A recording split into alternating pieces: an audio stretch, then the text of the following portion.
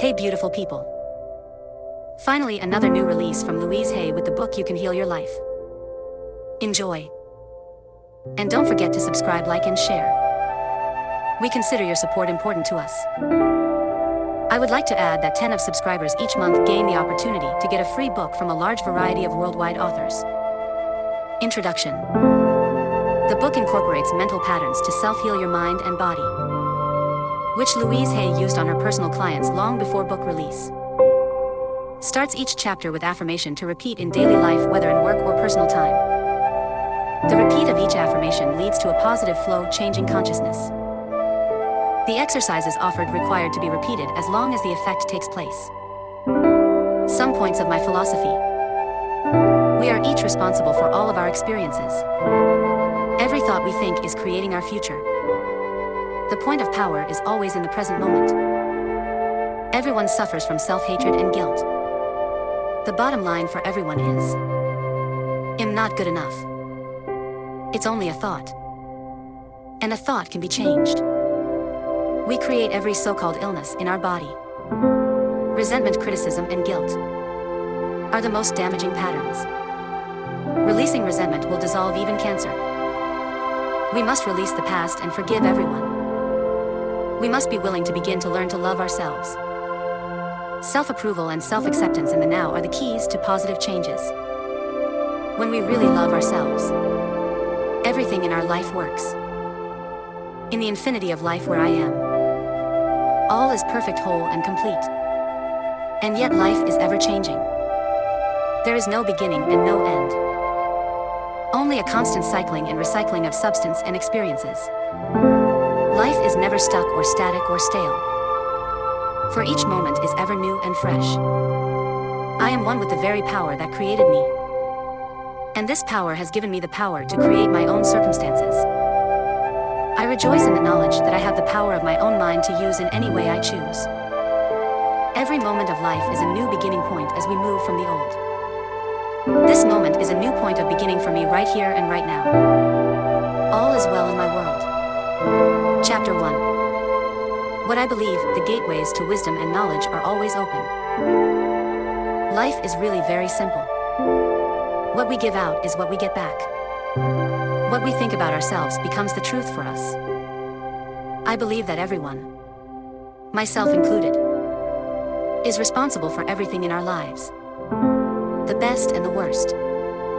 Every thought we think is creating our future. Each one of us creates our experiences by our thoughts and our feelings. The thoughts we think and the words we speak create our experiences. We create the situations. And then we give our power away by blaming the other person for our frustration. No person, no place, and nothing has any power over us. For we are the only thinkers in our mind. When we create peace and harmony and balance in our minds, we will find it in our lives. Which of these statements sounds like you? People are out to get me. Everyone is always helpful. Each one of these beliefs will create quite different experiences. What we believe about ourselves and about life becomes true for us. The universe totally supports us in every thought we choose to think and believe. Put another way, our subconscious mind accepts whatever we choose to believe. They both mean what I believe about myself and about life becomes true for me. What you choose to think about yourself and about life becomes true for you. And we have unlimited choices about what we can think. When we know this, then it makes sense to choose everyone is always helpful, rather than people are out to get me. The universal power never judges or criticizes us, it only accepts us at our own value. Then reflects our life beliefs. If I want to believe that life is lonely and that nobody loves me, then that is what I will find in my world. However, if I am willing to release that belief and to affirm for myself that love is everywhere and I am loving, lovable, and to hold on to that new affirmation and to repeat it often, then it will become true for me. Now, loving people will come into my life. The people already in my life will become more loving to me, and I will find myself easily expressing love to others. Most of us have foolish ideas about who we are and many rigid rules about how life ought to be lived. This is not to condemn us. For each of us is doing the very best we can at this very moment. If we knew better, if we had more understanding and awareness, then we would do it differently. Please don't put yourself down for being where you are. The very fact that you have found this book and have discovered me means you are ready to make a new, positive change in your life. Acknowledge yourself for this. Men don't cry, women can't handle money. What limiting ideas to live with. When we are very little, we learn how to feel about ourselves and about life by the reactions of the adults around us. It is the way we learn what to think about ourselves and about our world. Now, if you lived with people who were very unhappy, frightened, guilty, or angry, then you learned a lot of negative things about yourself and about your world. I never do anything right. It's my fault if I get angry. I'm a bad person. Beliefs like this create a frustrating life. When we grow up, we have a tendency to recreate emotional environment of our early home life. This is not good or bad, right or wrong, it is just what we know inside as home. We also tend to recreate in our personal relationships the relationships we had with our mothers or with our fathers, or what they had between them. Think how often you have had a lover or a boss who was just like your mother or father. We also treat ourselves the way our parents treated us. We scold and punish ourselves in the same way. You can almost hear the words when you listen. We also love and encourage ourselves in the same way. If we were loved and encouraged as children, you never do anything right. It's all your fault. How often have you said this to yourself? You are wonderful. I love you. How often do you tell yourself this? However, I would not blame our parents for this. We are all victims of victims, and they could not possibly have taught us anything they did not know. If your mother did not know how to love herself, or your father did not know how to love himself, then it would be impossible for them to teach you to love yourself. They were doing the best they could with what they had been taught as children. If you want to understand your parents more, get them to talk about their childhood. And if you listen with compassion, you will learn where their fears and rigid patterns come from. Those people who did all that stuff to you were just as frightened and scared as you are. I believe that we choose our parents. Each one of us decides to incarnate upon this planet at a particular point in time and space. We have chosen to come here to learn a particular lesson that will advance us upon our spiritual, evolutionary pathway. We choose our sex, our color, our country, and then we look around for the particular set of parents who will mirror the pattern we are bringing in to work on in this lifetime. Then, when we grow up, we usually point our fingers accusingly at our parents and whimper, "You did it to me." But we learn our belief systems as very little children. And then we move through life, creating experiences to match our beliefs. Look back in your own life and notice how often you have gone through the same experience. Well, I believe you created those experiences over and over because they mirrored something you believed about yourself. It doesn't really matter how long we have had a problem, or how big it is, or how life-threatening it is. The point of power is always in the present moment. All the events you have experienced in your lifetime up to this moment have been created by your thoughts and beliefs you have held in the past. They were created by the thoughts and words you used yesterday, last week, last month, last year, 10, 20, 30, 40 or more years ago, depending on how old you are. However, that is your past. It is over and done with. What is important in this moment is what you are choosing to think and believe and say right now. For these thoughts and words will create your future. Your point of power is in the present moment and is forming the experience of tomorrow, next week, next month, next year, and so on. You might notice what thought you are thinking at this moment. Is it negative or positive? Do you want this thought to be creating your future? Just notice and be aware. The only thing we are ever dealing with is a thought. And a thought can be changed no matter what the problem is. Our experiences are just outer effects of inner thoughts. Even self-hatred is only hating a thought you have about yourself. You have a thought that says, "I'm a bad person." This thought produces a feeling, and you buy into the feeling. However, if you don't have the thought, you won't have the feeling. And thoughts can be changed. Change the thought, and the feeling must go. This is only to show us where we get many of our beliefs. But let's not use this information as an excuse to stay stuck in our pain. The past has no power over us. It doesn't matter how long we have had a negative pattern. The point of power is in the present moment. What a wonderful thing to realize. We can begin to be free in this moment. Believe it or not, we do choose our thoughts. We may habitually think the same thought over and over so that it does not seem we are choosing the thought. But we did make the original choice. We can refuse to think certain thoughts. Look how often you have refused to think a positive thought about yourself. Well, you can also refuse to think a negative thought about yourself. It seems to me that everyone on this planet whom I know or have worked with is suffering from self-hatred and guilt to one degree or another. The more self-hatred and guilt we have, the less our lives work. The less self-hatred and guilt we have, the better our lives work. On all levels. The innermost belief for everyone I have worked with is always, am not good enough, and I don't do enough, or I don't deserve. Does this sound like you? Often saying or implying or feeling that you are not good enough. But for whom? And according to whose standards? If this belief is very strong in you, then how can you possibly have created a loving, joyous, prosperous, healthy life?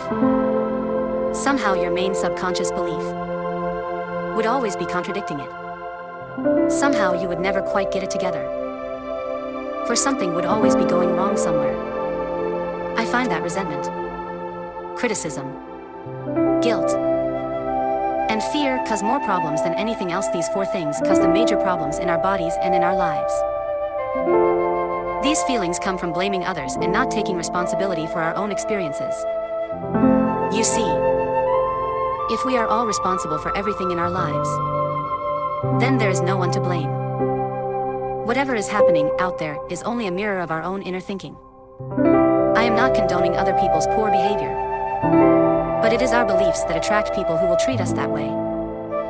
If you find yourself saying, "Everyone always does such and such to me, criticizes me, is never there for me, uses me like a doormat, abuses me," then this is your pattern.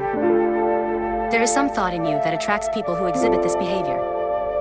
When you no longer think that way, they will go elsewhere and do that to somebody else. You will no longer attract them. Following are some results of patterns that manifest on the physical level.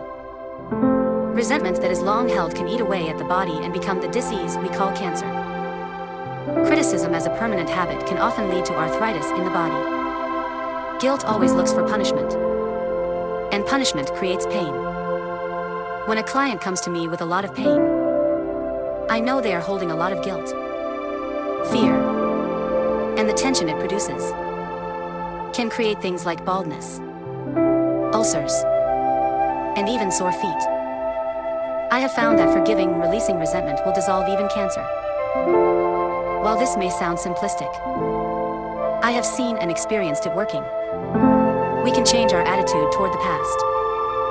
The past is over and done. We cannot change that now. Yet we can change our thoughts about the past. How foolish for us to punish ourselves in the present moment because someone hurt us in the long ago past.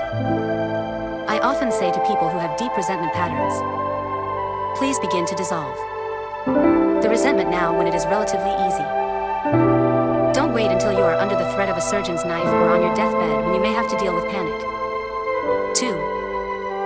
When we are in a state of panic, It is very difficult to focus our minds on the healing work. We have to take time out to dissolve the fears first. If we choose to believe we are helpless victims and that it's all hopeless, then the universe will support us in that belief, and we will just go down the drain. It is vital that we release these foolish, outmoded, negative ideas and beliefs that do not support us and nourish us. Even our concept of God needs to be one that is for us, not against us. To release the past, we must be willing to forgive. We need to choose to release the past and forgive everyone, ourselves included. We may not know how to forgive, and we may not want to forgive, but the very fact that we say we are willing to forgive begins the healing process. It is imperative for our own healing that we release the past and forgive everyone. I forgive you for not being the way I wanted you to be. I forgive you and I set you free. This affirmation sets us free. All disease comes from a state of unforgiveness. Whenever we are ill, we need to search our hearts to see who we need to forgive. The Course in Miracles says that all disease comes from a state of unforgiveness. And whenever we are ill, we need to look around to see who we need to forgive. I would add to that concept that the very person you find it hardest to forgive is the one you need to let go of the most. Forgiveness means giving up, letting go. It has nothing to do with condoning behavior. It's just letting the whole thing go. We do not have to know how to forgive. All we need to do is to be willing to forgive. The universe will take care of the hows. We understand our own pain so well.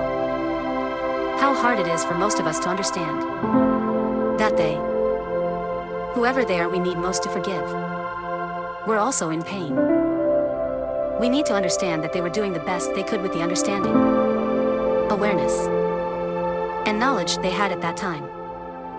When people come to me with a problem, I don't care what it is: poor health, lack of money, unfulfilling relationships, or stifled creativity, there is only one thing I ever work on, and that is loving the self. I find that when we really love and accept and approve of ourselves exactly as we are, then everything in life works. It's as if little miracles are everywhere. Our health improves. We attract more money. Our relationships become much more fulfilling. And we begin to express ourselves in creatively fulfilling ways. All this seems to happen without our even trying. Loving and approving of yourself. Creating a space of safety. Trusting and deserving and accepting will create organization in your mind. Create more loving relationships in your life. Attract a new job and a new and better place to live. And even enable your body weight to normalize. People who love themselves and their bodies and neither abuse themselves nor others. Self-approval and self-acceptance in the now are the main keys to positive changes in every area of our lives. Loving the self, to me, begins with never ever criticizing ourselves for anything. Criticism locks us into the very pattern we are trying to change. Understanding and being gentle with ourselves helps us to move out of it. Remember, you have been criticizing yourself for years, and it hasn't worked. Try approving of yourself and see what happens. In the infinity of life where I am, all is perfect, whole, and complete. I believe in a power far greater than I am, the flow through me every moment of every day. I open myself to the wisdom within, knowing that there is only one intelligence in this universe. Out of this one intelligence comes all the answers, all the solutions, all the healings, all the new creations. I trust this power and intelligence, knowing that whatever I need to know is revealed to me, and that whatever I need comes to me in the right time, space, and sequence. All is well in my world. Part 2. A session with Louise. Chapter 2. What is the problem? It is safe to look within. My body doesn't work, it hurts, bleeds, burns, ages. Can't see. Can't hear, is rotting away, and so on. Plus whatever else you may have created. I think I have heard them all. My relationships don't work. They are smothering. Absent. Demanding. Don't support me. Always criticizing me. Unloving. Never leave me alone. Pick on me all the time. Don't want to be bothered with me. Walk all over me. Never listen to me. And so on. Plus whatever else you may have created. Yes. I have heard them all. 2. My finances don't work. They are non-existent. Seldom there. Never enough. Just out of reach. Go out faster. Then they come in. Won't cover the bills. Slip through my fingers. And so on. Plus whatever else you may have created. Of course. I have heard them all. My life doesn't work. I never get to do what I want to do. I can't please anyone. I don't know what I want to do. There is never any time for me. My needs and desires are always left out. Only doing this to please them. I am just a doormat. Nobody cares what I want to do. I have no talent. I can't do anything right. All I do is procrastinate. Nothing ever works for me. And so on. Plus whatever else you have created for yourself. All these I have heard and more. Whenever I ask a new client what is going on in his or her life, I usually get one of the above answers. Or maybe several of these answers. They really think they know the problem. But I know these complaints are only outer effects of inner thought patterns. Beneath the inner thought patterns is another deeper, more fundamental pattern that is the basis of all the outer effects. I listen to the words they use as I ask some basic questions. What is happening in your life? How is your health? What do you do for a living? Do you like your work? How are your finances? How is your love life? How did the last relationship end? And the relationship before that? How did it end? Tell me about your childhood. Briefly. I watch the body postures and the facial movements. But mostly I really listen to the words they say. Thoughts and words create our future experiences. As I listen to them talk, I can readily understand why they have these particular problems. The words we speak are indicative of our inner thoughts. Sometimes, the words they use do not match the experiences they describe. Then I know that they are either not in touch with what is really going on or they are lying to me. Either one is a starting point and gives us a basis from which to begin. Exercise. I should. The next thing I do is to give them a pad and pen and ask them to write on the top of a piece of paper. I should. They are to make a list of 5 or 6 ways to finish that sentence. Some people find it difficult to begin. And some have so many things to write that it's hard for them to stop. I then ask them to read the list to me one at a time, beginning each sentence with I should. As they read each one, I ask, why? The answers that come out are interesting and revealing. Such as, my mother said I should. Because I am afraid not to. Because I have to be perfect. Well, everybody has to do that. Because I am too lazy. Too short. Too tall. Too fat. Too thin. Too dumb. Too ugly. Too worthless. These answers show me where they are stuck in their beliefs and what they think their limitations are. I make no comments on their answers. When they are through with their list, I talk about the word should. You see, I believe that should is one of the most damaging words in our language. Every time we use should, we are, in effect, saying wrong. Either we are wrong or we were wrong, or we are going to be wrong. I don't think we need more wrongs in our life. We need to have more freedom of choice. I would like to take the word should and remove it from the vocabulary forever. Replace it with the word could. Could gives us choice, and we are never wrong. I then ask them to reread the list one item at a time, except this time to begin each sentence by saying, if I really wanted to, I could do everything. This puts a whole new light on the subject. As they do this, I ask them gently, why haven't you? Now we hear different answers. I don't want to. I am afraid. I don't know how. Because I am not good enough. And so on. We often find they have been berating themselves for years for something they never wanted to do in the first place. Or they have been criticizing themselves for not doing something when it was never their idea to begin with. Often it was just something that someone else said they should do. When they can see that, they can just drop it from the should list. What a relief that is.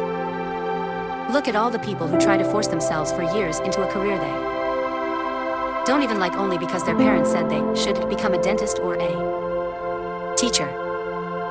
How often have we felt inferior because we were told we should be smarter or richer or more creative like some relative? What is there on your should list that could be dropped with a sense of relief? By the time we have gone through this short list, they are beginning to look at their life in a new and different way. They notice that many of the things they thought they should do are things they never wanted to do. And they were only trying to please other people. So many times it is because they are afraid or feel they are not good enough. The problem has now begun to shift. I have started the process of releasing the feeling of being wrong because they are not fitting someone else's standards. Next, I begin to explain to them my philosophy of life as I did in chapter 1. I believe life is really very simple. What we give out, we get back. The universe totally supports every thought we choose to think and to believe. When we are little, we learn how to feel about ourselves and about life by the reactions of the adults around us. Whatever these beliefs are, they will be recreated as experiences as we grow up. However, we are only dealing with thought patterns. And the point of power is always in the present moment. Changes can begin in this moment. Loving the self. I continue to explain that no matter what their problem seems to be, there is only one thing I ever work on with anyone. And this is loving the self. Love is the miracle cure. Loving ourselves works miracles in our lives. I am not talking about vanity or arrogance or being stuck up. For that is not love. It is only fear. I am talking about having a great respect for ourselves and a gratitude for the miracle of our bodies and our minds. Love, to me, is appreciation to such a degree that it fills my heart to bursting and overflows. Love can go in any direction. I can feel love for the very process of life itself. The joy of being alive. The beauty I see. Another person. Knowledge. The process of the mind. Our bodies and the way they work. Animals, birds. Fish. Vegetation in all its forms. The universe and the way it works. What can you add to this list? Let's look at some of the ways we don't love ourselves. We scold and criticize ourselves endlessly. We mistreat our bodies with food, alcohol, and drugs. We choose to believe we are unlovable. We are afraid to charge a decent price for our services. We create illnesses and pain in our bodies. We procrastinate on things that would benefit us. We live in chaos and disorder. We create debt and burdens. We attract lovers and mates who belittle us. What are some of your ways? If we deny our good in any way, it is an act of not loving ourselves. I remember a client I worked with who wore glasses. One day we released an old fear from childhood. The next day she awakened to find her contact lenses were bothering her too much to wear. She looked around and found her eyesight perfectly clear. Yet she spent the whole day saying, "I don't believe it, I don't believe it." The next day she was back to wearing contacts. Our subconscious mind has no sense of humor.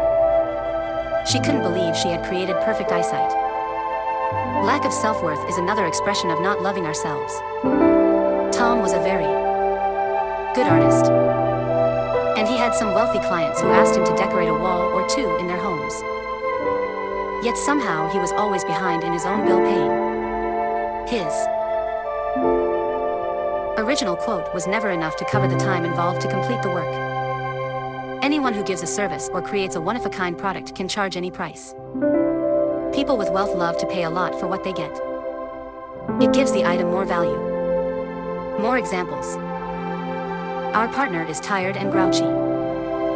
We wonder what we have done wrong to cause it. He takes us out once or twice and never calls again. We think something must be wrong with us. Our marriage ends, and we are sure we are a failure. We are afraid to ask for a raise. Our bodies do not match those in Gentleman's Quarterly or Vogue magazine, and we feel inferior. We don't make the sale or get the part, and we are sure we are not good enough. We are afraid of intimacy and allowing anyone to get too close. So we have anonymous sex. We can't make decisions because we are sure they will be wrong. How do you express your lack of self-worth? The perfection of babies. How perfect you were when you were a tiny baby. Babies do not have to do anything to become perfect. They already are perfect. And they act as if they know it. They know they are the center of the universe. They are not afraid to ask for what they want. They freely express their emotions. You know when a baby is angry.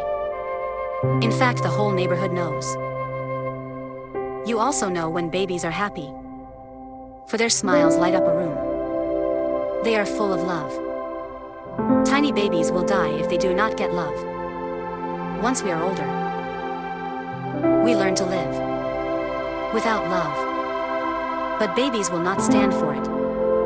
Babies also love every part of their bodies, even their own feces. They have incredible courage. You were like that. We were all like that. Then we began to listen to adults around us who had learned to be fearful, and we began to deny our own magnificence. I never believe it when clients try to convince me how terrible they are, or how unlovable they are. My work is to bring them back to the time when they knew how to really love themselves. Exercise. Mirror. Next, I ask clients to pick up a small mirror, look into their own eyes, and say their names and "I love and accept you exactly as you are." This is so difficult for many people. Seldom do I get a calm reaction, let alone enjoyment from this exercise. Some cry or are close to tears. Some get angry. Some belittle their features or qualities. Some insist they can't do it. I even had one man throw the mirror across the room and want to run away. It took him several months before he could begin to relate to himself in the mirror. For years I looked into the mirror only to criticize what I saw there. Recalling the endless hours I spent plucking my eyebrows trying to make myself barely acceptable amuses me now. I remember it used to frighten me to look into my own eyes. This simple exercise shows me so much. In less than an hour, I'm able to get to some of the core issues that are beneath the outer problem. If we work only on the level of the problem, we can spend endless time working out each and every detail, and the minute we think it's all fixed up, it will crop up somewhere else. The problem is rarely the real problem. She was so concerned with her looks, and especially with her teeth. She went from dentist to dentist, feeling each one had only made her look worse. She went to have her nose fixed, and they did a poor job. Each professional was mirroring her belief that she was ugly. Her problem was not her looks, but that she was convinced something was wrong with her. There was another woman who had terrible breath. It was uncomfortable to be around her. She was studying to be a minister, and her outer demeanor was pious and spiritual. Beneath this was a raging current of anger and jealousy that exploded now and then when she thought someone might be threatening her position. Her inner thoughts were expressed through her breath, and she was offensive even when she pretended to be loving. No one threatened her but herself. He was only 15 when his mother brought him to me with Hodgkin's disease and 3 months to live. His mother was understandably hysterical and difficult to deal with, but the boy was bright and clever and wanted to live. He was willing to do anything I told him to, including changing the way he thought and spoke. His separated parents were always arguing, and really he did have a settled home life. He wanted desperately to be an actor. The pursuit of fame and fortune far outweighed his ability to experience joy.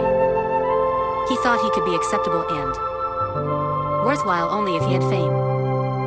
I taught him to love and accept himself, and he got well. He is now grown up and appears on Broadway with regularity, as he learned to experience the joy of being himself. The parts and plays opened up for him. Overweight is another good example of how we can waste a lot of energy trying to correct a problem that is not the real problem. People often spend years and years fighting fat and are still overweight. They blame all their problems on being overweight. The excess weight is only an outer effect of a deep inner problem. To me, it is always fear and a need for protection. When we feel frightened or insecure or not good enough, many of us will put on extra weight for protection. To spend our time berating ourselves for being too heavy. To feel guilty about every bite of food we eat. To do all the numbers we do on ourselves when we gain weight is just a waste of time. 20 years later, we can still be in the same situation because we have not even begun to deal with the real problem. All that we have done is to make ourselves more frightened and insecure. And then we need more weight for protection. So I refuse to focus on excess weight or on diets. For diets do not work.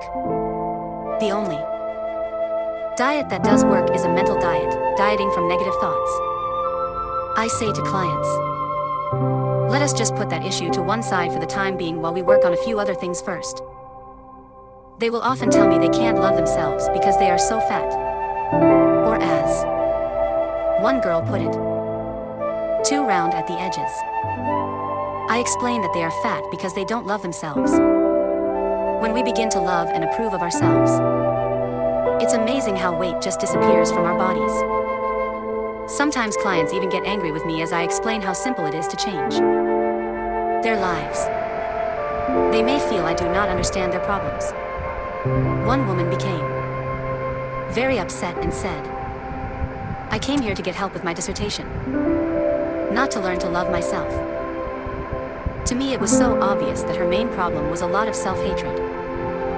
And this permeated every part of her life, including the writing of her dissertation.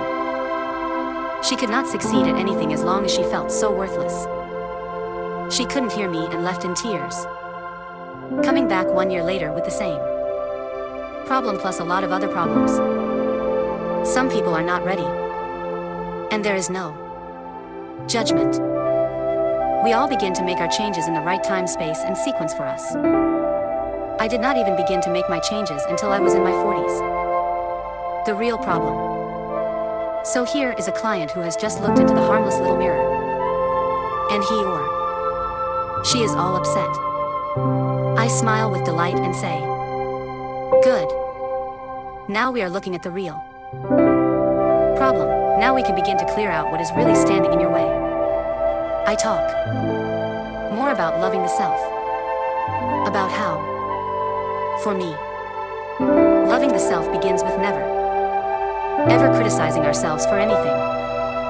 I watch their faces as I ask them if they criticize themselves. Their reactions tell me so much. Well, of course I do. All the time. Not as much as I used to. Well, how am I going to change if I don't criticize myself? Doesn't everyone? To the latter, I answer. We are not talking about everyone, we are talking about you. Why do you criticize yourself?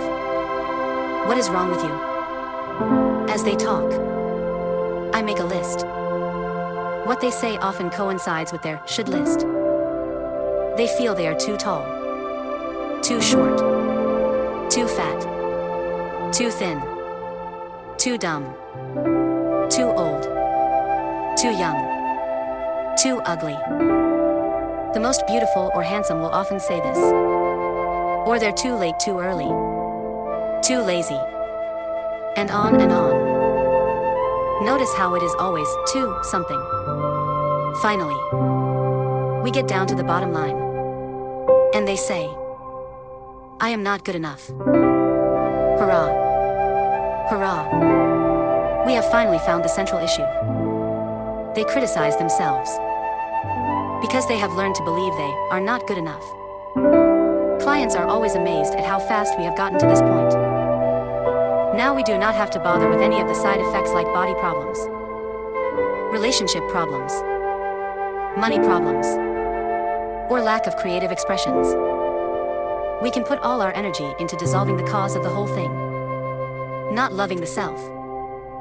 In the infinity of life where I am, all is perfect, whole, and complete. I am always divinely protected and guided. It is safe for me to look within myself. It is safe for me to look into the past. It is safe for me to enlarge my viewpoint of life. I am far more than my personality, past, present, or future. I now choose to rise above my personality problems, to recognize the magnificence of my being. I am totally willing to learn to love myself. All is well in my world. Chapter 3. Where does it come from? The past has no power over me. All right. We have gone through a lot of stuff. And we have sifted through what we thought the problem was. Now we have come up with what I believe is the real problem. We feel we are not good enough. And there is a lack of self-love. From the way I look at life, if there is any problem, then this has to be true. So let us look at where this belief came from. How did we go from being a tiny baby who knows the perfection of itself and of life to being a person who has problems and feels unworthy and unlovable to one degree or another? People who already love themselves can love even more. Think of a rose from the time it is a tiny bud, as it opens to full flower, till the last petal falls. It is always beautiful, always perfect, always changing. So it is with us. We are always perfect, always beautiful, and ever changing. We are doing the best we can with the understanding, awareness, and knowledge we have. As we gain more understanding, awareness, and knowledge, then we will do things differently. Mental house cleaning. Now is the time to examine our past a bit more, to take a look at some of the beliefs that have been running us. Some people find this part of the cleansing process very painful, but it need not be. We must look at what is there before we can clean it out. If you want to clean a room thoroughly, you will pick up and examine everything in it. Some things you will look at with love, and you will dust them or polish them to give them new beauty. Some things you will see that need refinishing or repair, and you will make a note to do that. Some things will never serve you again, and it becomes time to let those things go. Old magazines and newspapers and dirty paper plates can be dropped into the wastebasket very calmly. There is no need to get angry in order to clean a room. It is the same thing when we are cleaning our mental house. There is no need to get angry just because some of the beliefs in it are ready to be tossed out.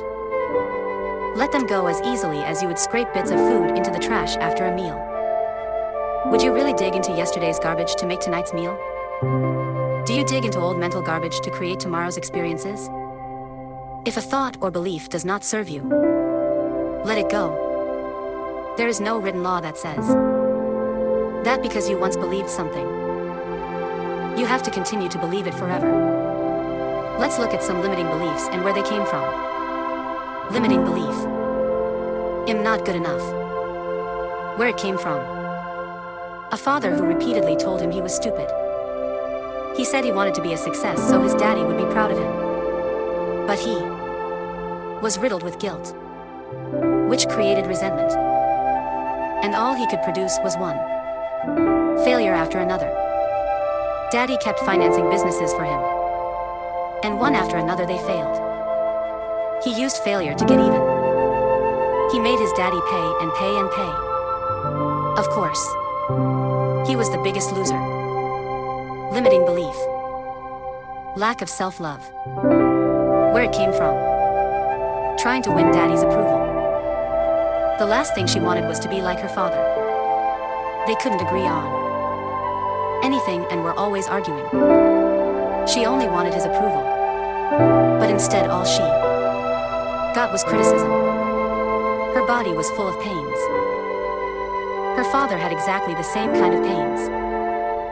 She did not realize her anger was creating her pains just as her father's anger was creating pain for him.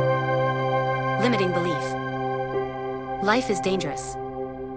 Where it came from. A frightened father. Another client saw life as grim and harsh. It was difficult for her to laugh.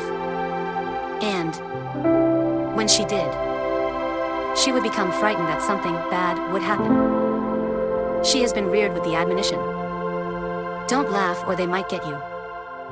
Limiting belief. I'm not good enough. Where it came from. Being abandoned and ignored. It was difficult for him to talk. Silence had become a way of life for him. He had just come off drugs and alcohol and was convinced that he was terrible. I discovered his mother had died when he was very young, and he had been reared by an aunt. The aunt seldom spoke except to give an order, and he was brought up in silence. He even ate alone in silence and stayed quietly in his room day after day. He had a lover who was also a silent man, and they spent most of their time alone in silence. The lover died, and once again he was alone. Exercise. Negative messages. The next exercise we do is to get a large sheet of paper and make a list of all the things your parents said were wrong with you. What were the negative messages you heard? Give yourself enough time to remember as many as you can. A half hour usually works well. What did they say about money? What did they say about your body? What did they say about love and relationships? What did they say about your creative talents? What were the limiting or negative things they said to you? If you can, just look objectively at these items and say to yourself, so that's where that belief came from. Now, let's take a new sheet of paper and dig a little deeper. What other negative messages did you hear as a child? From relatives to from teachers. From friends to authority figures. From your church. Please write them all down. Take your time. Be aware of what feelings are going on in your body. What you have on these two pieces of paper are the thoughts that need to be removed from your consciousness. These are the very beliefs you have that are making you feel not good enough. Seeing yourself as a child. If we were to take a 3-year-old child and put him in the middle of the room, and you and I were to start yelling at the child, telling him how stupid he was, how he could never do anything right, how he should do this, and shouldn't do that, and look at the mess he made, and maybe hit him a few times. We would end up with a frightened little child who sits docilely in the corner, or who tears up the place. The child will go one of these two ways, but we will never know his or her potential. If we take the same little child and tell him how much we love him, how much we care, that we love the way he looks and love how bright and clever he is, that we love the way he does things, and that it's okay for him to make mistakes as he learns, and that we will always be there for him no matter what, then the potential that comes out of that child will blow your mind. Each one of us has a 3-year-old child within us, and we often spend most of our time yelling at that kid and ourselves. Then we wonder why our lives don't work. If you had a friend who was always criticizing you, would you want to be around that person? Perhaps you were treated this way as a child, and that is sad. However, that was a long time ago. And if you are now choosing to treat yourself in the same way, then it is sadder still. So now, here in front of us, we have a list of the negative messages we heard as a child. How does this list correspond with what you believe to be wrong with you? Are they almost the same? Probably yes. We base our life script on our early messages. We are all good little children and obediently accept what they tell us as truth. It would be very easy just to blame our parents and be victims for the rest of our lives. But that wouldn't be much fun. And it certainly wouldn't get us out of our stuck position. Blaming your family. Blame is one of the surest ways to stay in a problem. In blaming another, we give away our power. Understanding enables us to rise above the issue and take control of our future. The past cannot be changed. The future is shaped by our current thinking. It is imperative for our freedom to understand that our parents were doing the best they could with the understanding, awareness, and knowledge they had. Whenever we blame someone else, we are not taking responsibility for ourselves. Those people who did all those terrible things to us were just as frightened and scared as you are. They felt just the same helplessness as you do. The only things they could possibly teach you are what they had been taught. How much do you know about your parents' childhoods? Especially before the age of 10? If it's still possible for you to find out, ask them. If you're able to find out about your parents' childhoods, you will more easily understand why they did what they did. Understanding will bring you compassion. If you don't know and can't find out, try to imagine what it must have been like for them. What kind of childhood would create an adult like that? You need this knowledge for your own freedom. You can't free yourself until you free them. You can't forgive yourself until you forgive them. If you demand perfection from them, you will demand perfection from yourself, and you will be miserable all your life. Choosing our parents.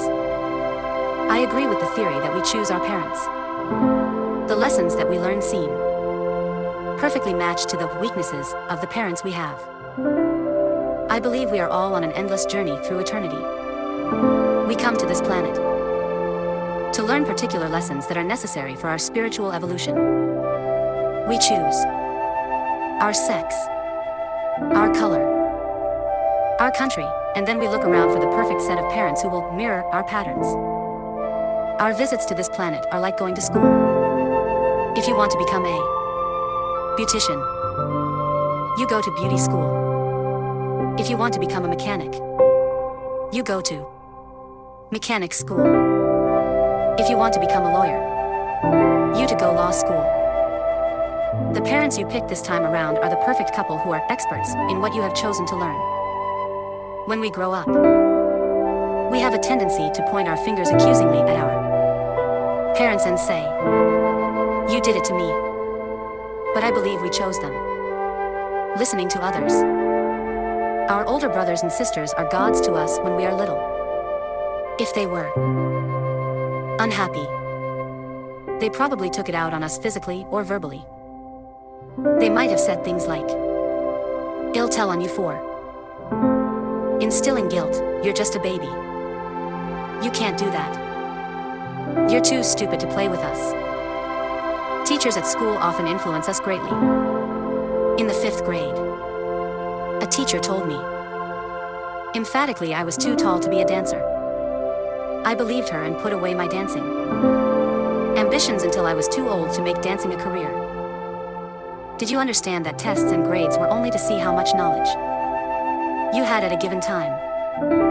Or were you a child who allowed tests and grades to measure self-worth? Our early friends share their own misinformation about life with us. The other kids at school can tease us and leave lasting hurts. When I was a child, my last name was Lunny and the kids used to call me lunatic. Neighbors also have an influence.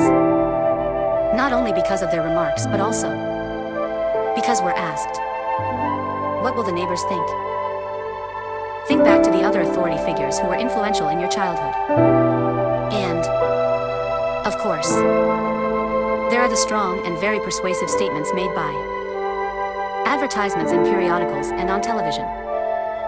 All too many products are sold by making us feel we are unworthy or wrong if we don't use them. We are all here to transcend our early limitations. Whatever they were, we're here to recognize our own magnificence and divinity no matter what they told us. You have your negative beliefs to overcome, and I have my negative beliefs to overcome. In the infinity of life where I am, all is perfect, whole, and complete. The past has no power over me because I am willing to learn and to change. I see the past as necessary to bring me to where I am today. I am willing to begin where I am right now to clean the rooms of my mental house. I know it does not matter where I start. So I now begin with the smallest and the easiest rooms. And in that way I will see results quickly. I am thrilled to be in the middle of this adventure, for I know I will never go through this particular experience again. I'm willing to set myself free. All is well in my world. Chapter 4. Is it true? Truth is the unchangeable part of me. The question, is it true or real, has two answers. Yes and no. It is true if you believe it to be true. It is not true if you believe it isn't true. The glass is both half full and half empty, depending on how you look at it. There are literally billions of thoughts we can choose to think. Most of us choose to think the same kinds of thoughts our parents used to think. But we don't have to continue to do this. There is no law written that says we can only think in one way. Whatever I choose to believe becomes true for me. Whatever you choose to believe becomes true for you. Our thoughts can be totally different. Our lives and experiences are totally different. Examine your thoughts. Whatever we believe becomes true for us. If you have a sudden financial disaster, then on some level you may believe you are unworthy of being comfortable with money. Or you believe in burdens and debt. Or if you believe that nothing good ever lasts, maybe you believe that life is out to get you. Or, as I hear so often, I just can't win. If you seem unable to attract a relationship, you may believe nobody loves me, or I am unlovable. Perhaps you fear being dominated as your mother was. Or maybe you think, people just hurt me. If you have poor health, you may believe illness runs in our family, or that you are a victim of the weather. Or perhaps it's, I was born to suffer. Or it's just one thing after another. Or you may have a different belief. Perhaps you're not even aware of your belief. Most people really aren't. They just see the outer circumstances as being the way the cookie crumbles. Until someone can show you the connection between the outer experiences and the inner thoughts, you remain a victim in life. Problem belief. Financial disaster, I am not worthy of having money. No friends, nobody loves me. Problems with work, I'm not good enough. Always pleasing others, I never get my way. Whatever the problem is, It comes from a thought pattern, and thought patterns can be changed. It may feel true. It may seem true, all these problems we're wrestling with and juggling in our lives. However, no matter how difficult an issue we are dealing with, it is only an outer result or the effect of an inner thought pattern. If you don't know what thoughts are creating your problems, you're in the right place now. Because this book is designed to help you find out. Look at the problems in your life. Ask yourself, what kinds of thoughts am I having that create this? If you allow yourself to sit quietly and ask this question, your inner intelligence will show you the answer. It's only a belief you learned as a child. Some of the things we believe are positive and nourishing. These thoughts serve us well all of our lives. Such as, look both ways before you cross the street. Other thoughts are very useful at the beginning, but as we grow older they are no longer appropriate. Don't trust strangers may be good advice for a small child, but for an adult to continue this belief will only create isolation and loneliness.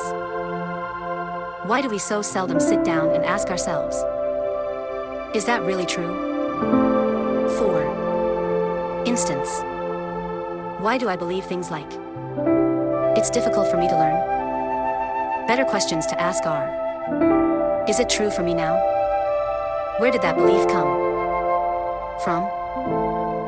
Do I still believe it because a first grade teacher told me that over and over? Would I be better off if I dropped that belief?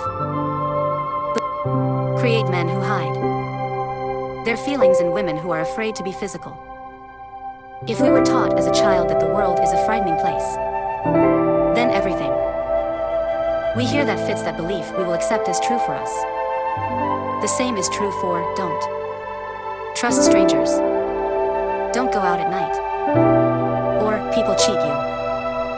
On the other hand, if we were taught early in life that the world is a safe place, then we would hold other beliefs. We could easily accept that love is everywhere, and people are so friendly, and I always have whatever I need. If you were taught as a child that it's all my fault, then you will walk around always feeling guilt no matter what happens. Your belief will turn you into someone who's always saying, I'm sorry. If you learn to believe as a child, I don't count, then this belief will always keep you at the end of the line wherever you are. Like my childhood experience about not getting any cake, see my story. Chapter 16. Sometimes you will feel you're invisible when others fail to notice you. Did your childhood circumstances teach you to believe nobody loves me? Then you are sure to be lonely. Even when you bring a friend or relationship into your life, it will be short-lived. Did your family teach you there is not enough? Then I am sure you often feel as though the cupboard is bare, or you find you just get by or are always in debt. I had a client who had been brought up in a household where they believed everything was wrong and could only get worse.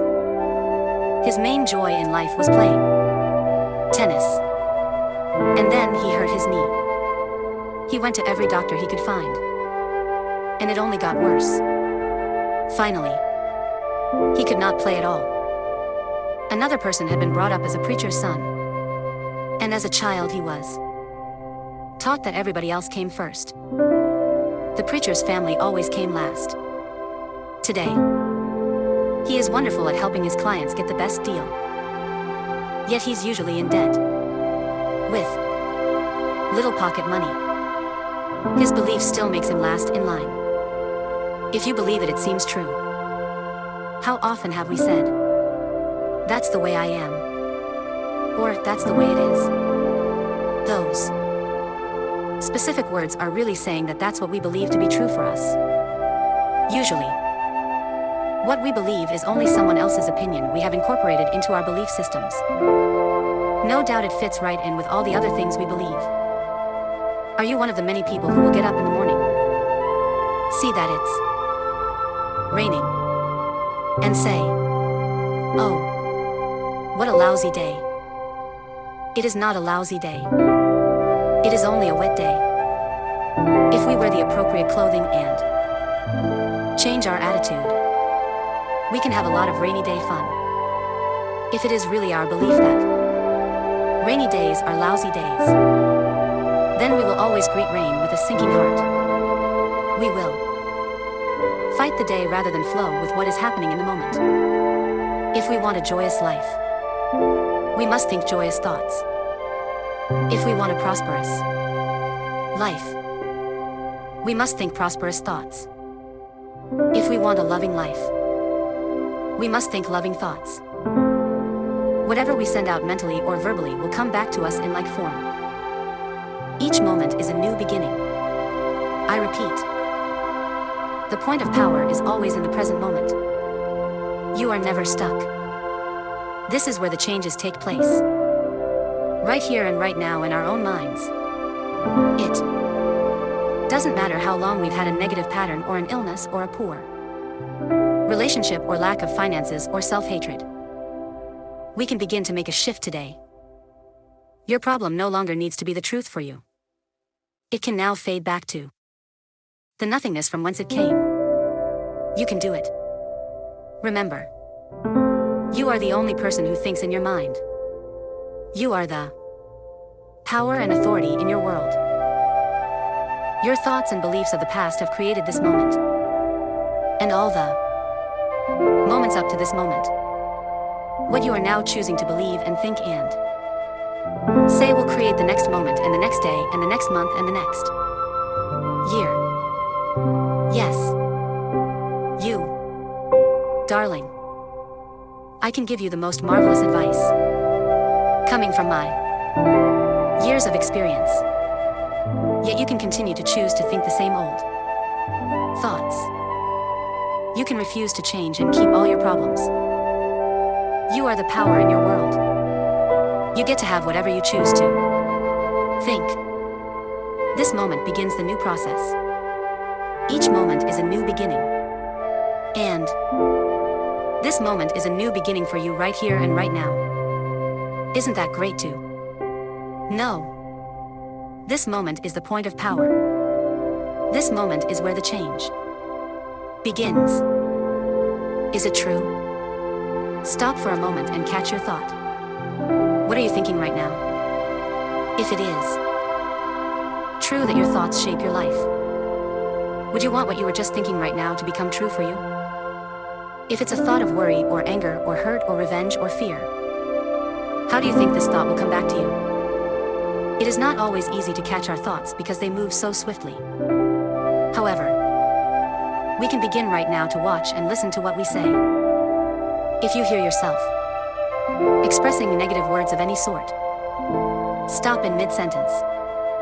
Either rephrase the sentence or just drop it. You could even say to it, out.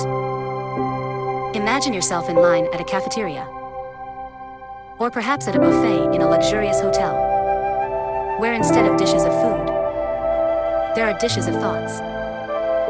You get to choose any and all the thoughts you wish. These thoughts will create your future experiences. Now, if you choose thoughts that will create problems and pain, that's rather foolish. It's like choosing food that always makes you ill. We may do this once or twice, but as soon as we learn which foods upset our bodies, we stay away from them. It's the same with thoughts. Let us stay away from thoughts that create problems and pain. One of my early teachers, Raymond Charles Barker, would repeatedly say, when there is a problem, there is not something to do or know. Our minds create our future. When we have something in our present that is undesirable, then we must use our minds to change the situation. And we can begin to change it this very second. It is my deep desire that the topic, how your thoughts work, would be the very first subject taught in school. I have never understood the importance of having children memorize battle dates. It seems like such a waste of mental energy. Instead, we could teach them important subjects such as how the mind works, how to handle finances, how to invest money for financial security, how to be a parent, how to create good relationships, and how to create and maintain self-esteem and self-worth. Can you imagine what a whole generation of adults would be like if they had been taught these subjects in school along with their regular curriculum? Think how these truths would manifest. We would have happy people who feel good about themselves. We would have people who are comfortable financially and who enrich the economy by investing their money wisely. They would have good relationships with everyone and would be comfortable with the role of parenthood and then go on to create another generation of children who feel good about themselves. Yet within all this, each person would remain an individual expressing his or her own creativity. There is no time to waste. Let's continue with our work. In the infinity of life where I am, all is perfect, whole, and complete. I no longer choose to believe in old limitations and lack. I now choose to begin to see myself as the universe sees me, perfect, whole, and complete. The truth of my being is that I was created perfect, whole, and complete. I will always be perfect, whole, and complete. I now choose to live my life from this understanding. I am in the right place at the right time, doing the right thing. All is well in my world. Chapter 5. What do we do now? I see my patterns, and I choose to make changes. Decide to change.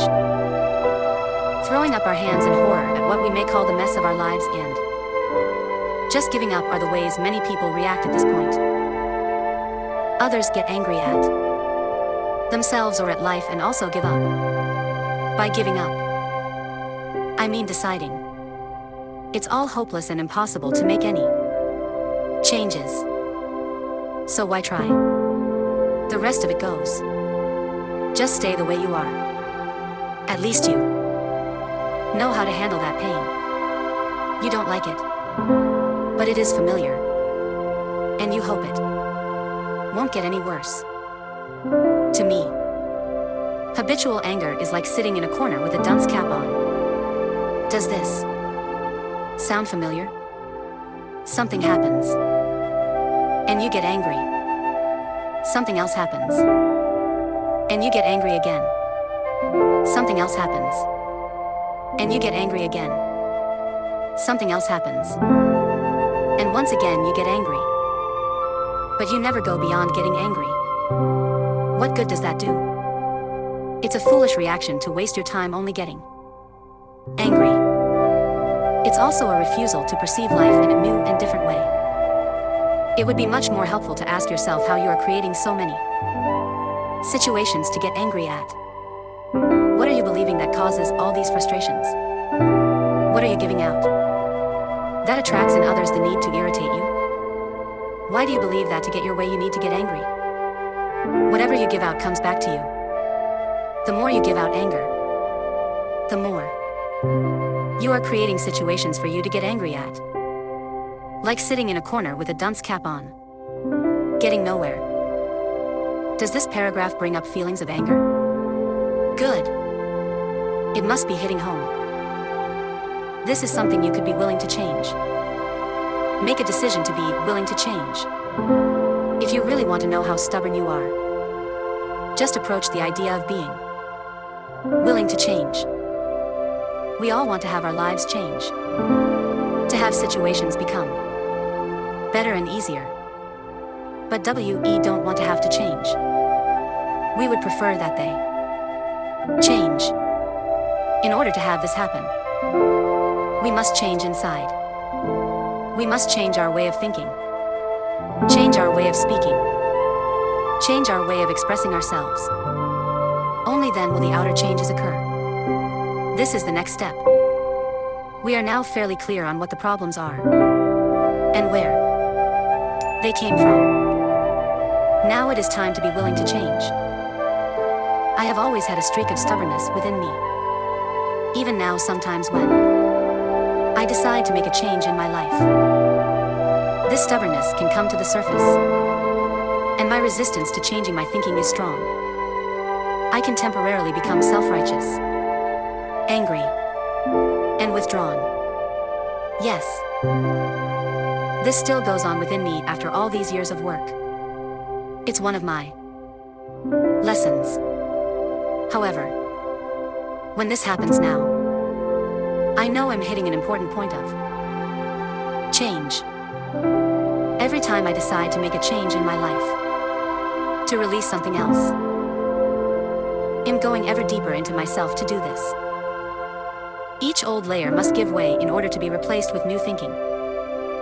Some of it is easy, and some of it is like trying to lift a boulder with a feather. The more tenaciously I hold on to an old belief when I say I want to make a change, the more I know this is an important one for me to release. It is only by learning these things that I can teach others. It is my opinion that many really good teachers do not come from joyful households where all was easy.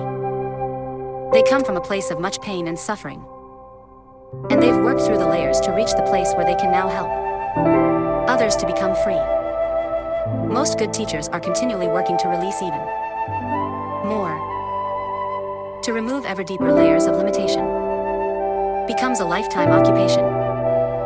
The main difference between the way I used to work at releasing beliefs and the way I do it today is that now I don't have to be angry at myself in order to do so. I no longer choose to believe that I'm a bad person just because I find something else to change within me.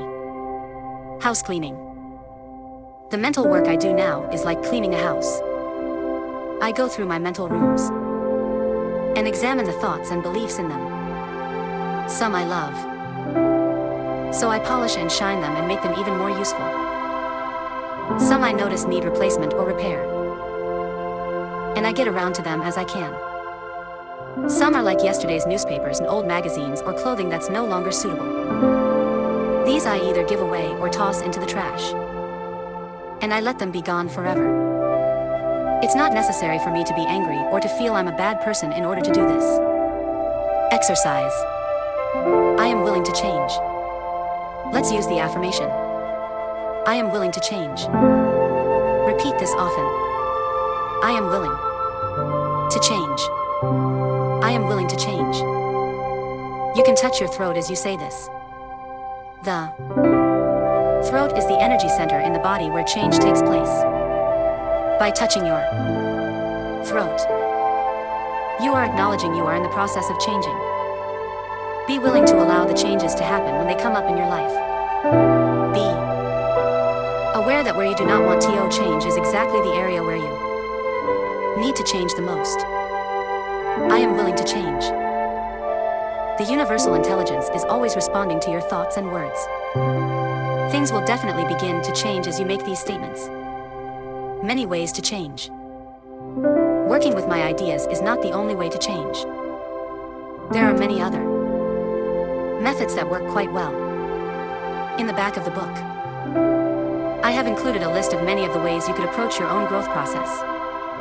Just think of a few now. There is the spiritual approach, there is the mental approach, and the physical approach. Holistic healing includes body, mind, and spirit.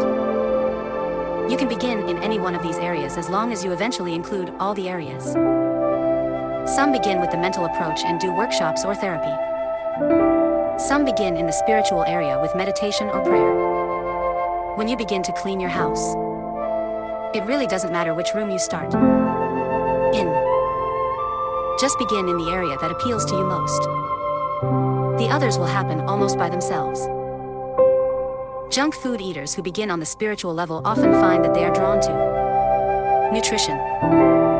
They meet a friend or find a book or go to a class that brings them to an understanding that what they put into their bodies will have a lot to do with how they feel and look. One level will always lead to another as long as there is the willingness to grow and change.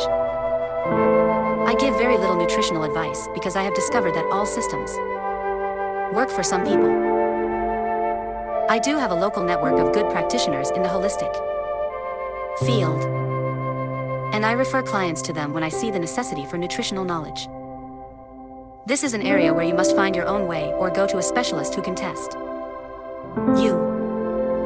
Many of the books on nutrition have been written by persons who were very ill and worked out a system for their own healing. Then they wrote a book to tell everyone else the methods they used. However, everyone is not alike. For instance, the macrobiotic and the natural raw food diets are two totally different approaches. The raw food people never cook anything, seldom eat bread or grains, and are very careful not to eat fruits and vegetables at the same meal. And they never use salt. The macrobiotic people cook almost all of their food, have a different system of food combining, and use a lot of salt. Both systems work. Both systems have healed bodies. But neither system is good for everybody's body. My personal nutritional approach is simple. If it grows, eat it. If it doesn't grow, don't eat it. Be conscious of your eating. It's like paying attention to our thoughts. We also can learn to pay attention to our bodies and the signals we get when we eat in different ways. Cleaning the mental house after a lifetime of indulging in negative mental thoughts is a bit like going on a good nutritional program after a lifetime of indulging in junk foods. They both can often create healing crises. As you begin to change your physical diet, the body begins to throw off the accumulation of toxic residue. And as this happens, you can feel rather rotten for a day or two. So it is when you make a decision to change the mental thought patterns, your circumstances can begin to seem worse for a while. Recall for a moment the end of a Thanksgiving dinner. The food is eaten, and it's time to clean the turkey pan. The pan is all burnt and crusty, so you put in hot water and soap and let it soak for a while. Then you begin to scrape the pan. Now you really have a mess. It looks worse than ever. But if you just keep scrubbing away, soon you will have a pan as good as new. It's the same thing with cleaning up a dried-on, crusty mental pattern. When we soak it with new ideas, all the gook comes to the surface to look at.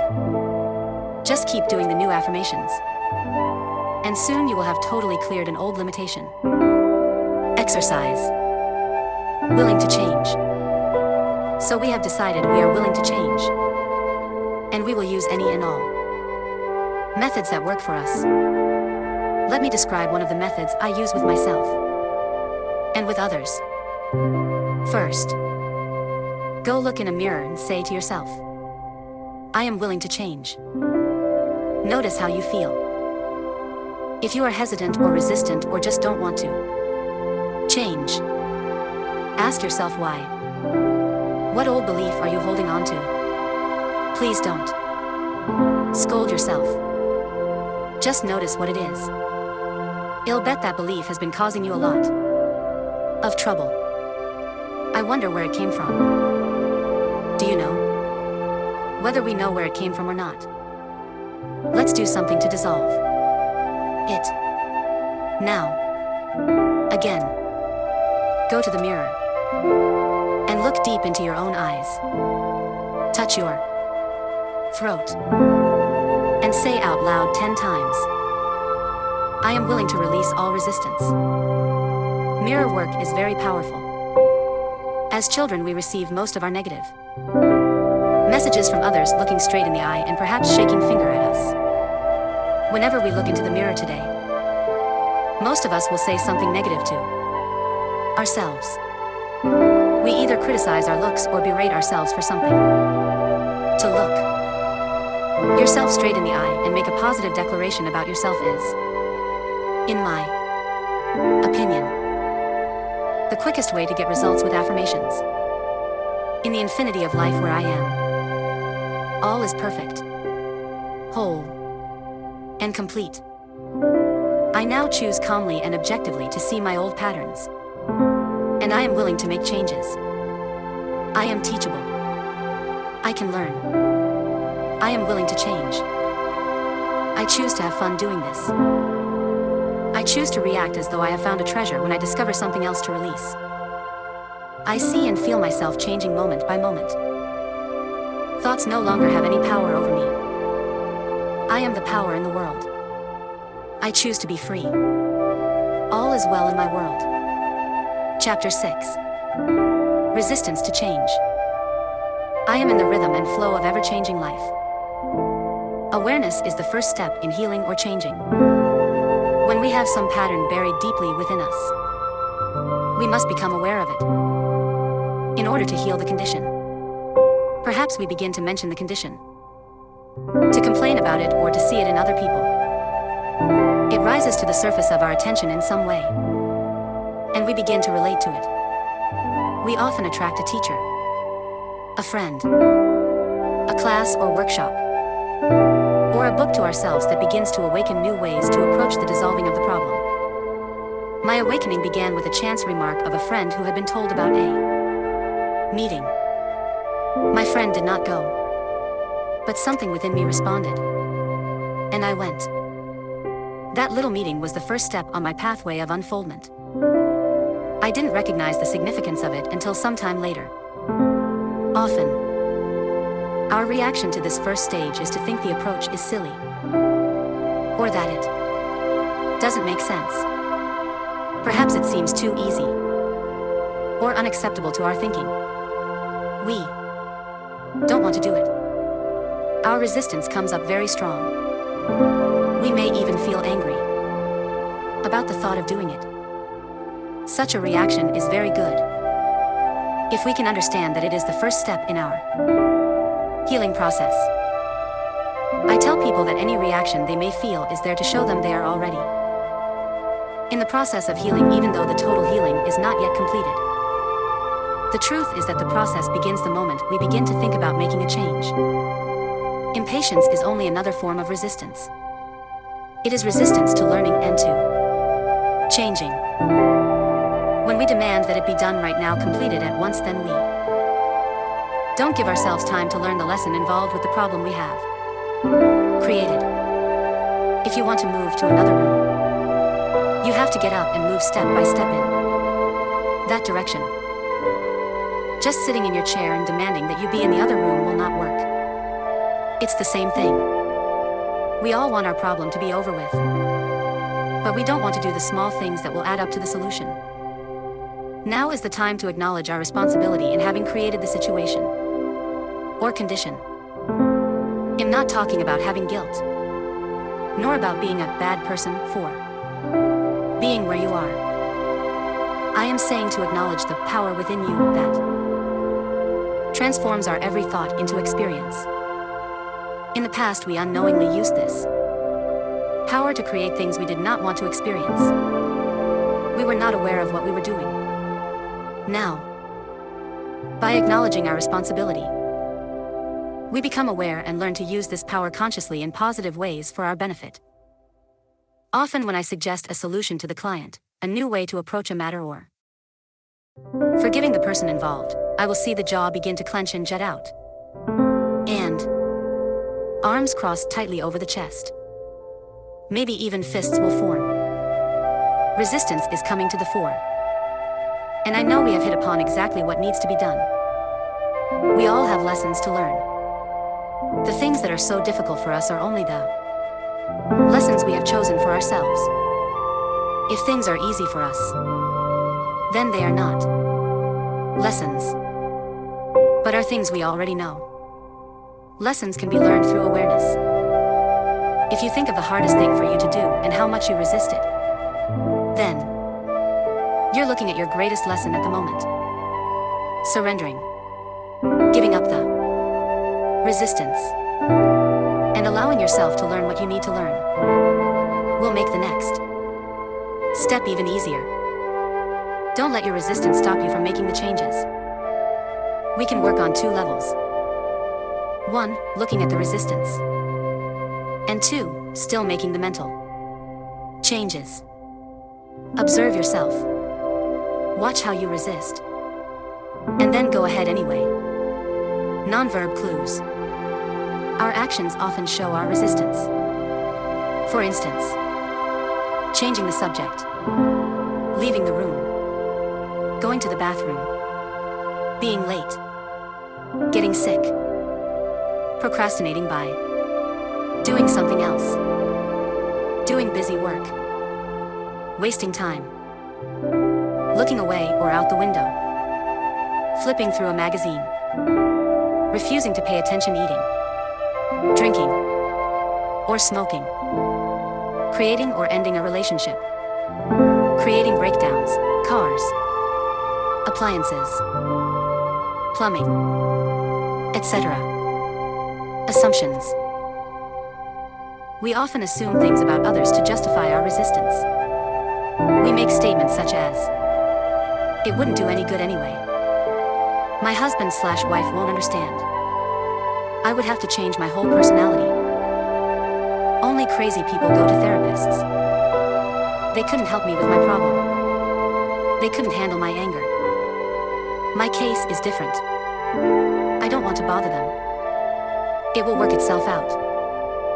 Nobody else does it." Beliefs. We grow up with beliefs that become our resistance to changing. Some of our limiting ideas are, "It's not done. It's just not right. It's not right for me to do that. That wouldn't be spiritual. Spiritual people don't get angry. Men/women just don't do that. My family never did that. Love is not for me. It's too far to drive. It's too much work. It's too expensive. It will take too long. I don't believe in it. I'm not that kind of person." We give our power to others and use that excuse as our resistance to changing. We have ideas like, "God doesn't approve. I'm waiting for the stars to say it's okay. This isn't the right environment. They won't let me change. I don't have the right teacher/book/class/tools. My doctor doesn't want me to. I can't get time off work. I don't want to be under their spell. It's all their fault. They have to change first. As soon as I get mad, I'll do it. They don't understand. I don't want to hurt them. It's against my upbringing. Religion. Philosophy. Self-concepts. We have ideas about ourselves that we use as limitations or resistance to changing. We are too old, too young, too fat, too thin, too short, too tall, too lazy, too strong, too weak. Too dumb, too smart, too poor, too worthless, too frivolous, too serious, too stuck. Maybe it's just all too much. Delaying tactics. Our resistance often expresses itself as delaying tactics. We use excuses like, "I'll do it later. I can't think right now. I don't have the time right now. It would take too much time away from my work. Yes, that's a good idea. I'll do it some other time. I have too many other things to do. I'll think about it tomorrow. As soon as I get through with something else. As soon as I get back from this trip. The time isn't right. It's too late. Or too soon." Denial. This form of resistance shows up in denial of the need to do any changing. Things like, "There is nothing wrong with me. I can't do anything about this problem. I was all right last time. What good would it do to change? If I ignore it, maybe the problem will go away." Fear. By far the biggest category of resistance is fear, fear of the unknown. Listen to these. "I'm not ready yet. I might fail. They might reject me. What would the neighbors think? I'm afraid to tell my husband/wife. I might get hurt. I may have to change. It might cost me money. I would rather die first. Or get a divorce first. I don't want anyone to know I have a problem. I'm afraid to express my feelings. I don't want to talk about it. I don't have the energy. Who knows where I might end up? I may lose my freedom. It's too hard to do. I don't have enough money now. I might hurt my back. I wouldn't be perfect. I might lose my friends. I don't trust anyone. It might hurt my image. I'm not good enough. And on the list goes. Do you recognize some of these as the ways you resist? Look for the resistance in these examples. A client came to me because she was in a lot of pain. She had broken her back, her neck, and her knee in 3 separate auto accidents. Yet she was late, got lost, and then was stuck in traffic. It was easy for her to tell me all her problems. But the minute I said, "Let me talk," for a moment, all sorts of turmoil began. Her contact lenses began to bother her. She wanted to sit in another chair. She had to go to the bathroom. Then her lenses had to come out. I could not keep her attention for the rest of the session. It was all resistance. She wasn't ready to let go and be healed. I discovered her sister also had broken her back twice. And so had her mother. Another client was an actor, a mime, a street performer, and quite good at it. He bragged about how clever he was at cheating others, especially institutions. He knew how to get away with almost anything, and yet he got away with nothing. He was always broke, at least a month behind in the rent, often without a telephone. His clothes were tacky. Work was very sporadic. He had a lot of pains in his body, and his love life was zilch. His theory was that he couldn't stop cheating until some good came into his life. Of course, with what he was giving out, no good could come into his life. He had to stop cheating first. His resistance was that he was not ready to let go of the old ways. Leave your friends alone. Too often, instead of working on our own changes, we decide which of our friends needs to change. This, too, is resistance. In the early days of my work, I had a client who would send me to all her friends in the hospital. Instead of sending them flowers, she would have me go to fix up their problems. I would arrive with my tape recorder in hand, usually finding someone in bed who didn't know why I was there or understand what I was doing. This was before I learned never to work with anyone unless he or she requested it. Sometimes clients come to me because a friend has given them a session as a present. Usually doesn't work too well, and they seldom come back for further work. When something works well for us, we often want to share it with others. But they may not be ready to make a change at that point in time and space. It's hard enough to make changes when we want to, but to try to make someone else change when he or she doesn't want to is impossible. And it can ruin a good friendship. I push my clients because they come to me. I leave my friends alone. Mirror work. Mirrors reflect back to us our feelings about ourselves. They show us clearly the areas to be changed if we want to have a joyous, fulfilling life. I ask people to look in their eyes and say something positive about themselves every time they pass a mirror. The most powerful way to do affirmations is to look in a mirror and say them out loud. You are immediately aware of the resistance and can move through it quicker. It's good to have a mirror with you as you read this book. Use it often for affirmations and to check where you are resisting and where you are open and flowing. Now, look in a mirror and say to yourself, I am willing to change. Notice how you feel. If you are hesitant, resistant, or just don't want to change, ask yourself why. What old belief are you holding on to? This is not a time to scold yourself. Just notice what is going on and what belief rises to the surface. That is the one that has been causing you a lot of trouble. Can you recognize work Ephraim? When we do our affirmations and they don't feel right or nothing seems to happen, it's so easy to say, oh, Affirmations don't work.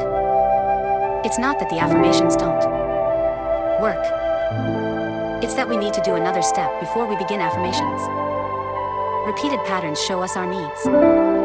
For every habit we have. For every experience we go through over and over. For every pattern we repeat. There is a need within us for it. The need corresponds to some belief we have. If there were not a need, we wouldn't have it, do it, or be it.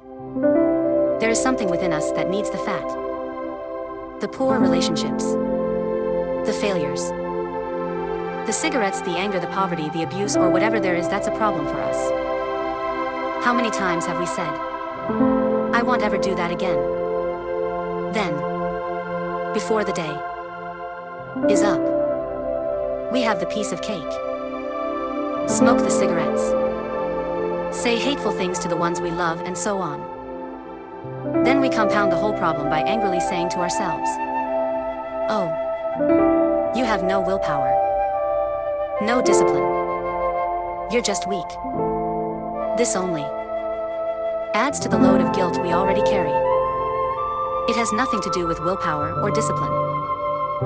Whatever we are trying to release in our lives is just a symptom, an outer effect. Trying to eliminate the symptom without working on dissolving the cause is useless. The moment we release our willpower or discipline, the symptom crops up again. Willingness to release the need. I say to clients, there must be a need in you for this condition, or you wouldn't have it. Let's go back a step and work on the willingness to release the need. When the need is gone, you will have no desire for the cigarette or the overeating or the negative pattern. One of the first affirmations to use is, I am willing to release the need for the resistance, or the headache, or the constipation, or the excess weight, or the lack of money, or whatever. Say, I am willing to release the need for. The webs we create around ourselves need to be unwound. If you have ever untangled a ball of string, you know that yanking and pulling only makes it worse. You need to very gently and patiently unravel the knots. Be gentle and patient with yourself as you untangle your own mental knots. Get help if you need it. Above all, love yourself in the process. The willingness to let go of the old is the key. That is the secret. When I say needing the problem, I mean that according to our particular set of thought patterns, we need to have certain outer effects or experiences. Every outer effect is the natural expression of an inner thought pattern. To battle only the outer effect or symptom is wasted energy and often increases the problem. I am unworthy creates procrastination. If one of my inner belief systems or thought patterns is, I am unworthy, then one of my outer effects will probably be procrastination. After all, procrastination is one way to keep us from getting where we say we want to go. Most people who procrastinate will spend a lot of time and energy berating themselves for procrastinating. They will call themselves lazy and generally will make themselves out to feel they are bad persons. Resentment of another's good. I had a client who loved attention and usually came to class late so he could create a stir. He had been the baby of 18 children, and he came last on the list of getting. As a child he watched everyone else have while he just longed for his own. Even now when someone had good fortune, he would not rejoice with them. Instead he would say, oh, I wish I had that. Or, oh, why don't I ever get that? His resentment of their good was a barrier to his own growth and change. Self-worth opens many doors. A client who was 79 came to me.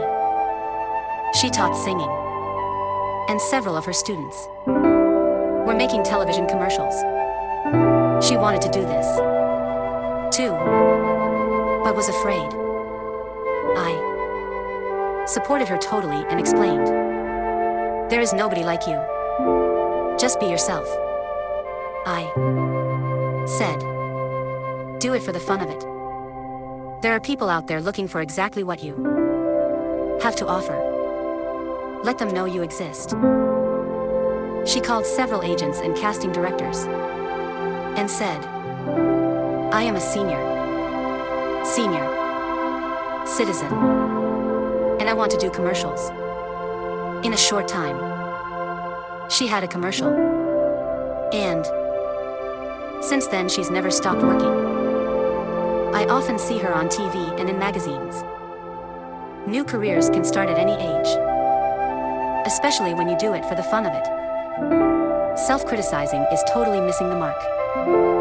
It will only intensify the procrastination and laziness.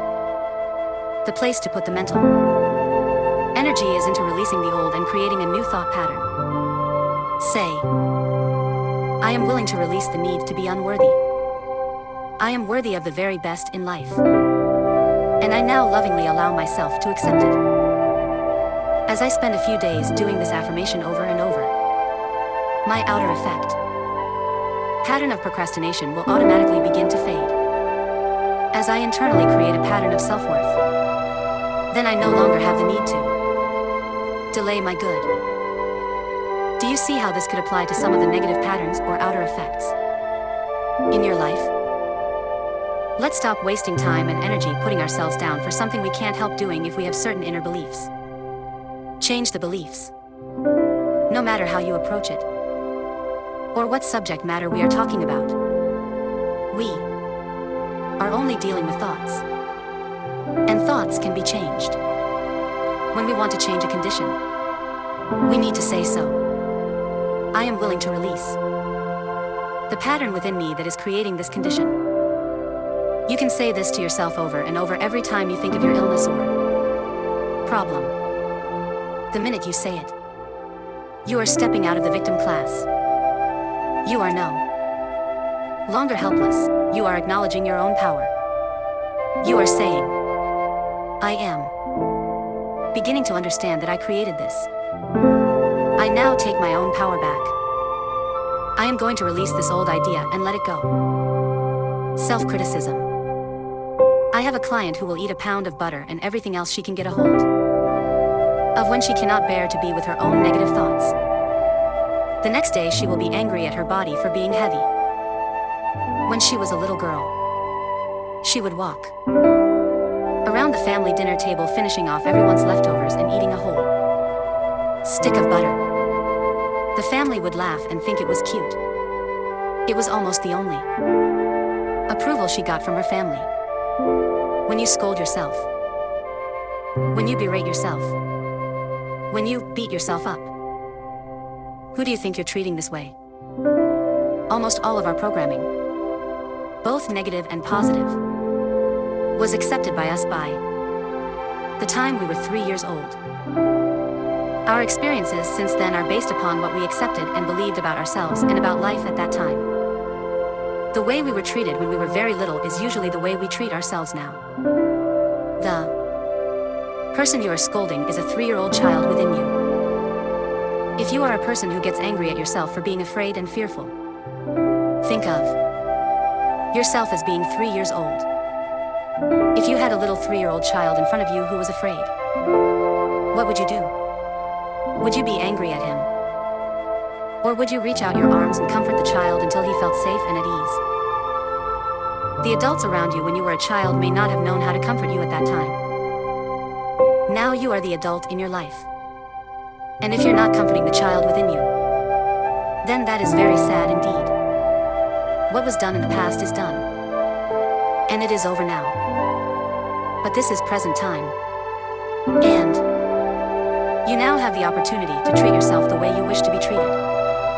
A frightened child needs comforting, not scolding.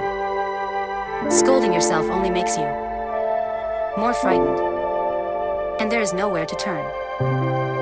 When the child within feels unsafe, it creates a lot of trouble. Remember how it felt to be belittled when you were young? It feels feels the same way now to that child within. Be kind to yourself. Begin to love and approve of yourself. That's what that little child needs in order to express itself at its highest potential. In the infinity of life where I am, all is perfect, whole, and complete. I see any resistance patterns within me only as something else to release. They have no power over me. I am the power in my world. I flow with the changes taking place in my life as best I can. I approve of myself and the way I am changing.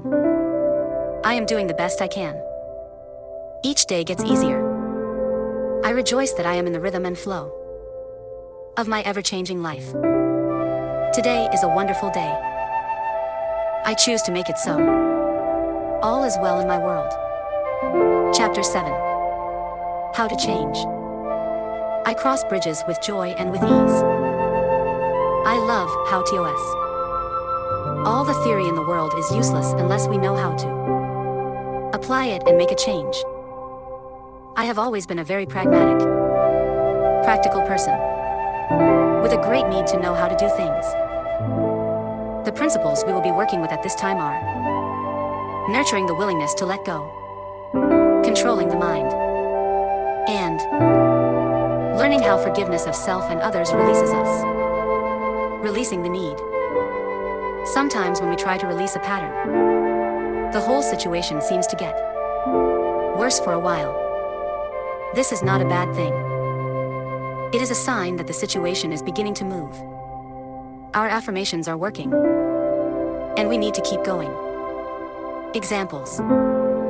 We are working on increasing prosperity, and we lose our wallet. We are working on improving our relationships, and we have a fight.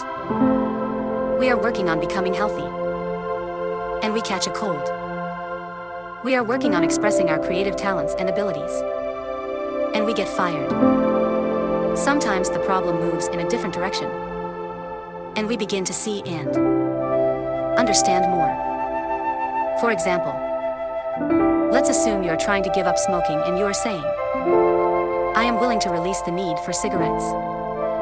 As you continue to do this, you notice your relationships becoming more uncomfortable. Don't despair. This is a sign of the process working. You might ask yourself a series of questions like, am I willing to give up uncomfortable relationships?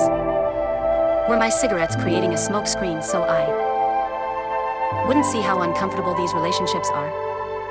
Why am I creating these relationships? You notice the cigarettes are only a symptom and not a cause. Now you are developing insight and understanding that will set you free. You begin to say, I am willing to release the need for uncomfortable relationships. Then you notice the reason you're so uncomfortable is that other people always seem to be criticizing you. Being aware that we always create all of our experiences, you now begin to say, I am willing to release the need to be criticized. You then think about criticism, and you realize that as a child you received a lot of criticism. That little kid inside of you only feels at home when it is being criticized. Your way of hiding from this had been to create a smokescreen. Perhaps you see the next step as affirming, I am willing to forgive. As you continue to do your affirmations, you may find that cigarettes no longer attract you, and the people in your life no longer criticize you. Then you know you have released your need. This usually takes a little while to work out. If you are gently persistent and are willing to give yourself a few quiet moments each day to reflect on your process of change, you will get the answers. The intelligence within you is the same intelligence that created this entire planet. Trust your inner guidance to reveal to you whatever it is you need to know. Exercise. Releasing the need. In a workshop situation, I would have you do this exercise with a partner.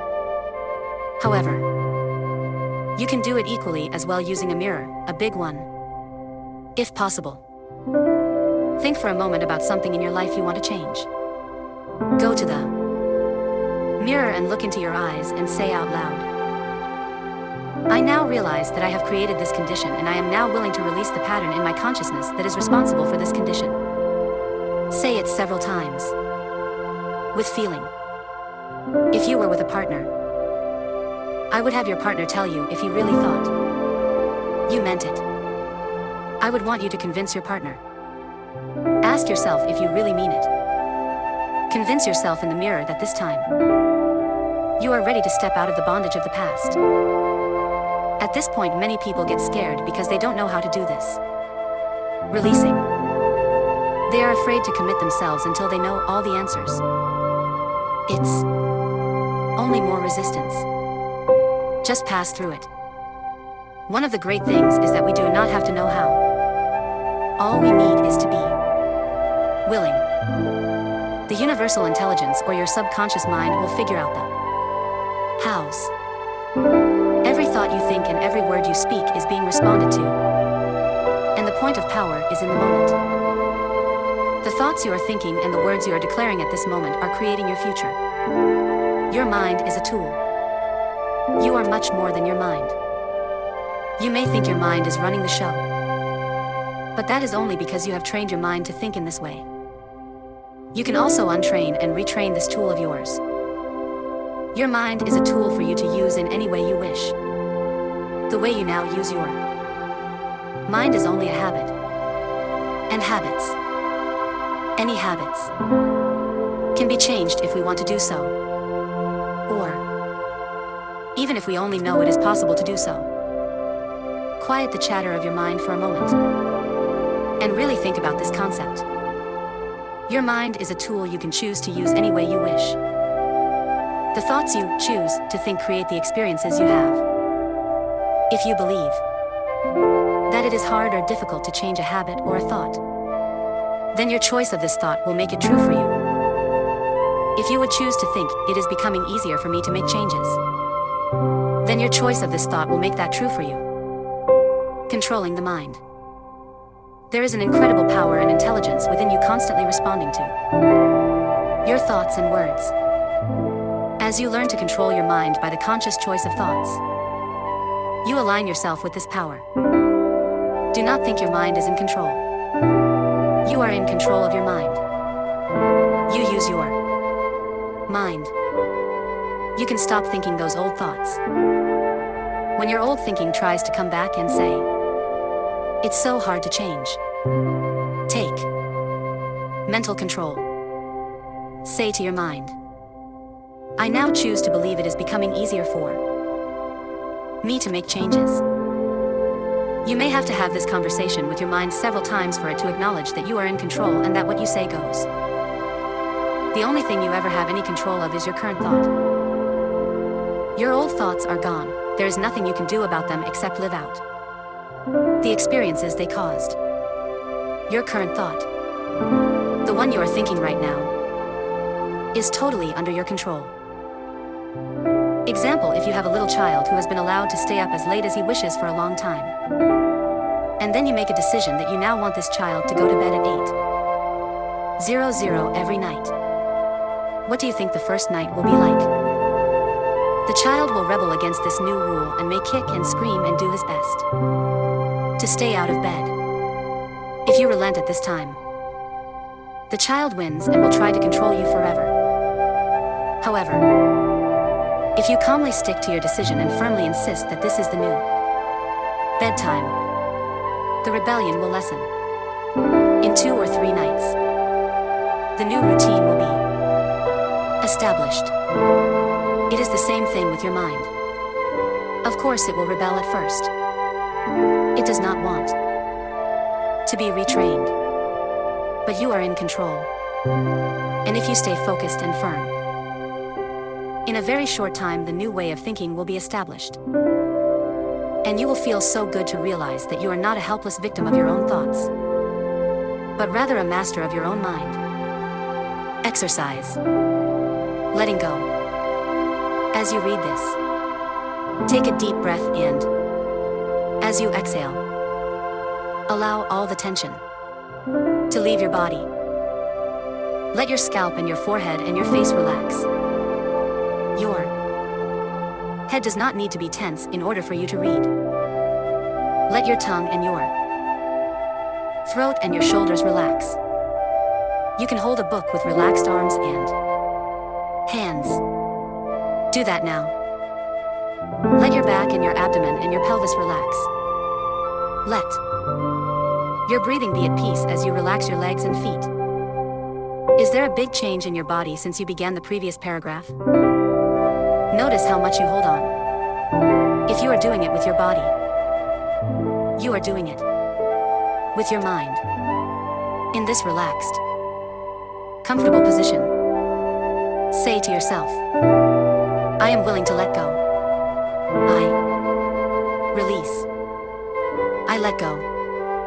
I release all tension. I release all fear. I release all anger. I release all guilt. I release all sadness. I let go of all old limitations. I let go. And I am at peace. I am at peace with myself. I am at peace with the process of life. I am safe. Go over this exercise 2 or 3 times. Feel the ease of letting go. Repeat it whenever you feel thoughts of difficulty coming up. It takes a little practice for the routine to become a part of you. When you put yourself into this peaceful state first, it becomes easy for your affirmations to take hold. You become open and receptive to them. There is no need to struggle or stress or strain. Just relax and think the appropriate thoughts. Yes, it is this easy. Physical releasing. Sometimes we need to experience a physical letting go. Experiences and emotions can get locked in the body. Screaming in the car with all the windows rolled up can be very releasing if we've been stifling our verbal expression. Beating the bed or kicking pillows is a harmless way to release anger, as is playing tennis or running. A while ago, I had a pain in my shoulder for a day or 2. I tried to ignore it, but it wouldn't go away. Finally, I sat down and asked myself, what is happening here? What am I feeling? I realized it feels like burning. Burning. Burning. That means anger.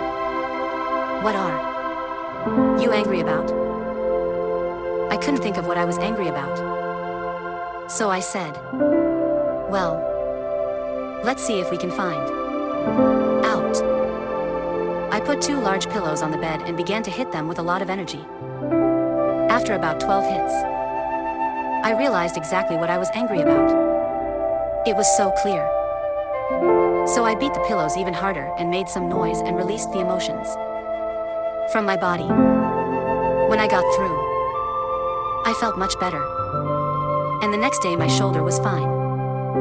Letting the past hold you back. Many people come to me and say they cannot enjoy today because of something that happened in the past. Because they did not do something or do it in a certain way in the past. They cannot live a full life today. Because they no longer have something they had in the past. They cannot enjoy today.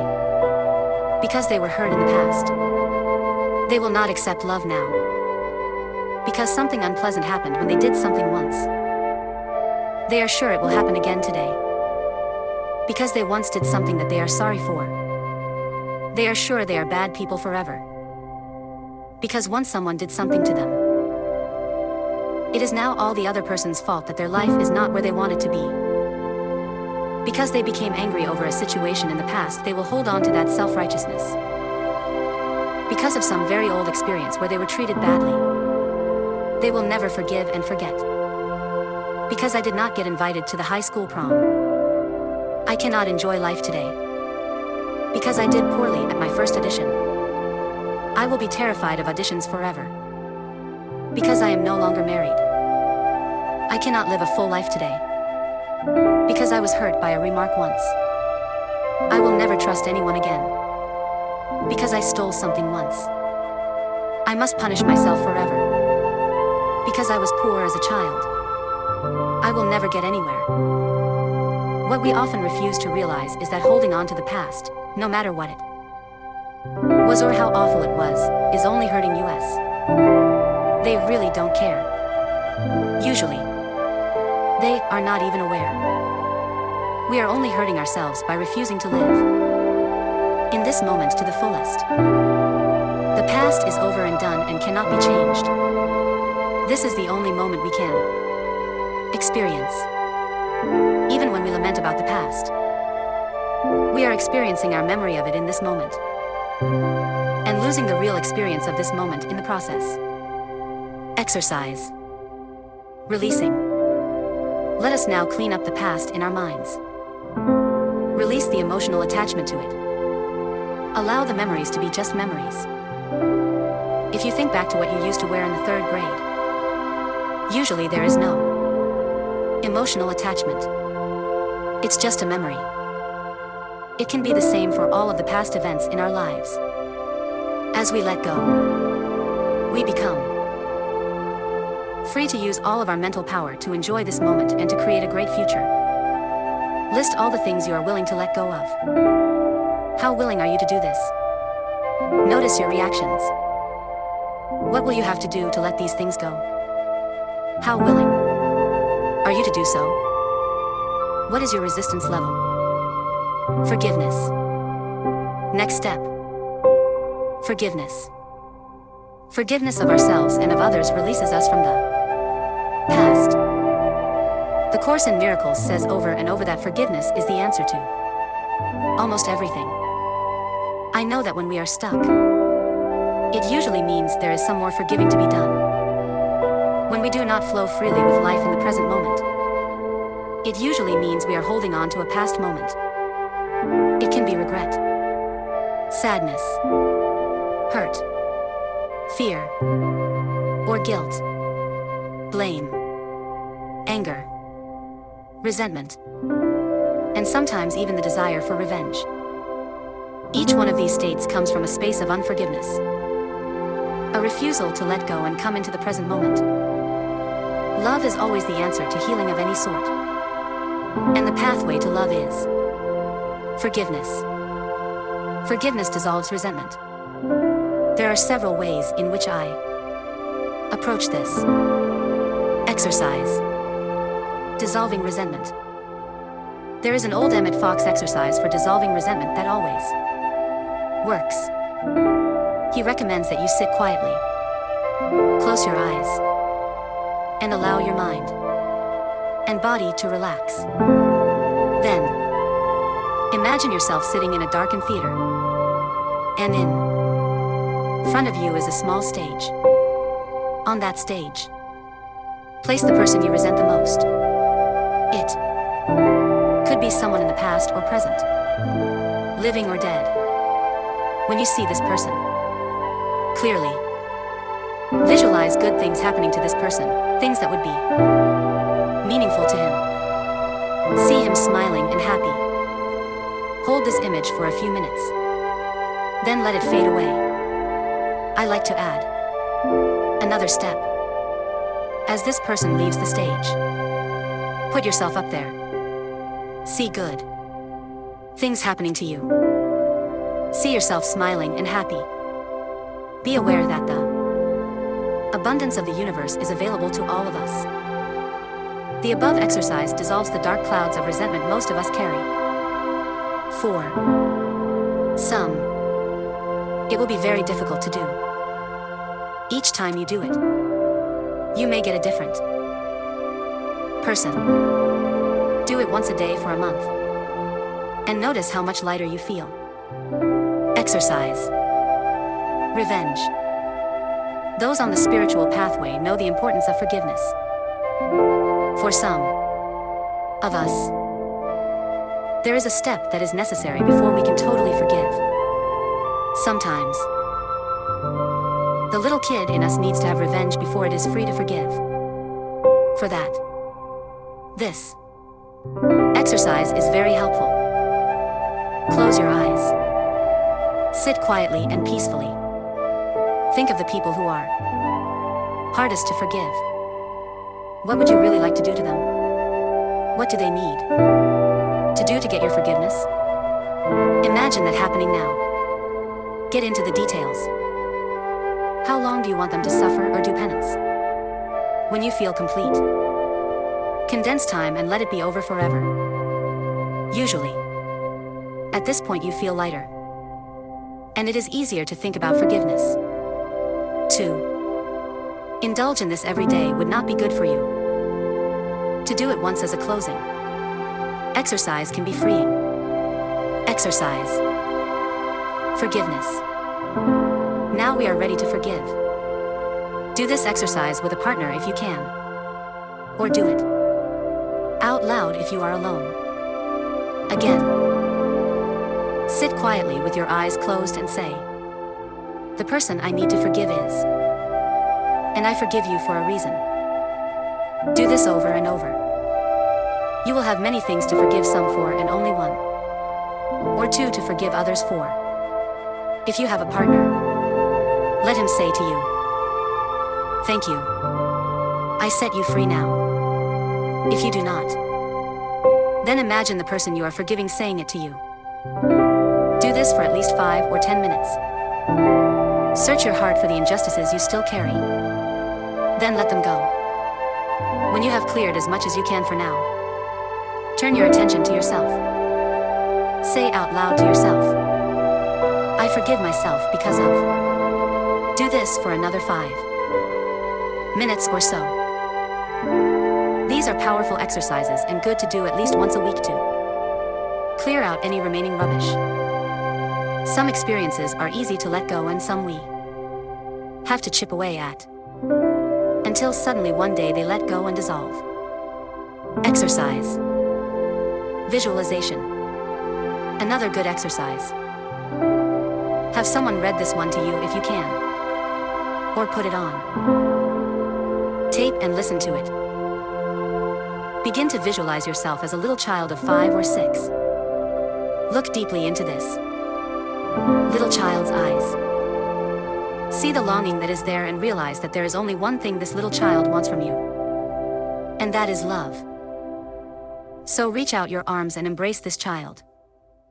Hold it with love and tenderness. Tell it how much you love it, how much you care. Admire everything about this child and say that it's okay to make mistakes while learning. Promise that you will always be there no matter what. Now let this little child get very small, until it is just the size to fit into your heart. Put it there so whenever you look down, you can see this little face looking up at you, and you can give it lots of love. Now visualize your mother as a little girl of 4 or 5, frightened and looking for love and not knowing where to find it. Reach out your arms and hold this little girl and let her know how much you love her, how much you care. Let her know she can rely on you to always be there, no matter what. When she quiets down and begins to feel safe, let her get very small, just the size to fit into your heart. Put her there with your own little child. Let them give each other lots of love. Now imagine your father as a little boy of 3 or 4, frightened, crying, and looking for love. See the tears rolling down his little face when he doesn't know where to turn. You have become good at comforting frightened little children. So reach out your arms and hold his trembling little body. Comfort him. Croon to him. Let him feel how much you love him. Let him feel you will always be there for him. When his tears are dry, and you feel the love and peace in his little body, let him get very small, just the size to fit into your heart. Put him there so those 3 little children can give each other lots of love and you can love them all. There is so much love in your heart that you could heal the entire planet. But just for now, let us use this love to heal you. Feel a warmth beginning to glow in your heart center, a softness, a gentleness. Let this feeling begin to change the way you think and talk about yourself. In the infinity of life where I am, all is perfect, whole, and complete. Change is the natural law of my life. I welcome change. I am willing to change. I choose to change my thinking. I choose to change the words I use. I move from the old to the new with ease and with joy. It is easier for me to forgive than I thought. Forgiving makes me feel free and light. It is with joy that I learn to love myself more and more. The more resentment I release, the more love I have to express. Changing my thoughts makes me feel good. I am learning to choose to make today a pleasure to experience. All is well in my world. Chapter 8. Building the new. The answers within me come to my awareness with ease. I don't want to be fat. I don't want to be broke. I don't want to be old. I don't want to live here. I don't want to have this relationship. I don't want to be like my mother/father. I don't want to be stuck in this job. I don't want to have this hair/nose/body. I don't want to be lonely. I don't want to be unhappy.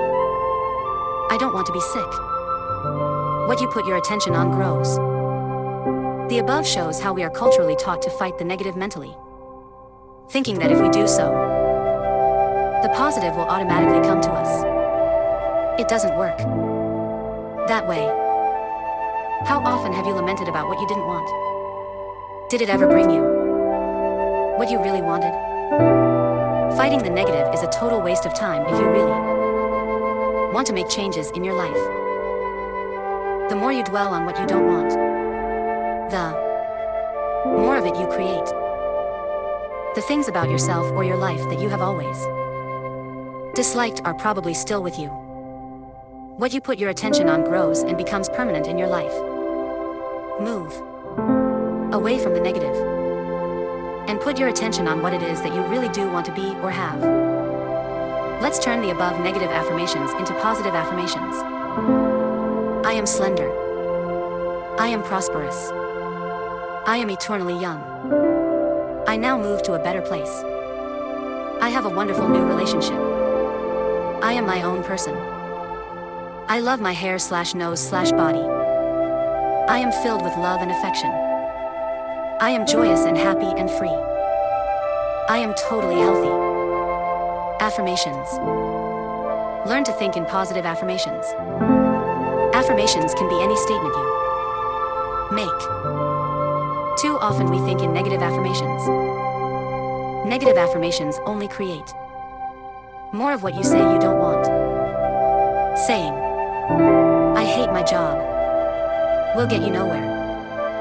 Declaring, I now accept a wonderful new job, will open the channels in your consciousness to create that. Continually make positive statements about how you want your life to be. However, there is one point that is very important in this. Always make your statement in the present tense, such as, I am or I have. Your subconscious mind is such an obedient servant that if you declare in the future tense, I want, or I will have, then that is where that idea will always stay, just out of your reach in the future. The process of loving the self. As I have said before, no matter what the problem, the main issue to work on is loving the self. This is the magic wand that dissolves problems. Remember the times when you have felt good about yourself and how well your life was going. Remember the times when you were in love and for those periods you seemed to have no problems. Well, loving yourself is going to bring such a surge of good feelings and good fortune to you that you will be dancing on air. Loving yourself makes you feel good. It is impossible to really love yourself unless you have self-approval and self-acceptance. This means no criticism whatsoever. I can hear all the objections right now, but I have always criticized myself. How will I be motivated? But it is wrong for me to do those things. How am I going to change if I don't criticize myself? Training the mind. Self-criticism such as that illustrated above is just the mind going on with old chatter. See how you have trained your mind to berate you and be resistant to change? Ignore those thoughts and get on with the important work at hand. Let's go back to an exercise we did earlier. Look into the mirror again and say, I love and approve of myself exactly as I am. Done. This is still the main issue. Self-approval and self-acceptance are the keys to positive changes. In the days when my own self-denial was so prevalent, I would occasionally slap my own face. I didn't know the meaning of self-acceptance. My belief in my own lacks and limitations was stronger than anything anyone else could say to the contrary. If someone told me I was loved, my immediate reaction was, why? What could anyone possibly see in me? Or the classic thought, if they only knew what I was really like inside, they wouldn't love me. I was not aware that all good begins with accepting that which is within oneself, and loving that self which is you. It took quite a while to develop a peaceful, loving relationship with myself. First, I used to hunt for the little things about myself that I thought were good qualities. Even this helped, and my own health began to improve. Good health begins with loving the self. So do prosperity and love and creative self-expression. Later I learned to love and approve of all of me, even those qualities I thought were not good enough. That was when I really began to make progress. Exercise. I approve of myself. I have given this exercise to hundreds of people, and the results are phenomenal. For next month, say over and over again, I approve of myself. Do this 300 or 400 times a day. At least. No, it's not too many times. When you are worrying, you go over your problem at least that many times. Let I approve of myself become a walking mantra. Something you just say over and over to yourself, almost non-stop. Saying, I approve of myself is a guaranteed way to bring up everything buried in your consciousness that is in opposition. When negative thoughts come up, such as, how can I approve of myself when I am fat? Or, it's silly to think this can do any good. Or, I am no good.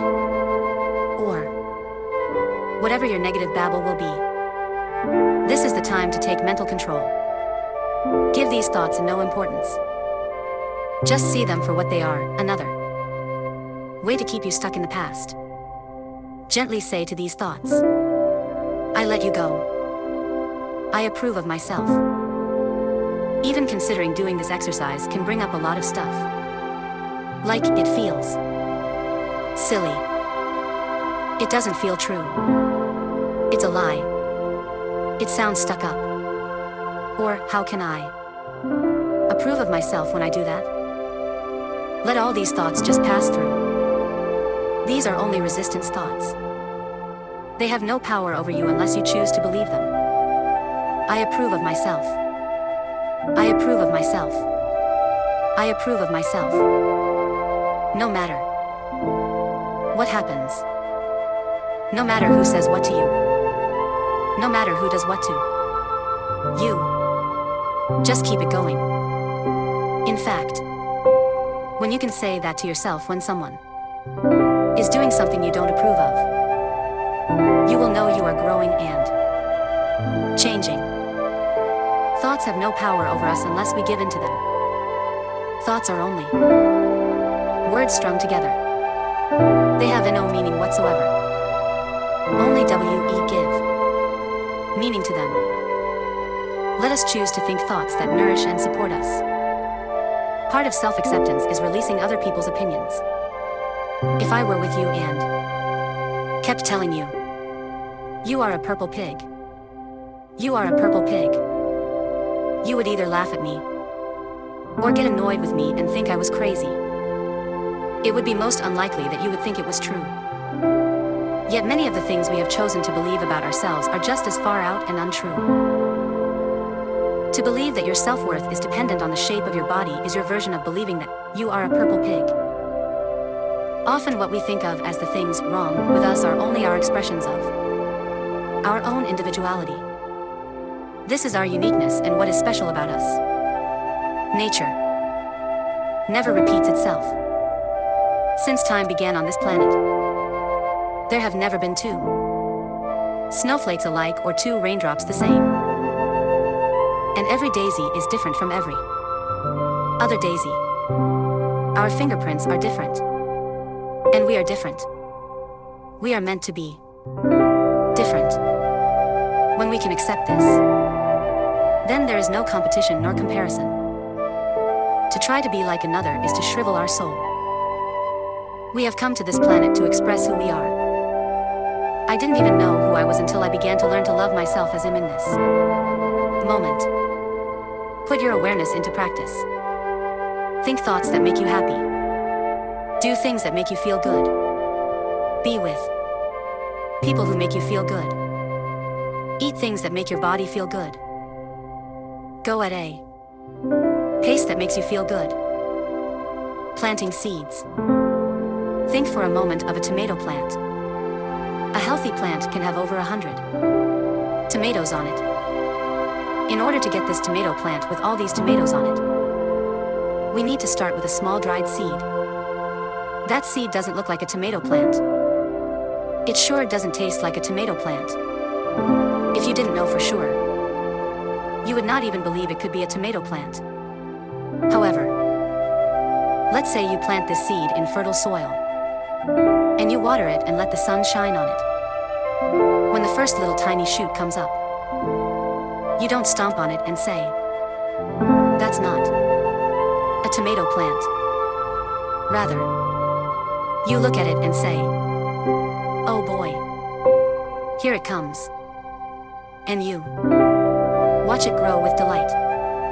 In time, if you continue to water it and give it lots of sunshine and pull away any weeds, you might have a tomato plant with more than 100 luscious tomatoes. It all began with that one tiny seed. It is the same with creating a new experience for yourself. The soil you plant in is your subconscious mind. The seed is the new affirmation. The whole new experience is in this tiny seed. You water it with affirmations. You let the sunshine of positive thoughts beam on it. You weed the garden by pulling out the negative thoughts that come up. And when you first see the tiniest little evidence, you don't stomp on it and say, "That's not enough." Instead, you look at this first breakthrough and exclaim with glee, "Oh boy, here it comes. It's working." Then you watch it grow and become your desire and manifestation. Exercise. Create new changes. Now is the time to take your list of things that are wrong with you and turn them into positive affirmations. Or you can list all the changes you want to make and have and do. Then select 3 from this list and turn them into positive affirmations. Just suppose your negative list was something like this. My life is a mess. I should lose weight. Nobody loves me. I want to move.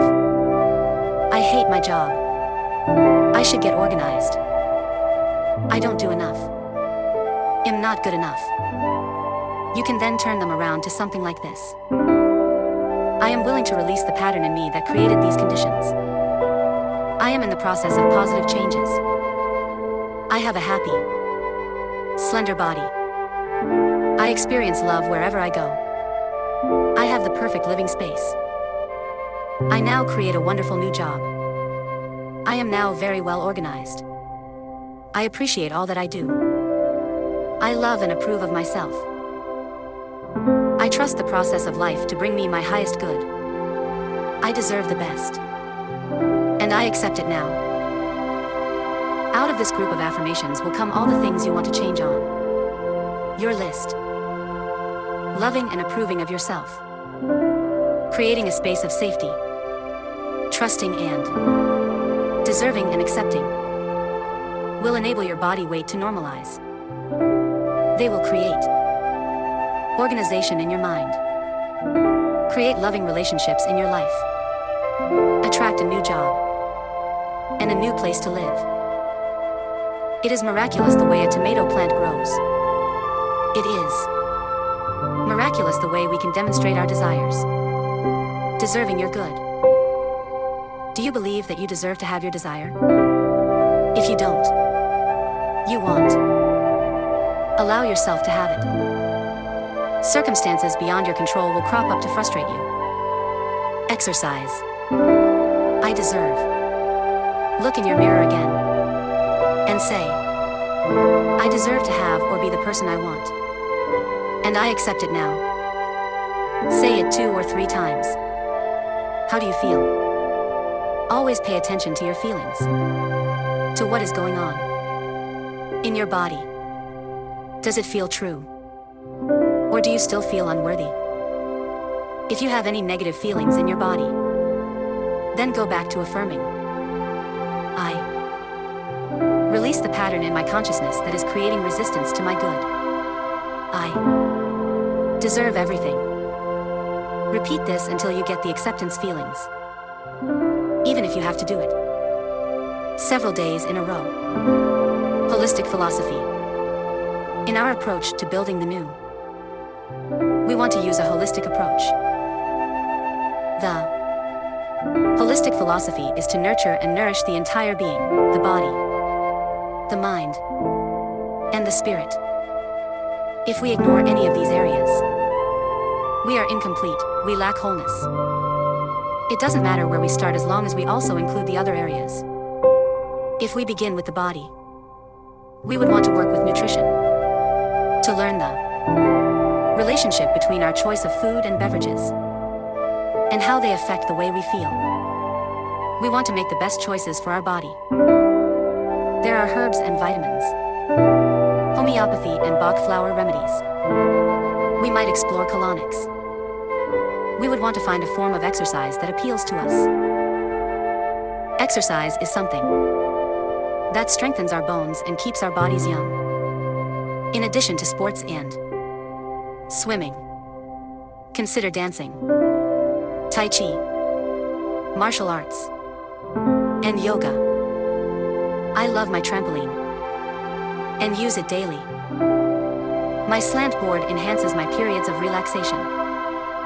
We might want to explore some form of body work such as Rolfing, Heller work, or Traeger, massage, foot reflexology, acupuncture, or chiropractic work are all beneficial as well.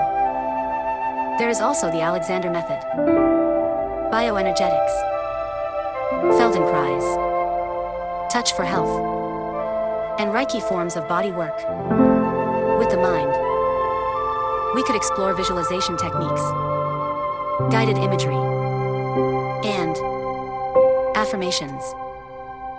There are lots of psychological techniques: Gestalt hypnosis, rebirthing, psychodrama, past life regressions, art therapy, and even dream work. Meditation in any of its forms is a wonderful way to quiet the mind and allow your own knowingness to come to the surface. I usually just sit with my eyes closed and say, what is it I need to know? And then I wait quietly for an answer. If the answer comes, fine. If it doesn't, fine. It will come another day. There are groups that do workshops for all different tastes, such as insight, loving, relationships training, advocate experience, the Ken Keys group, actualizations, and many more. Many of these groups do weekend workshops. These weekends give you a chance to see a whole new viewpoint about life. No one workshop will totally clear up all your problems forever. However, they can assist you in changing your life in the here and now. In the spiritual realm, there is prayer, there is meditation, and becoming connected with your higher source. For me, practicing forgiveness and unconditional love are spiritual practices. There are many spiritual groups. In addition to the Christian churches, there are metaphysical churches, such as Religious Science and Unity. There is the Self-Realization Fellowship, MSIA,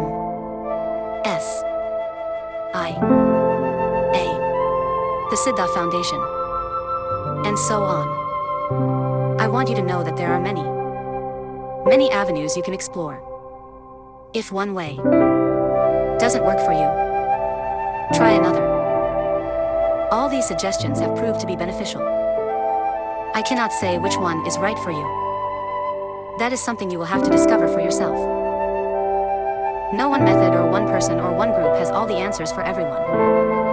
I don't have all the answers for everyone. I am just one more stepping stone on the pathway to holistic health. In the infinity of life where I am, all is perfect, whole, and complete. My life is ever new. Each moment of my life is new and fresh and vital. I use my affirmative thinking to create exactly what I want. This is a new day. I am a new me. I think differently. I speak differently. I act differently. Others treat me differently. My new world is a reflection of my new thinking. It is a joy and a delight to plant new seeds. For I know these seeds will become my new experiences. All is well in my world. Chapter 9. Daily Work. I enjoy practicing my new mental skills. If children gave up when they fell for the first time, they would never learn to walk. Like any other new thing you are learning, it takes practice to make it part of your life. First, there is a lot of concentration, and some of us choose to make this hard work. I don't like to think of it as hard work, but rather as something new to learn. The process of learning is always the same no matter what the subject, whether you're learning to drive a car, or type, or play tennis, or think in a positive manner. First, we fumble and bumble as our subconscious mind learns by trial. And yet, every time we come back to our practicing, it gets easier, and we do it a little better. Of course, you won't be perfect the first day. You'll be doing whatever you can do. That's good enough for a start. Say to yourself often, I'm doing the best I can. Always support yourself. I well remember my first lecture. When I came down from the podium, I immediately said to myself, Louise, you were wonderful. You were absolutely fantastic for the first time. When you have done 5 of these, you will be a pro. A couple of hours later, I said to myself, I think we could change a few things. Let's adjust this, and let's adjust that. I refused to criticize myself in any way. If I had come off the podium and begun berating myself with, oh, you were so awful. You made this mistake. And you made that mistake. Then I would have dreaded my second lecture. As it was, the second one was better than the first. And by the 6th one I was feeling like a pro. Seeing the law working all around us. Just before I began writing this book, I bought myself a word processor/computer. I called her my magic lady. It was something new I chose to learn. I discovered that learning the computer was very much like learning the spiritual laws. When I learned the computer's laws, then she did indeed perform magic for me. When I did not follow her laws to the letter, then either nothing would happen or it would not work the way I wanted it to work. She would not give an inch. I could get as frustrated as I wanted while she patiently waited for me to learn her laws. And then she gave me magic. It took practice. It's the same with the work you're learning to do now. You must learn the spiritual laws and follow them to the letter. You can't bend them to your old way of thinking. You must learn and follow the new language, and when you do, then magic will be demonstrated in your life. Reinforce your learning. The more ways you can reinforce your new learning, the better.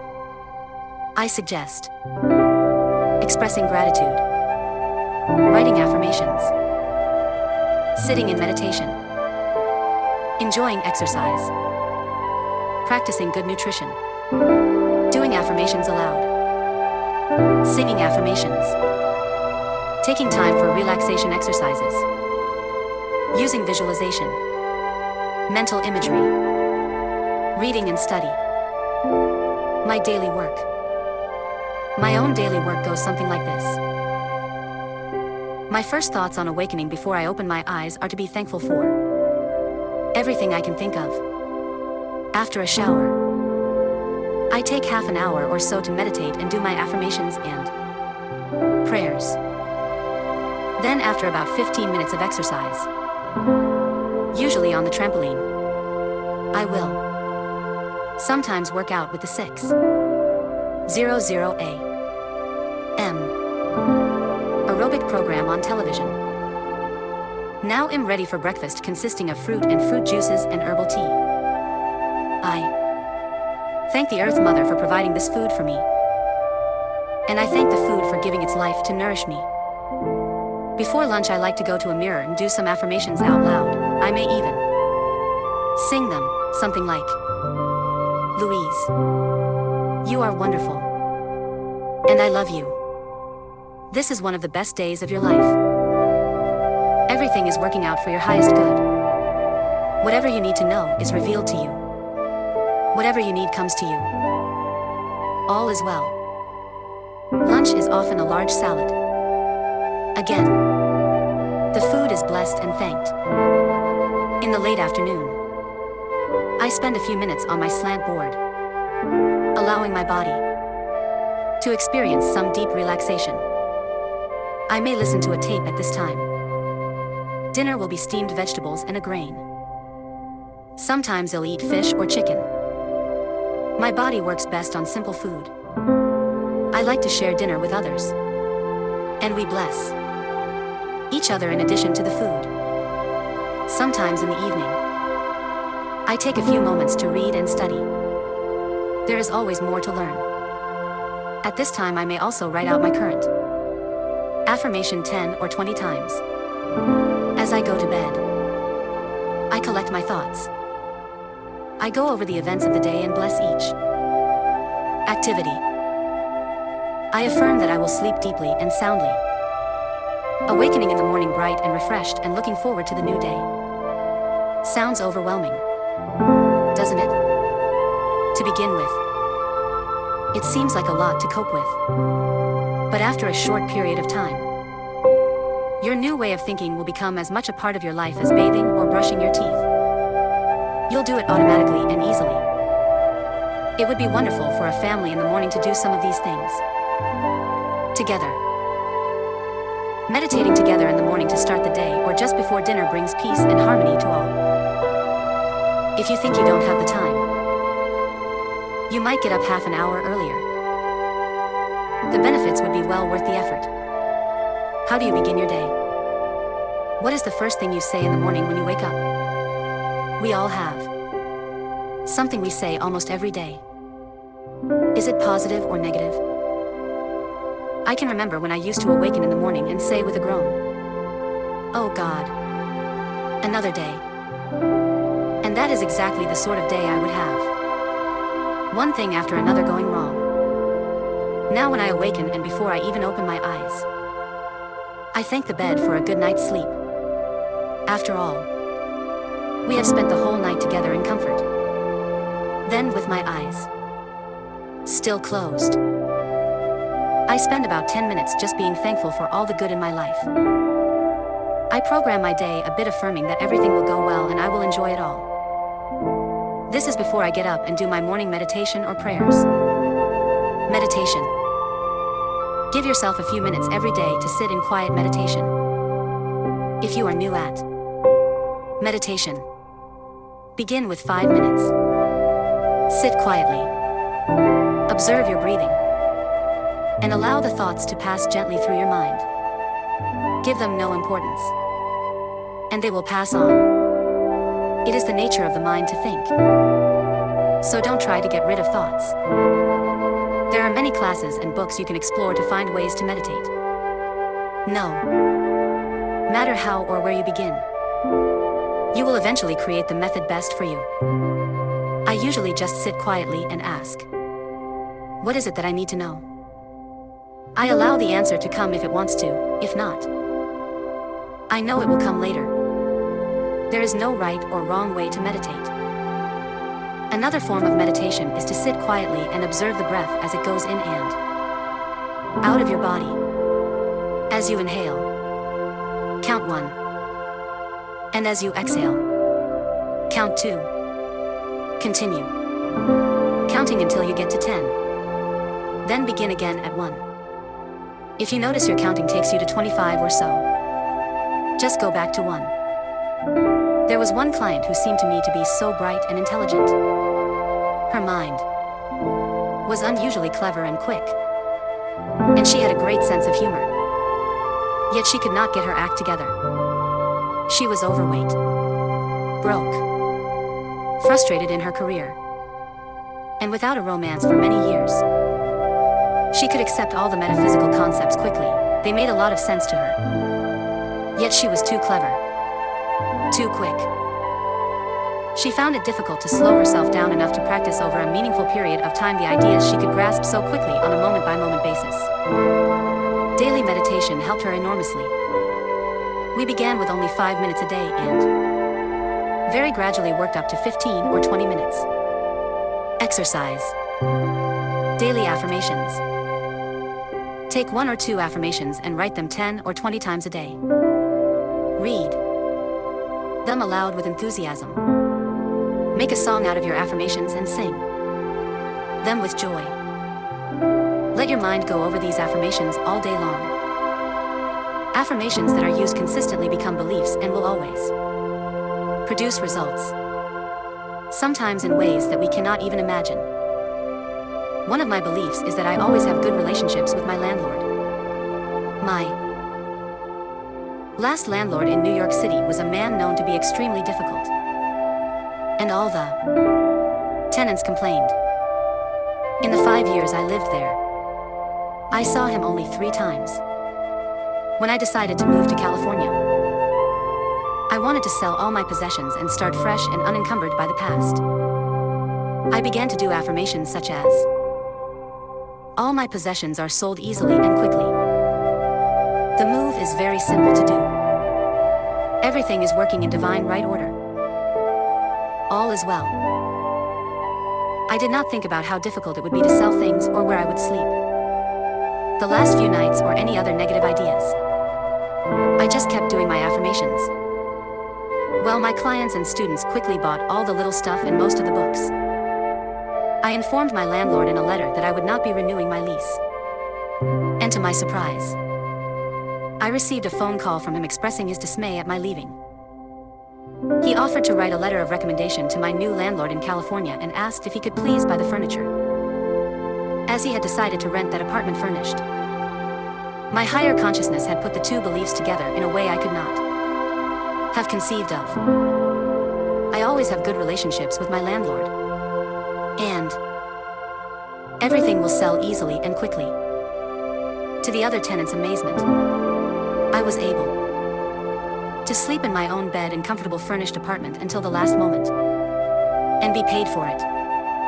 I walked out with a few clothes, my juicer, my blender, my hairdryer and my typewriter, plus a large check, and I leisurely took the train to LA. Do not believe in limitations. Upon arriving in California, it was necessary for me to buy a car. Not having owned a car before nor having made a major purchase before, I did not have any established credit.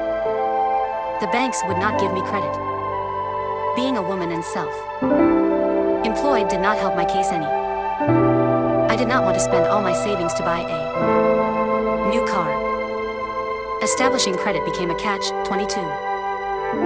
I refused to have any negative thoughts about the situation or about the banks. I rented a car and kept affirming that I have a beautiful new car. And it comes to me. Easily. I also told everybody I met that I wanted to buy a new car and had not been able to establish credit so far. In about 3 months' time, I met a businesswoman who instantly liked me.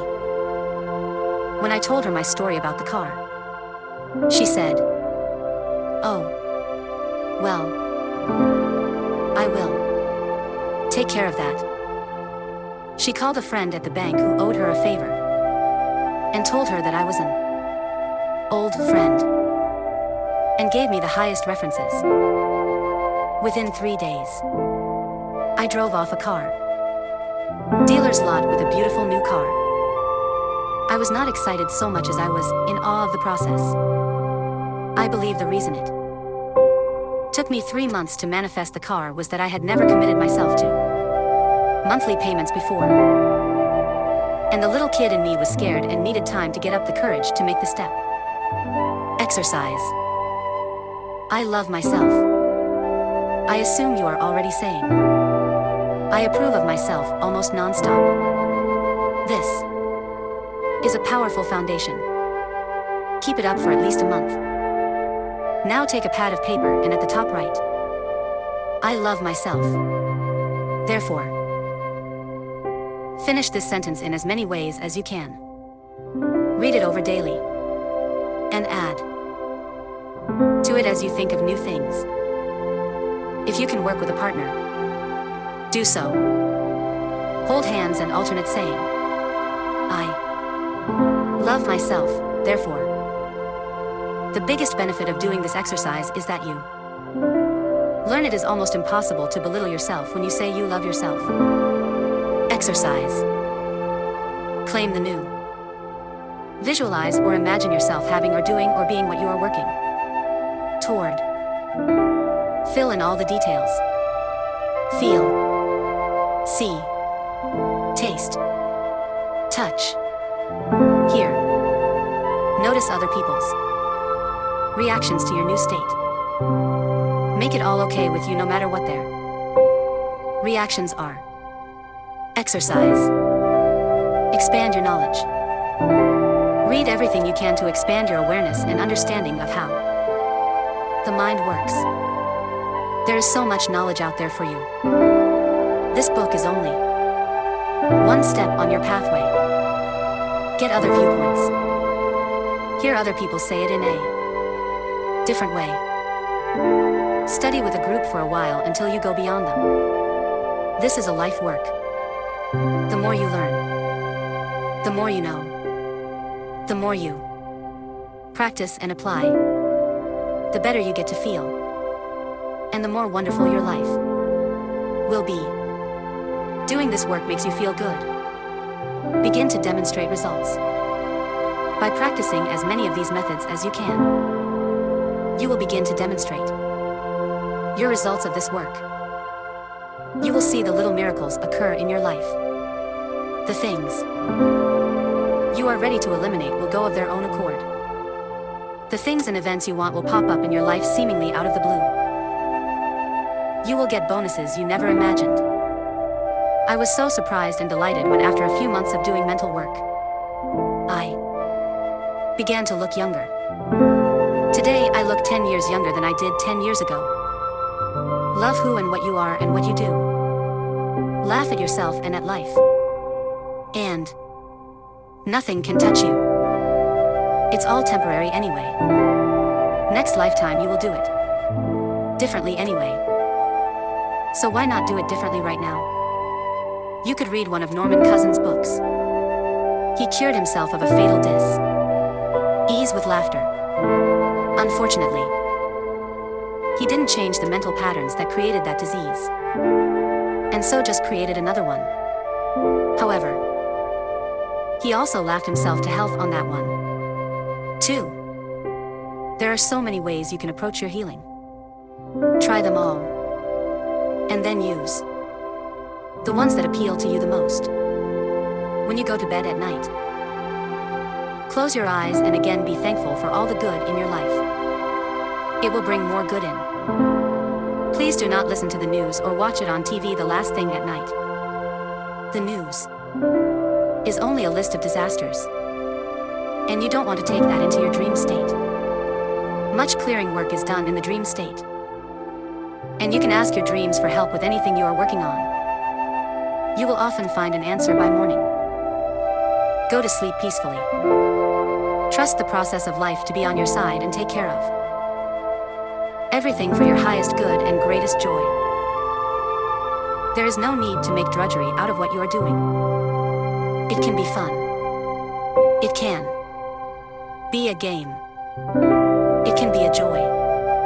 It's up to you. Even practicing forgiveness and releasing resentment can be fun, if you want to make it so. Again, make up a little song about that person or situation that is so hard to release. When you sing a ditty, it lightens up the whole procedure. When I work with clients privately, I bring laughter into the procedure as soon as I can. The quicker we can laugh about the whole thing, the easier it is to let it go. If you saw your problems on a stage in a play by Neil Simon, you would laugh yourself right out of the chair. Tragedy and comedy are the same thing. It just depends on your viewpoint. Oh, what fools we mortals be. Have fun in the infinity of life where I am. All is perfect, whole, and complete. I support myself, and life supports me. I see evidence of the law working all around me, and in every area of my life. I reinforce that which I learn in joyous ways. My day begins with gratitude and joy. I look forward with enthusiasm to the adventures of the day, knowing that in my life, all is good. I love who I am and all that I do. I am the living, loving, joyous expression of life. All is well in my world. Part 3, putting these ideas to work. Chapter 10. Relationships. All my relationships are harmonious. It seems all of life is relationships. We have relationships with everything. You are even having a relationship now with the book you are reading and with me and my concepts. The relationships you have with objects and foods and weather and transportation, and with people all reflect the relationship you have with yourself. The relationship you have with yourself is highly influenced by the relationships you had with the adults around you as a child. The way the adults reacted to us then is often the way we react toward ourselves now, both positively and negatively. Think for a moment of the words you use when you are scolding yourself. Aren't they the same words your parents used when they were scolding you? What words did they use when they praised you? I'm sure you use the same words to praise yourself. Perhaps they never praised you, so then you have no idea how to praise yourself, and probably think you have nothing to praise. I am not blaming our parents, because we are all victims of victims. They could not possibly teach you anything they did not know. Sandra Ray, the great rebirther who has done so much work with relationships, claims that every major relationship we have is a reflection of the relationship we had with one of our parents. She also claims that until we clean up that first one, we will never be free to create exactly what we want in relationships. Relationships are mirrors of ourselves. What we attract always mirrors either qualities we have or beliefs we have about relationships. This is true whether it is a boss, a coworker, an employee, a friend, a lover, a spouse, or child. The things you don't like about these people are either what you yourself do or would not do, or what you believe. You could not attract them or have them in your life if the way they are didn't somehow complement your own life. Exercise. Us versus them. Look for a moment at someone in your life who bothers you. Describe 3 things about this person that you don't like. Things you want him or her to change. Now, look deeply inside of you and ask yourself, Where am I like that? And when do I do the same things? Close your eyes and give yourself the time to do this. Then ask yourself if you are willing to change. When you remove these patterns, habits, and beliefs from your thinking and behavior, either the other person will change or he or she will leave your life. If you have a boss who is critical and impossible to please, look within.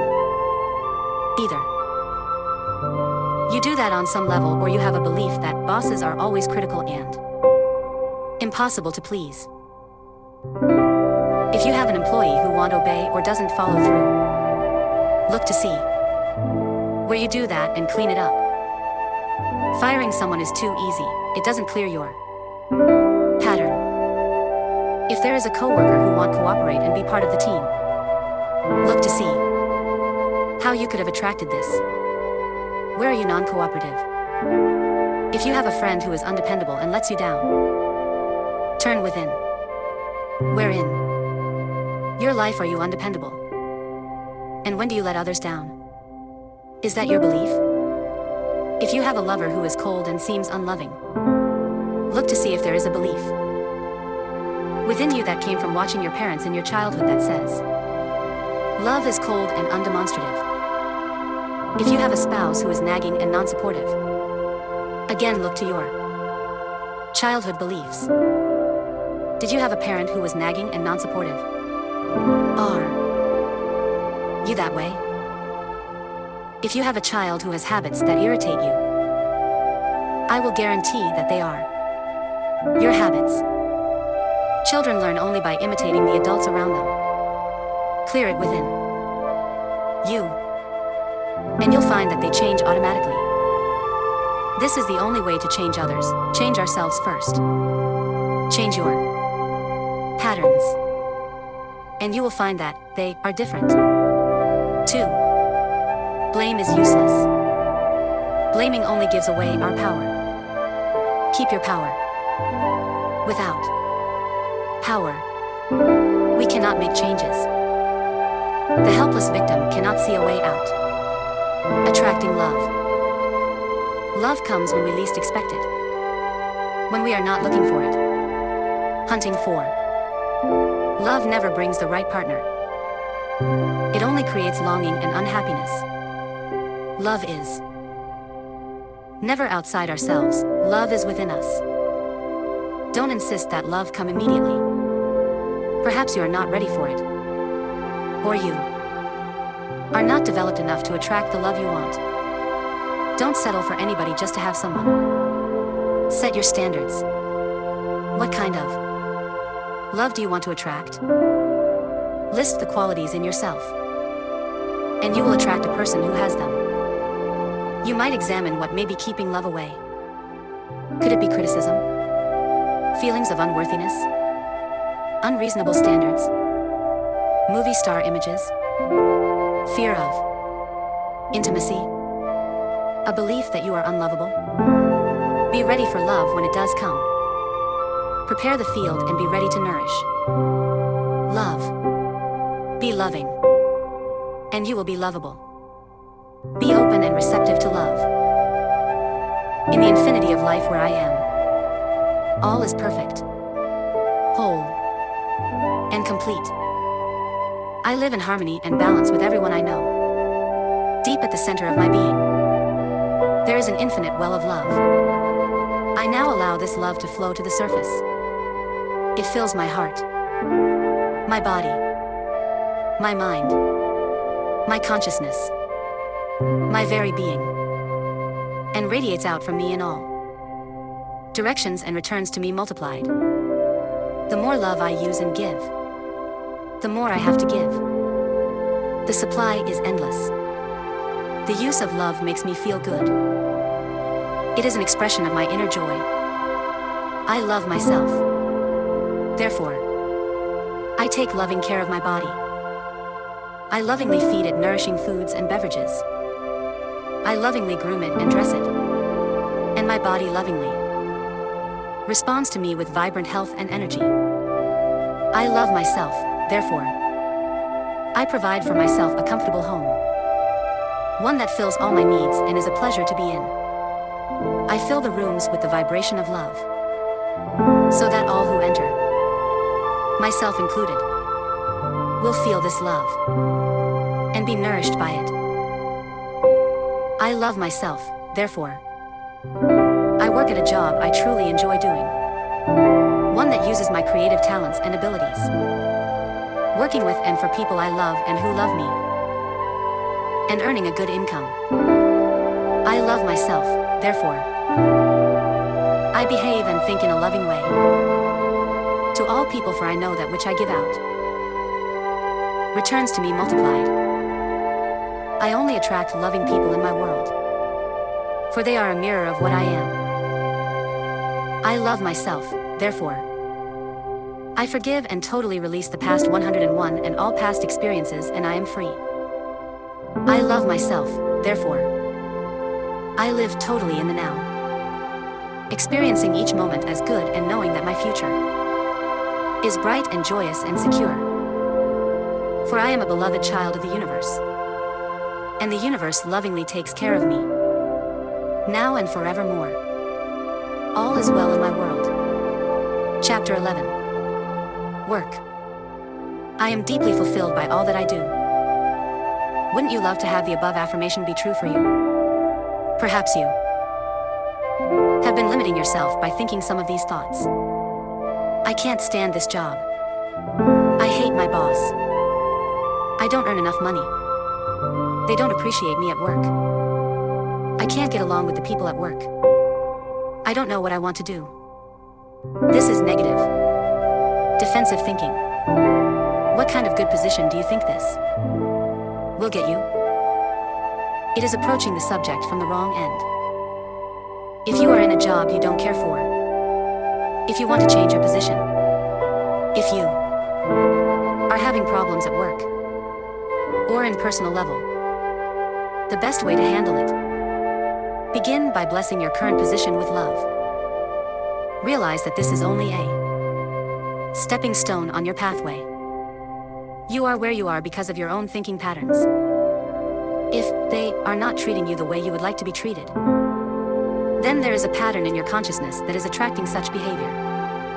So, in your mind, look around your current job or the job you had last, and begin to bless everything with love: the building, the elevators or stairs, the rooms, the furniture and equipment, the people you work for and the people you work with, and each and every customer. Begin to affirm for yourself that I always work for the most wonderful bosses. My boss always treats me with respect and courtesy. And my boss is generous and easy to work for. This will carry forward with you all your life. And if you become a boss, then you will be like that. 2. A young man was about to start a new job and was nervous. I remember saying, "Why wouldn't you do well? Of course you will be successful.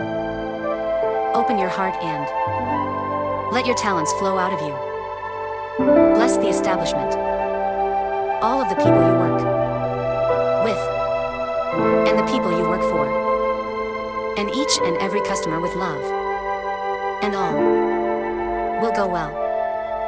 He did just that and was a great success. If you want to leave your job, then begin to affirm that you release your current job with love to the next person who will be delighted to have it.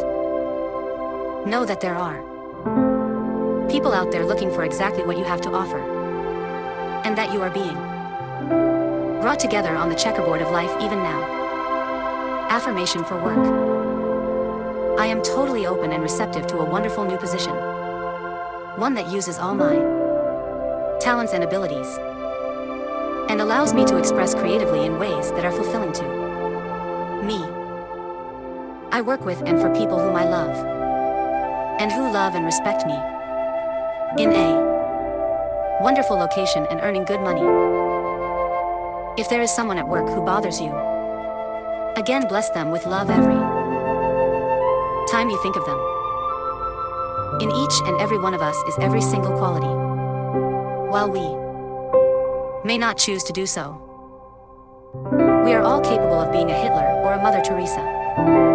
If this person is critical, begin to affirm that he or she is loving and full of praise. If he or she is grouchy, affirm that this person is cheerful and fun to be around. If he or she is cruel, affirm that this person is gentle and compassionate. If you see only the good qualities in this person, then that is what he or she has to show to you, no matter what behavior is displayed toward others. Example: this man's new job was to play the piano in a club where the boss was known for being unkind and mean. The employees used to call the boss Mr. Death behind his back. I was asked how to handle the situation. I replied, inside each and every person are all the good qualities. No matter how other people react to him, it has nothing to do with you. Every time you think of this man, bless him with love. Keep affirming for yourself. I always work for wonderful bosses. Keep doing this over and over. Greetings. And the boss soon began to slip him bonuses and hired him to play in several other clubs. The other employees who were sending out negative thoughts to the boss were still being mistreated. If you like your job but feel you are not getting paid enough, then begin to bless your current salary with love. Expressing gratitude for what we already have enables it to grow. Affirm that you are now opening your consciousness to a greater prosperity, and that part of that prosperity is an increased salary. Affirm that you deserve a raise, not for negative reasons, but because you are a great asset to the company and the owners want to share their profits with you. Always do the best you can on the job, for then the universe will know that you are ready to be lifted out of where you are to the next and even better place. Your consciousness put you where you are now. Your consciousness will either keep you there or lift you to a better position. It's up to you. In the infinity of life where I am, all is perfect, whole, and complete. My unique creative talents and abilities flow through me and are expressed in deeply satisfying ways. There are people out there who are always looking for my services. I am always in demand and can pick and choose what I want to do. I earn good money doing what satisfies me. My work is a joy and a pleasure. All is well in my world. Chapter 12. Success. Every experience is a success. What does failure mean anyway? Does it mean that something did not turn out the way you wanted it to, or the way you were hoping? The law of experience is always perfect. We outpicture our inner thoughts and beliefs perfectly. You must have left out a step or had an inner belief that told you that you did not deserve, or you felt unworthy. It's the same when I work with my computer. If there's a mistake, it is always me. It is something I have not done to comply with the laws of the computer. It only means that there is something else for me to learn. The old saying, if at first you don't succeed, try again, is so true. It doesn't mean beat yourself up and try the same old way again. It means recognize your error and try another way, until you learn to do it correctly. I think it is our natural birthright to go from success to success all our life. If we are not doing that, either we are not in tune with our innate capabilities, or we do not believe it can be true for us, or we do not recognize our successes. When we set standards that are much too high for where we are at this moment, standards we cannot possibly achieve right now, then we will always fail. When a little child is learning to walk or talk, we encourage him and praise him for every tiny improvement he makes. The child beams and eagerly tries to do better. Is this the way you encourage yourself when you are learning something new? Or do you make it harder to learn because you tell yourself that you are stupid or clumsy or a failure? Many actresses and actors feel they must be performance perfect when they arrive at At the first rehearsal, I remind them that the purpose of rehearsal is to learn. Rehearsal is a period of time to make mistakes, to try new ways and to learn. Only by practicing over and over do we learn the new and make it a natural part of us. When you watch an accomplished professional in any field, you are looking at innumerable hours of practice. Don't do what I used to do. I would refuse to try anything new because I didn't know how to do it. And I didn't want to appear foolish. Learning is making mistakes. Until our subconscious mind can put together the right pictures. It doesn't matter how long you have been thinking of yourself as a failure, you can begin to create a success pattern now. It doesn't matter what field you want to operate in. The principles are the same. We need to plant the seeds of success. These seeds will grow into an abundant harvest. Here are some success affirmations you can use. Divine intelligence gives me all the ideas I can use. Everything I touch is a success. There is plenty for everyone, including me. There are plenty of customers for my services. I establish a new awareness of success. I move into the winning circle. I am a magnet for divine prosperity. I am blessed beyond my fondest dreams. Riches of every sort are drawn to me. Golden opportunities are everywhere for me. Pick one of the above affirmations and repeat it for several days. Then pick another and do the same. Allow these ideas to fill your consciousness.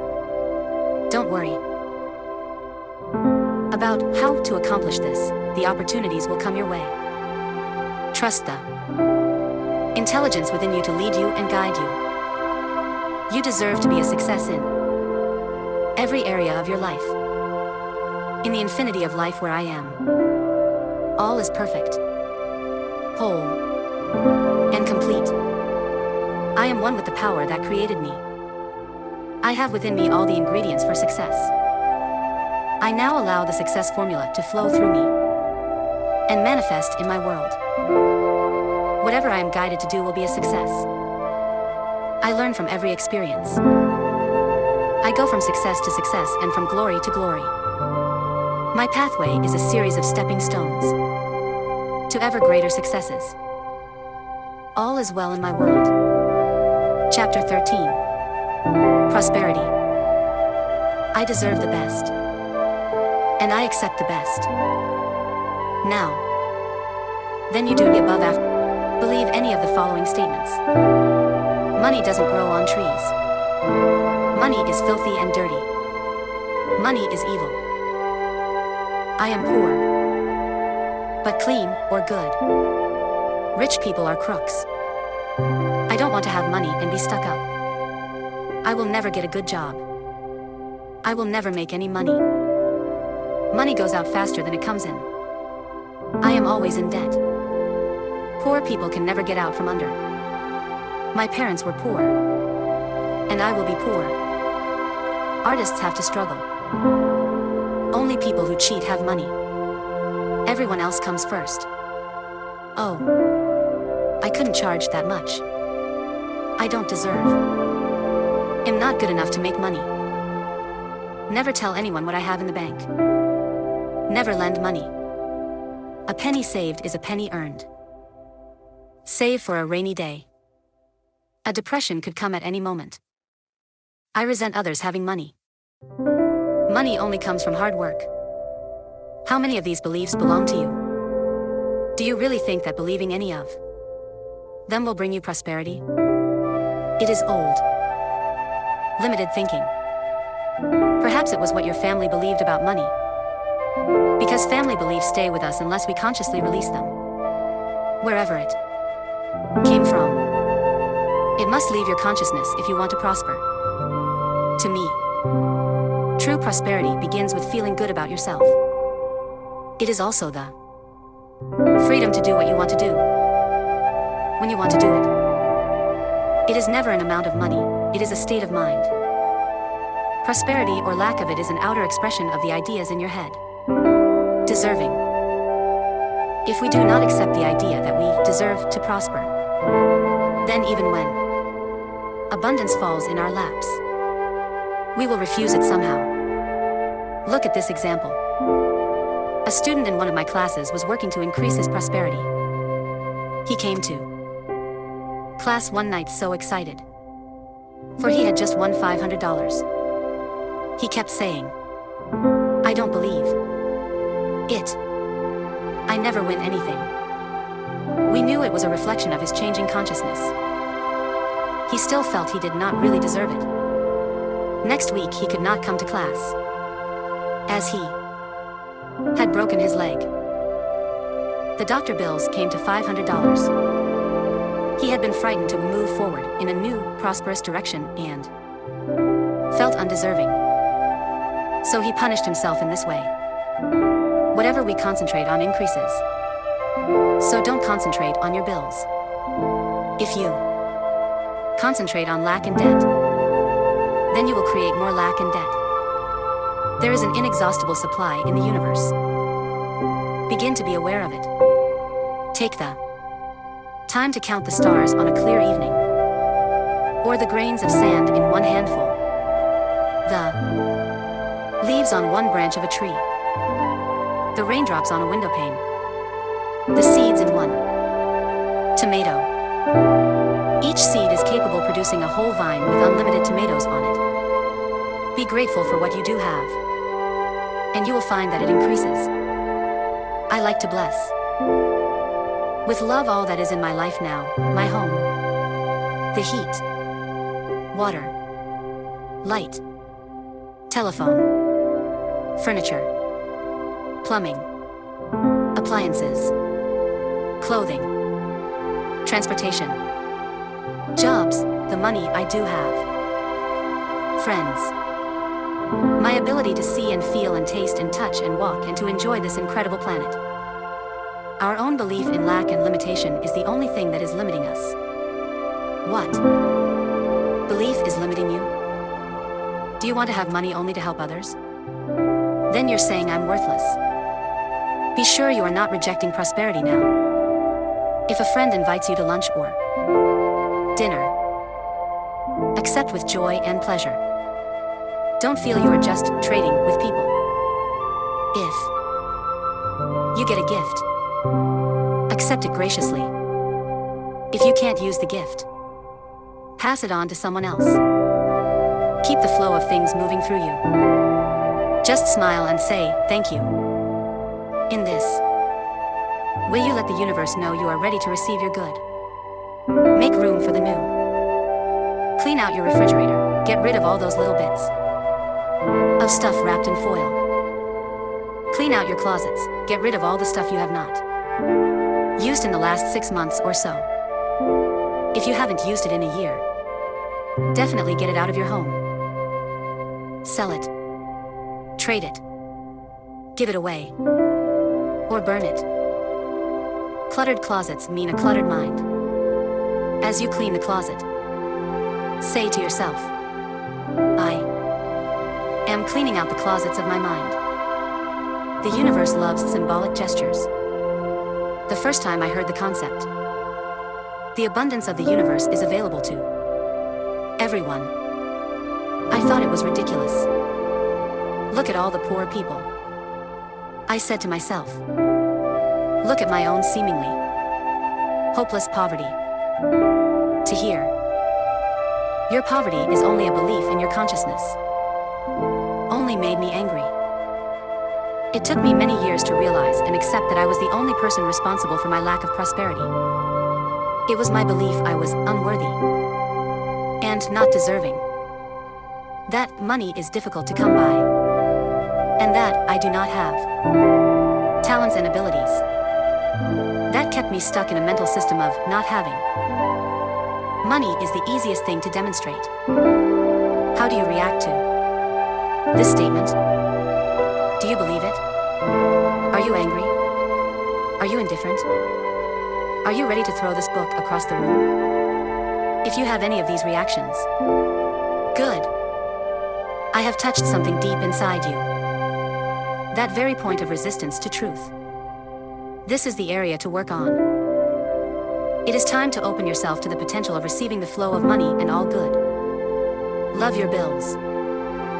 It is essential that we stop worrying about money and stop resenting our bills. Many people treat bills as punishments to be avoided if possible. A bill is an acknowledgement of our ability to pay. The creditor assumes you are affluent enough and gives you the service or the product first. I bless with love each and every bill that comes into my home. I bless with love and stamp a small kiss on each and every check I write. If you pay with resentment, money has a hard time coming back to you. If you pay with love and joy, you open the free-flowing channel of abundance. Treat your money as a friend, not as something you wad up and crush into your pocket. Your security is not your job, or your bank account, or your investments, or your spouse or parents. Your security is your ability to connect with the cosmic power that creates all things. I like to think that the power within me that breathes in my body is the same power that provides all that I need. And just as easily and simply, the universe is lavish and abundant. And it is our birthright to be supplied with everything we need, unless we choose to believe it to the contrary. I bless my telephone with love each time I use it, and I affirm often that it brings me only prosperity and expressions of love. I do the same with my mailbox, and each day it is filled to overflowing with money and love letters of all kinds from friends and clients and far-off readers of my book. The bills that come in I rejoice over, thanking the companies for trusting me to pay. I bless my doorbell and the front door, knowing that only good comes into my home. I expect my life to be good and joyous. And it is. These ideas are for everyone. The man was a hooker and wanted to increase his business. So he came to me for a prosperity session. He felt he was good at his profession and wanted to make $100,000 a year. I gave him the same ideas I am giving you. And soon he had money to put into Chinese porcelains. He spent so much time at home. He wanted to enjoy the beauty of his ever-increasing investments. Rejoice in others' good fortune. Don't delay your own prosperity by being resentful or jealous that someone else has more than you. Don't criticize the way they choose to spend their money. It is none of your business. Each person is under the law of his or her own consciousness. Just take care of your own thoughts. Bless another's good fortune. And know there is plenty for all. Are you a stingy tipper? Do you stiff washroom attendants with some self-righteous statement? Do you ignore the porters in your office or apartment building at Christmas time? Do you pinch pennies when you don't need to? Buying day-old vegetables or bread? Do you do your shopping in a thrift shop? Or do you always order the cheapest thing on the menu? There is a law of demand and supply. Demand comes first. Money has a way of coming to where it is needed. The poorest family can almost always gather together the money for a funeral. Visualization, ocean of abundance. Your prosperity consciousness is not dependent on money. Your flow of money is dependent upon your prosperity consciousness. As you can conceive of more will come into your life. I love the visualization of standing at the seashore looking out at the vast ocean and knowing that this ocean is the abundance that is available to me. Look down at your hands and see what sort of container you are holding. Is it a teaspoon? A thimble with a hole in it? A paper cup? A glass? A tumbler? A pitcher? A bucket? A wash tub? Or perhaps you have a pipeline connected to this ocean of abundance? Look around you and notice no matter how many people there are and no matter what kind of container they have, there is plenty for everyone. You cannot rob another, and they cannot rob you. And in no way can you drain the ocean dry. Your container is your consciousness, and it can always be exchanged for a larger container. Do this exercise often to get the feelings of expansion and unlimited supply. Open your arms. I sit at least once a day with my arms stretched out to the side and say, I am open and receptive to all the good and abundance in the universe. It gives me a feeling of expansion. The universe can only distribute to me what I have in my consciousness. And I can always create more in my consciousness. It is like a cosmic bank. I make mental deposits by increasing my awareness of my own abilities to create. Meditation, treatments, and affirmations are mental deposits. Let's make a habit of making daily deposits. Just having more money is not enough. We want to enjoy the money. Do you allow yourself to have pleasure with money? If not, why not? A portion of everything you take in can go to pure pleasure. Did you have any fun with your money last week? Why not? What old belief is stopping you? Let it go. Money does not have to be a serious subject in your life. Put it into perspective. Money is a means of exchange. That's all it is. What would you do and what would you have if you didn't need money? We need to shake up our money concepts. I have found it is easier to teach a seminar on sexuality than it is one on money. People get very angry when their money beliefs are being challenged. Even people who come to a seminar wanting desperately to create more money in their lives will go crazy when I try to change their limiting beliefs. I am willing to change. I am willing to release old negative beliefs. Sometimes we have to work with these two affirmations a lot in order to open the space to begin creating prosperity. We want to release the fixed income mentality. Do not limit the universe by insisting that you have only a certain salary or income. That salary or income is a channel. IT is not your source. Your supply comes from one source, the universe itself. There are an infinite number of channels. We must open ourselves to them. We must accept in consciousness that supply can come from anywhere and everywhere. Then when we walk down the street and find a penny or a dime, we say, thank you to the source.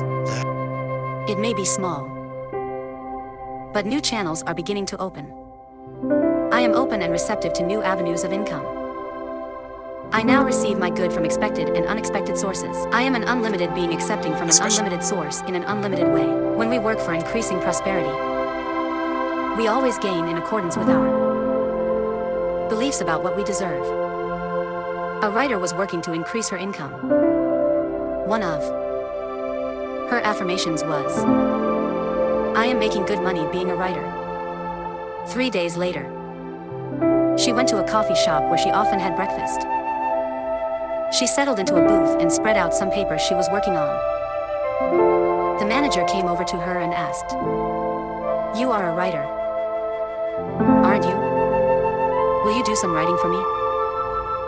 He then brought over several little blank tent signs and asked if she would write, Turkey Luncheon Special, $3.95 on each card.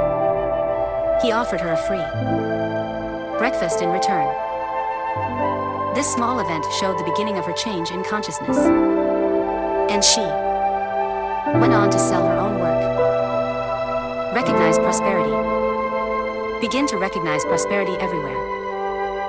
And rejoice in it.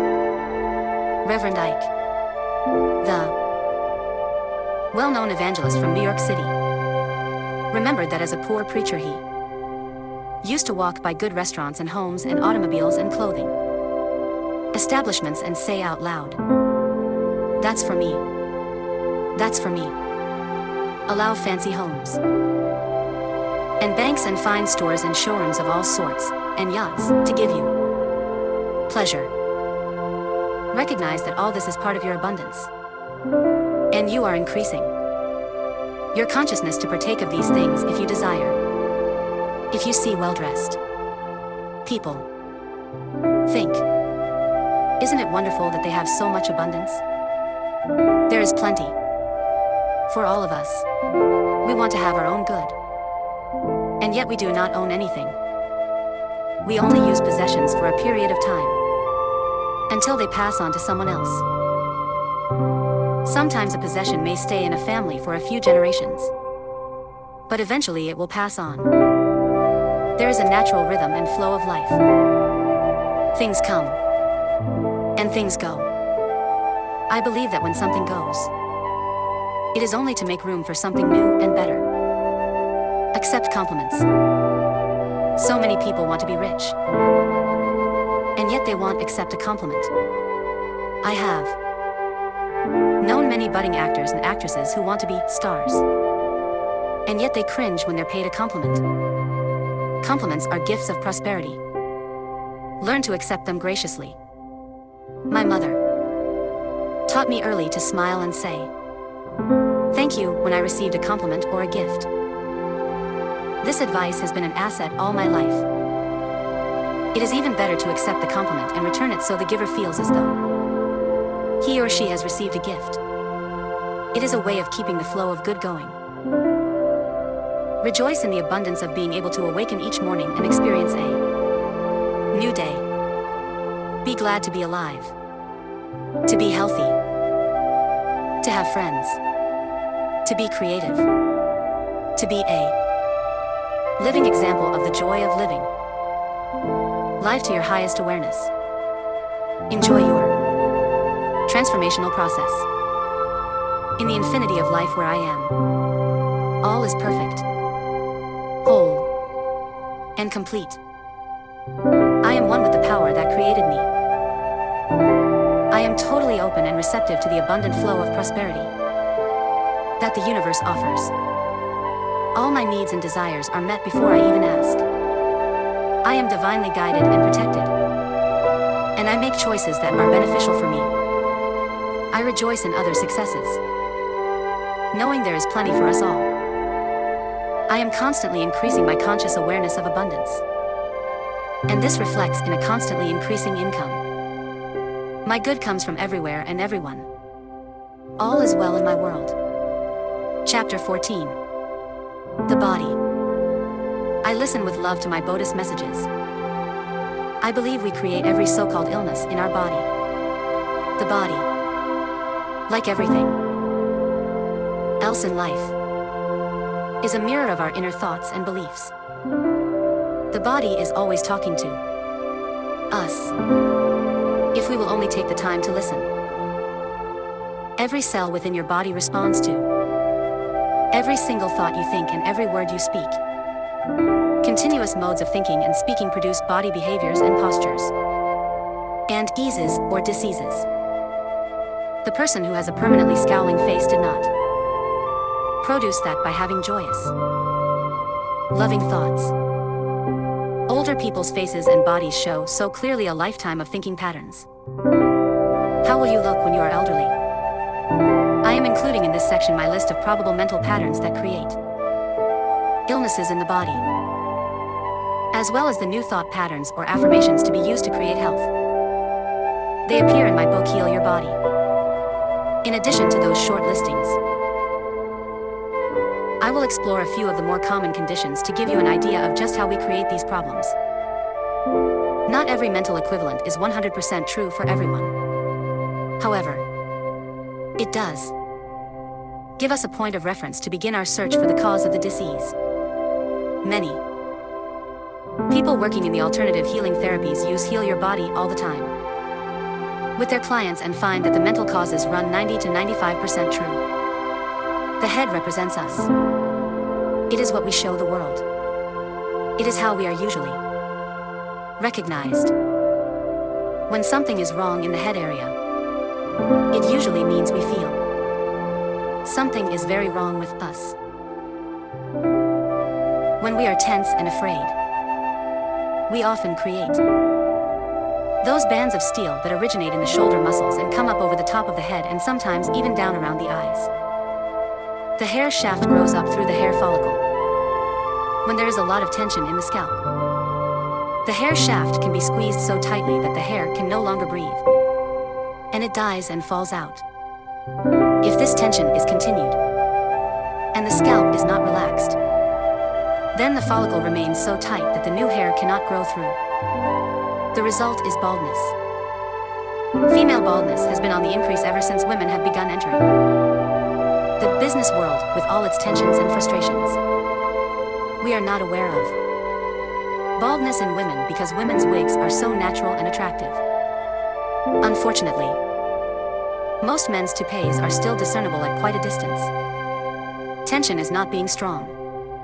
Tension is weakness. Being relaxed and centered and peaceful is really being strong and secure.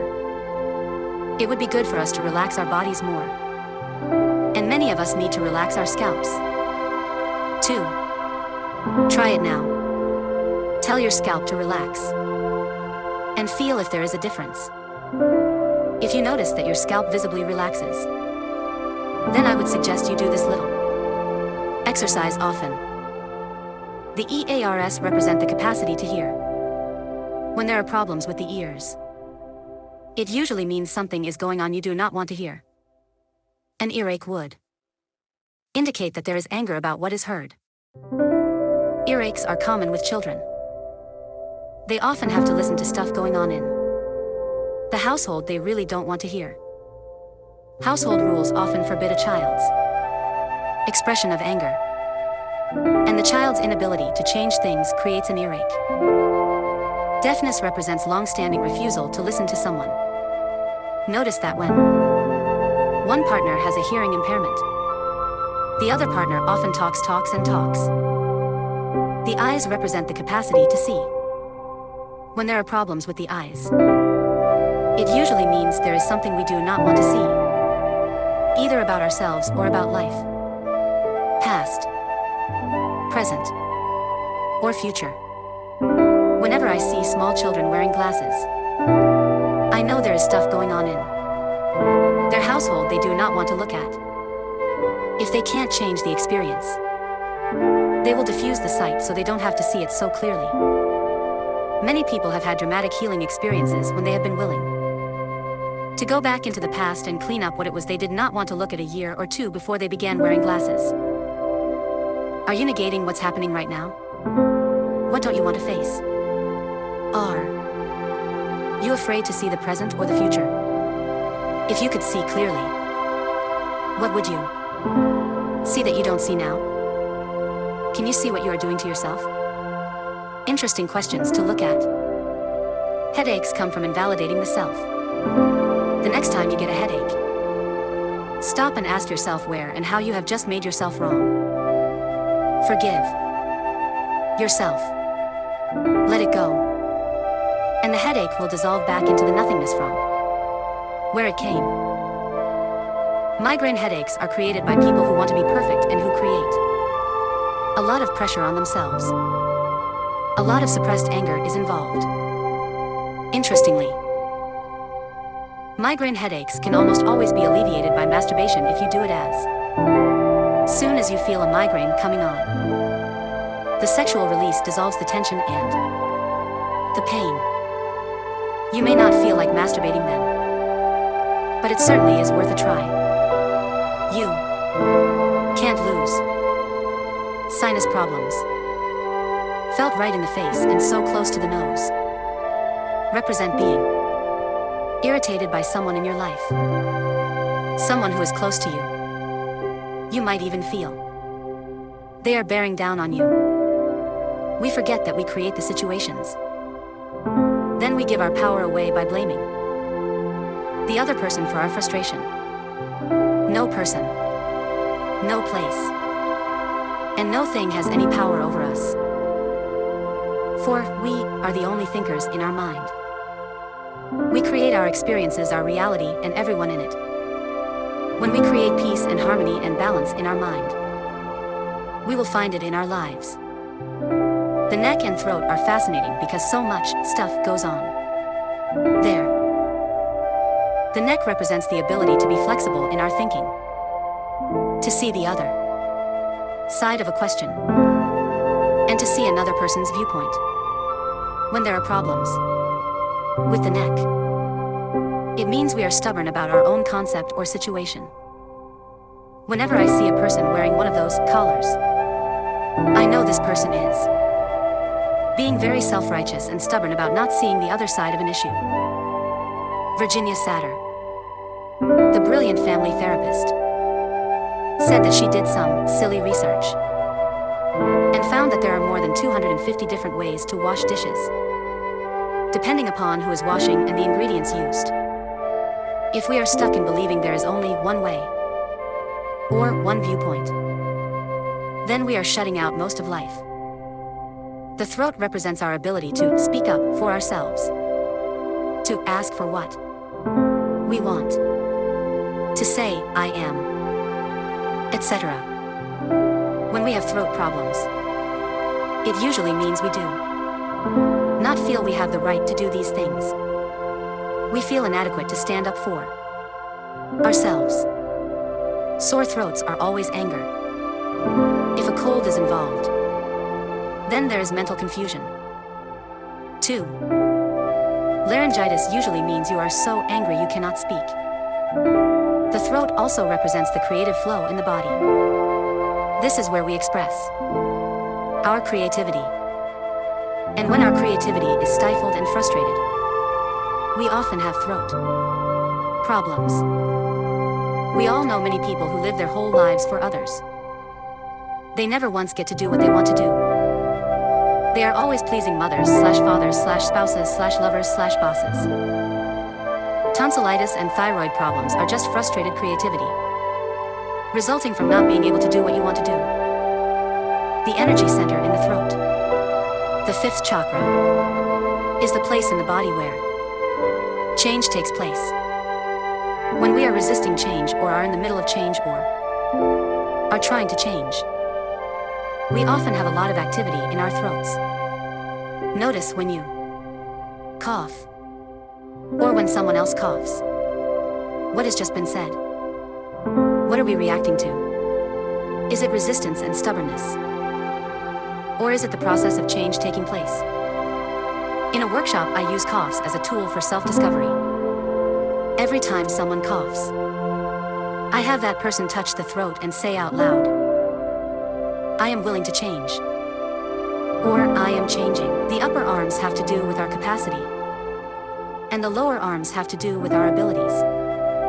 We store old emotions in our joints, and the elbows represent our flexibility in changing directions. Are you flexible about a changing direction in your life? Or are old emotions keeping you stuck in one spot? The hands grasp, hands hold, hands clench. We let things slip through our fingers. Sometimes we hold on too long. We are handy tight-fisted, open-handed, penny pinchers, butterfingers. We give handouts. We can handle ourselves, or we can't seem to handle anything. We put a handle on something. It's hands down. It's hands off. Hanky-panky. We give someone a hand. Our hand in hand. It's on hand or out of hand.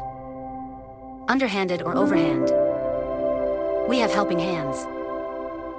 Hands can be gentle or they can be hard, with knotty knuckles from overthinking, or gnarled with arthritic criticism. Grasping hands come from fear of loss, fear of never having enough, fear that it won't stay if you hold lightly. Tightly grasping a relationship only has the partner run away in desperation. Tightly clenched hands cannot take in anything new. Shaking the hands freely from the wrists gives a feeling of looseness and openness. That which belongs to you cannot be taken from you. So relax. The fingers each have meaning. Problems in the fingers show where you need to relax and let go. If you cut your index finger, there is probably anger and fear that has to do with your ego in some current situation. The thumb is mental and represents worry. The index finger is the ego and fear. The middle finger has to do with sex and with anger. When you are angry, hold your middle finger and watch the anger dissolve. Hold the right finger if your anger is at a man and the left if it is at a woman. The ring finger is both unions and grief. The little finger has to do with the family and pretending. The back represents our support system. Problems with the back usually mean we feel we are not being supported. Too often we think we are only supported by our job or by our family or spouses. In reality, we are totally supported by the universe, by life itself. The upper back has to do with feeling the lack of emotional support. My husband / wife / lover / friend / boss doesn't understand me or support me. The middle back has to do with guilt. All that stuff that is in back of us. Are you afraid to see what is back there? Or are you hiding what is back there? Do you feel stabbed in the back? Do you feel real, burnt out? Are your finances in a mess? Or do you worry about them excessively? Then your lower back may be bothering you. The lack of money or the fear of money will do it. The amount you have has nothing to do with it. So many of us feel that money is the most important thing in our lives, and that we could not live without it. This is not true. There is something far more important and precious to us without which we could not live. What is that? It is our breath. Our breath is the most precious substance in our lives. And yet we totally take for granted when we exhale that our next breath will be there. If we did not take another breath, we would not last 3 minutes. Now if the power that created us has given us enough breath to last for as long as we shall live, can we not trust that everything else we need will also be supplied? The lungs represent our capacity to take in and give out life. Problems with the lungs usually mean we are afraid to take in life. Or perhaps we feel we do not have the right to live life fully. Women have traditionally been very shallow breathers and have often thought of themselves as second-class citizens who did not have the right to take up space and sometimes not even the right to live. Today, this is all changing. Women are taking their place as full members of society and breathing deeply and fully. It pleases me to see women in sports. Women have always worked in the fields. But this is the first time in history, as far as I know, that women have gone into sports. It is wonderful to see the magnificent bodies that are emerging. Emphysema and heavy smoking are ways of denying life. They mask a deep feeling of being totally unworthy of existing. Scolding will not change the habit of smoking. It is the basic belief that must change first. The breasts represent the mothering principle. When there are problems with the breasts, it usually means we are over-mothering either a person, a place, a thing, or an experience. Part of the mothering process is to allow the child to grow up. We need to know when to take our hands off, when to turn over the reins and let them be.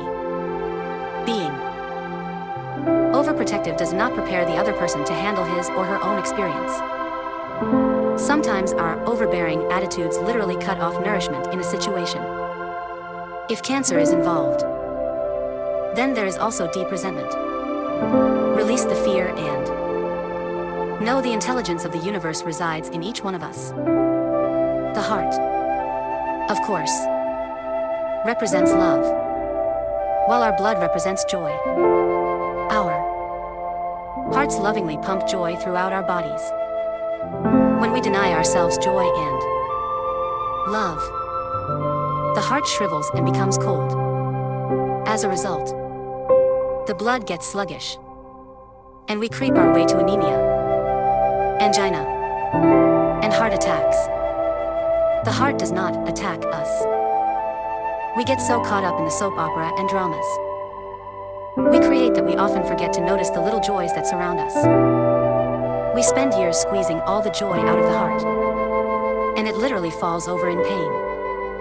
Heart attack people are never joyous people. If they do not take the time to appreciate the joys of life, they will just recreate another heart attack in time. Heart of gold, cold heart, open heart, black heart, loving heart, warm-hearted, Where is your heart? The stomach digests all the new ideas and experiences we have. What or who? Can't you stomach? What gets you in the gut? When there are stomach problems, it usually means we don't know how to assimilate the new experience. We are afraid. Many of us remember when commercial airplanes first became popular. That we could get inside a big metal tube that would carry us safely through the sky was a new idea we found hard to assimilate. At every seat, there were throw-up bags, and most of us were using them. We would throw up into our barf bags as discreetly as we could, wrap them up and hand them to the stewardess, who spent a lot of her time running up and down the aisle collecting them. Now it is many years later, and though the bags are still at every seat, they are seldom used. We have assimilated the idea of flying. Ulcers are no more than fear, tremendous fear of not being good enough. We fear not being good enough for a parent. We fear not being good enough for a boss. We can't stomach who we are. We rip our guts apart trying to please others, no matter how important our job is. Our inner self-esteem is very low. We are afraid they will find out about us. The genitals represents the most feminine part of a woman, her femininity, or the most masculine part of a man, his masculinity, our masculine principle or our feminine principle. When we do not feel comfortable with being either a man or a woman, when we reflect our sexuality, when we reject our bodies as dirty or sinful, then we often have problems in the genital area. I seldom come across a person who was reared in a household where the genitals and their functions were called by their right names. We all grew up with euphemisms of one sort or another. Remember the ones your own family used? It could have been as mild as down there, to names that made you feel your genitals were dirty and disgusting. Yes. We all grew up believing that something was not quite right between our legs. I feel the sexual revolution that exploded several years ago was in one way a good thing. We were moving away from Victorian hypocrisy. Suddenly it was okay to have many partners, and women as well as men could have one-night stands. Marital swapping became more open. Many of us began to enjoy the pleasure and freedom of our bodies in a new and open way. However, few of us thought to deal with what Rosa Lamont, founder of the Self Communication Institute, calls Mama's God. Whatever your mother taught you about God when you were 3 years old is still there in your subconscious mind unless you have done some conscious work to release it. Was that God an angry, avenging God? What did that God feel about sex? If we are still carrying those early guilt feelings about our sexuality and our bodies, then we are surely going to create punishment for ourselves. Bladder problems, anal problems, vaginitis, and prostate and penis problems all come under the same area. They stem from distorted beliefs about our bodies and the correctness of their functions. Every organ in our body is a magnificent expression of life with its own special functions. We do not think of our livers or our eyes as dirty or sinful. Why do we then choose to believe our genitals are? The anus is as beautiful as the ear. Without our anus, we would have no way to release what the body no longer needs, and we would die very quickly. Every part of our body and every function of our body is perfect and normal, natural, and beautiful. I ask clients with sexual problems to begin to relate to their rectum, penis, or vagina with a sense of love and appreciation for their function and their beauty. If you are beginning to cringe or get irate as you read this, ask yourself why. Who told you to deny any part of your body? Certainly not God. Our sexual organs were created as the most pleasurable part of our body to give us pleasure. To deny this is to create pain and punishment. Sex is not only okay, it is glorious and wonderful.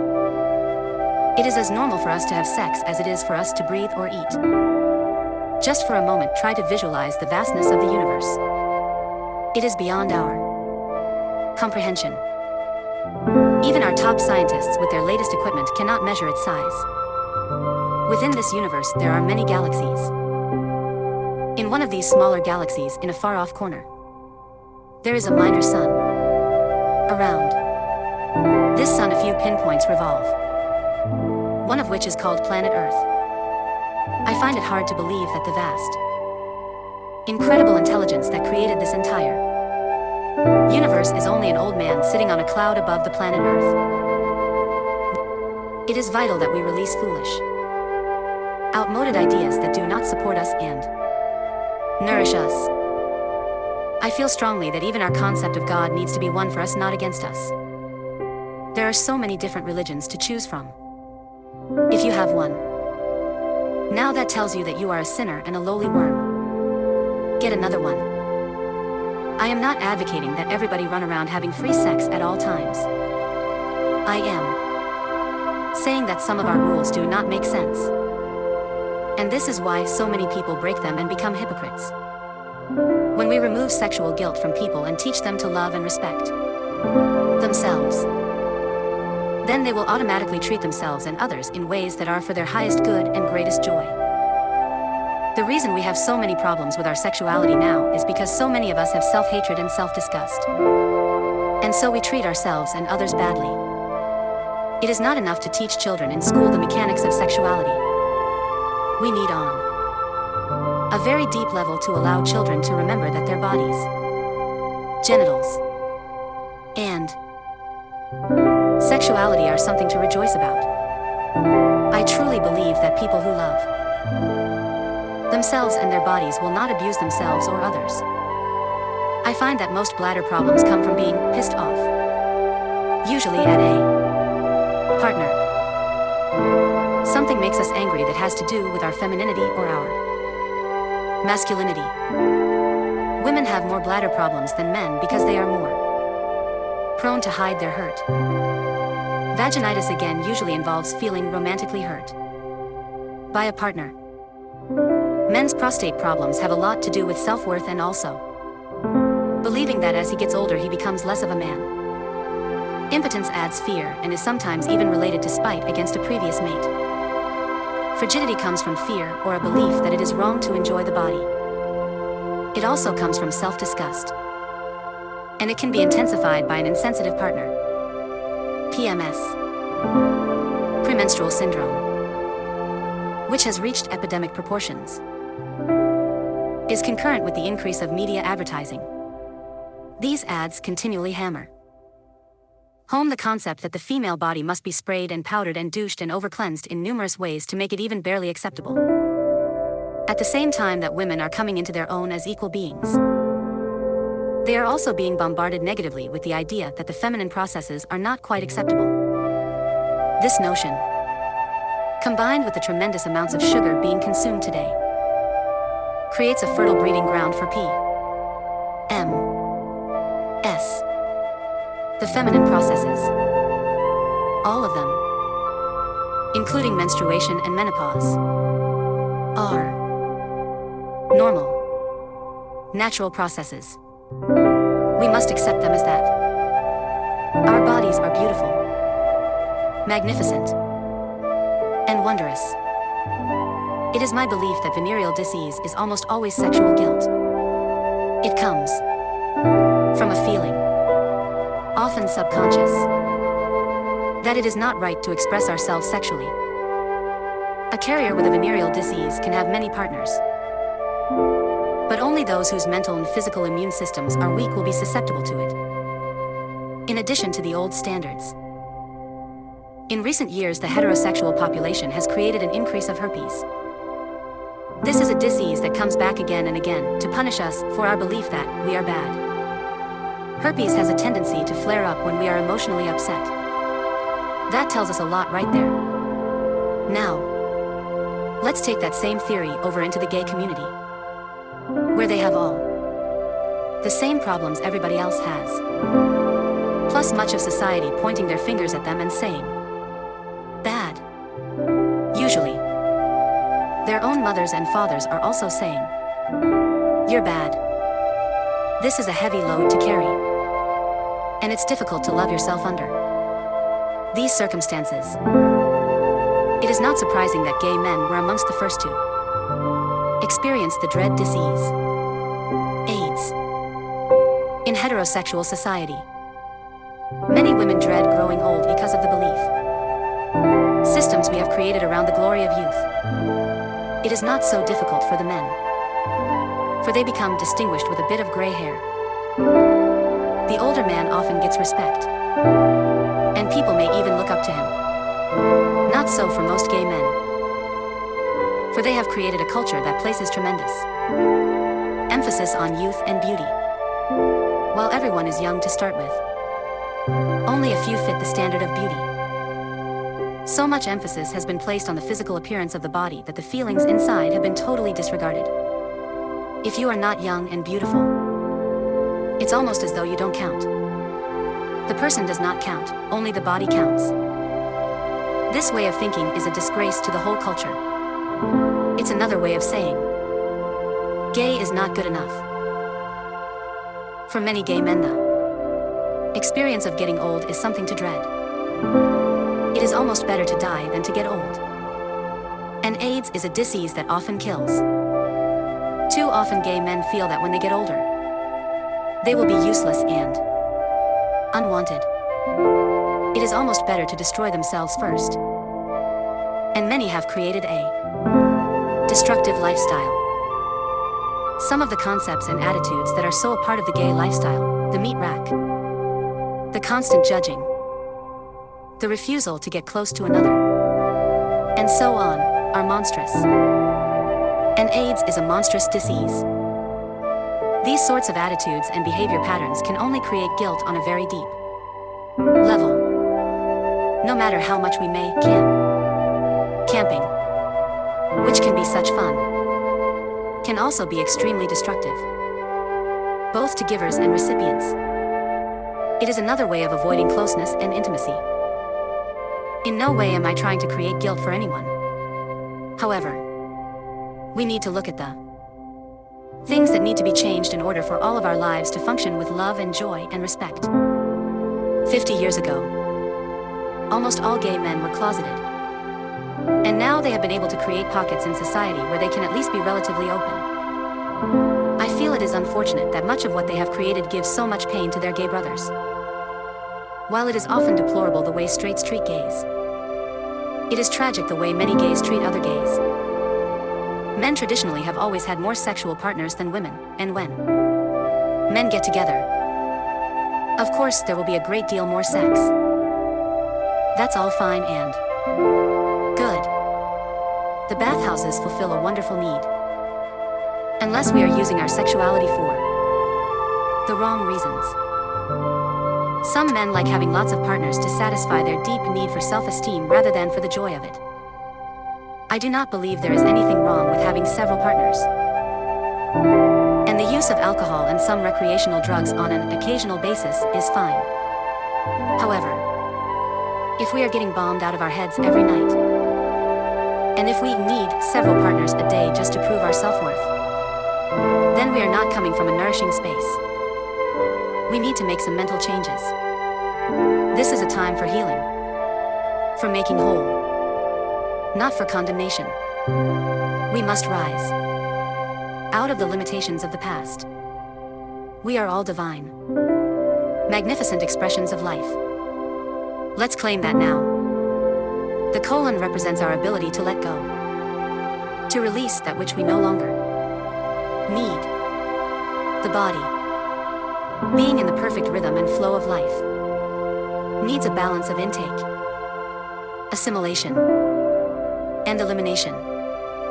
It is only our fears that block the releasing of the old. Even if constipated people are not actually stingy, they usually do not trust that there will ever be enough. They hold on to old relationships that give them pain. They are afraid to throw out clothes that have been in the closet for years because they might need them someday. They stay in stifling jobs, or never give themselves pleasure because they must save for that rainy day. We do not rummage in last night's garbage to find today's meal. Learn to trust the process of life to always bring you what you need. Our legs carry us forward in life. Leg problems often indicate a fear of moving forward or a reluctance to move forward in a certain direction. We run with our legs. We drag our legs. We pussyfoot. We are knock-kneed, pigeon-toed, and we have big fat, angry thighs filled with childhood resentments. Not wanting to do things will often produce minor leg problems. Varicose veins represent standing in a job or place that we hate. The veins lose their ability to carry joy. Are you going in the direction you want to? Knees, like the neck, have to do with flexibility, only they express bending and pride, ego and stubbornness. Often when moving forward, we are fearful of bending, and we become inflexible. This stiffens the joints. We want to move forward, but we do not want to change our ways. This is why knees take so long to heal. Our ego is involved. The knees take a long time because we get our pride and our self-righteousness involved. The next time you have a knee problem, ask yourself where you are being self-righteous, where you are refusing to bend. Drop the stubbornness and let go. Life is flow. Life is movement, and to be comfortable, we must be flexible and move with it. A willow tree bends and sways and flows with the wind and is always graceful and at ease with life. Our feet have to do with our understanding of ourselves and of life, past, present, and future. Many old people have a difficult time walking. Their understanding has been warped, and they often feel there is no place to go. Little children move on happy, dancing feet. Elderly people often shuffle as if they are reluctant to move. Our skin represents our individuality. Skin problems usually mean we feel our individuality is being threatened somehow. We feel that others have power over us. We are thin-skinned. Things tend to get under our skin. We feel skinned alive. Our nerves are right under our skin. One of the quickest ways to heal skin problems is to nurture yourself by saying in your mind, I approve of myself, several hundred times a day. Take back your own power. Accidents are no accident. Like everything else in our lives, we create them. It's not that we necessarily say, I want to have an accident, but we do have them. Mental thought patterns that can attract an accident to us. Some people seem to be accident-prone, and others go for a lifetime without ever getting a scratch. Accidents are expressions of anger. They indicate built-up frustrations resulting from not feeling the freedom to speak up for oneself. Accidents also indicate rebellion against authority. We get so mad we want to hit people, and instead, we get hit. When we are angry at ourselves, when we feel guilty, when we feel the need for punishment. An accident is a marvelous way of taking care of that. It seems as though any accident is not our fault, that we are helpless victims of a quirk of fate. An accident allows us to turn to others for sympathy and attention. We get our wounds bathed and attended to. We often get bed rest, sometimes for an extended period of time. And we get pain. Where this pain occurs in the body gives us a clue to which area of life we feel guilty about. The degree of physical damage lets us know how severely we felt we needed to be punished and how long the sentence should be. Anorexia bulimia is denying the self-life, an extreme form of self-hatred. Food is nourishment on the most basic level. Why would you deny yourself nourishment? Why do you want to die? What is going on in your life that is so awful that you want to get out completely? Self-hatred is only hating a thought you have about yourself. Thoughts can be changed. What is so terrible about you? Were you reared in a critical family? Did you have critical teachers? Did your early religious training tell you that you were not good enough as you are?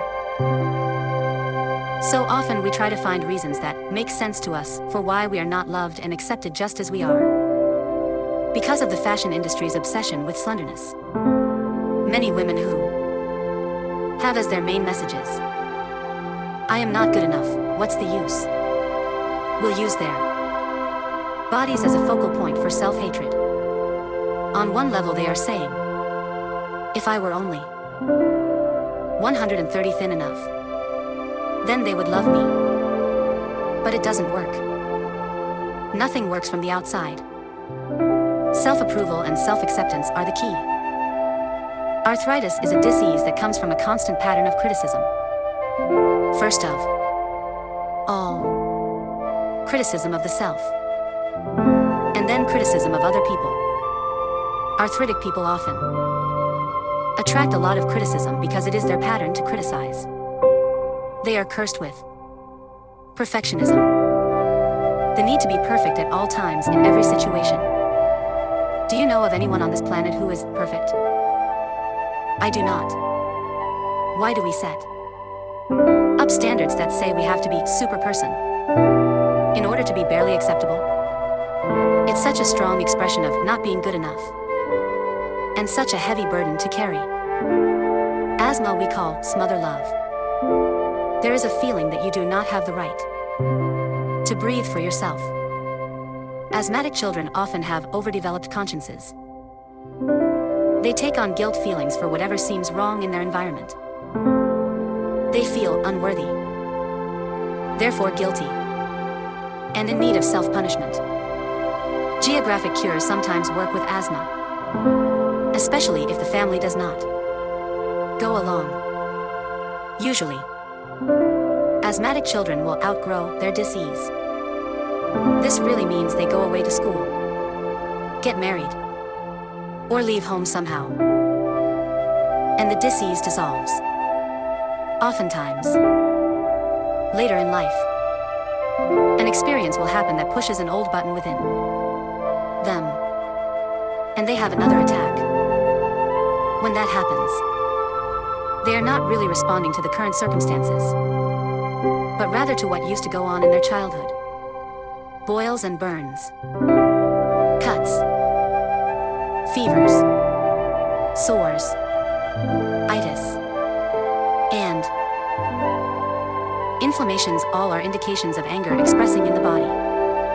Anger will find its way to express, no matter how much we try to suppress it. Steam that is built up must be released. We fear our anger, lest we destroy our world. Yet anger can be released as simply as saying, "I am angry about this." True. We can't always say this to our bosses. We can, however, beat the bed or scream in the car or play tennis. These are harmless ways to physically releasing anger. Spiritual people often believe they shouldn't get angry. True. We are all working toward the time when we no longer blame others for our feelings. But until we arrive there, it is healthier to acknowledge what we do feel in the moment. Cancer is a disease caused by deep resentment held for a long time until it literally eats away at the body. Something happens in childhood that destroys the sense of trust. This experience is never forgotten, and the individual lives with a sense of self-pity, finding it hard to develop and maintain long-term, meaningful relationships. Because of that belief system, life seems to be a series of disappointments. A feeling of hopelessness and helplessness and loss permeates the thinking, and it becomes easy to blame others for all our problems. People with cancer are also very self-critical. To me, learning to love and accept the self is the key to healing cancers. Overweight represents a need for protection. We seek protection from hurts, slights, criticism, abuse, sexuality, and sexual advances, from a fear of life in general. And also specifically. Take your choice. I am not a heavy person. Yet I have learned over the years that when I am feeling insecure and not at ease, I will put on a few pounds. When the thread is gone, the excess weight goes away by itself. Fighting fat is a waste of time and energy. Diets don't work. The minute you stop, the weight goes back up. Loving and approving of yourself. Trusting in the process of life and feeling safe because you know the power of your own mind make up the best diet I know of. Go on a diet from negative thoughts, and your weight will take care of itself. Too many parents stuff food in a baby's mouth no matter what the problem is. These babies grow up to stand in front of an open refrigerator saying, I don't know what I want. Whenever there is a problem, pain of any sort, to me, is an indication of guilt. Guilt always seeks punishment, and punishment creates pain. Chronic pain comes from chronic guilt, often so deeply buried that we are not even aware of it anymore. Guilt is a totally useless emotion. It never makes anyone feel better, nor does it change a situation. Your sentence is now over. So let yourself out of prison. Forgiving is only giving up, letting go. Strokes are blood clots, congestion in the bloodstream in the area of the brain, cutting off the blood supply to the brain. The brain is the computer of the body. Blood is joy. The veins and arteries are channels of joy. Everything works under the law and the action of love. There is love in every bit of intelligence in the universe. It is impossible to work and function well without love and joy being experienced. Negative thinking clogs up the brain, and there is no room for love and joy to flow in its free and open way. Laughter cannot flow if it is not allowed to be free and foolish. It is the same with love and joy. Life is not grim unless we make it so, unless we choose to look at it in that way. We can find total disaster in the smallest upset, and we can find some joy in the greatest tragedy. It is up to us. Sometimes we try to force our life to go in a certain way when it is not for our highest good. Sometimes we create strokes to force us to go in a totally different direction, to reevaluate our lifestyles. Stiffness in the body represents stiffness in the mind. Fear makes us cling to old ways, and we find it difficult to be flexible. If we believe there is only one way to do something, we often find ourselves becoming stiff. We can always find another way to do things. Remember Virginia Satter and her more than 250 different ways to do dishes. Notice where in the body the stiffness occurs.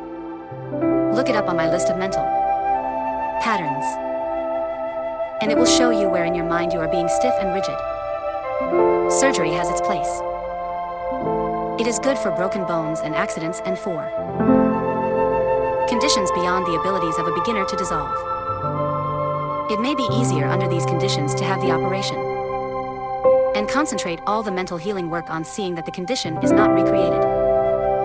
More and more each day there are many wonderful people in the medical profession who are truly dedicated to helping humanity. More and more doctors are turning to holistic ways of healing, treating the whole person. Yet most doctors do not work with the cause of any illness. They only treat the symptoms, the effects. They do this in one of two ways.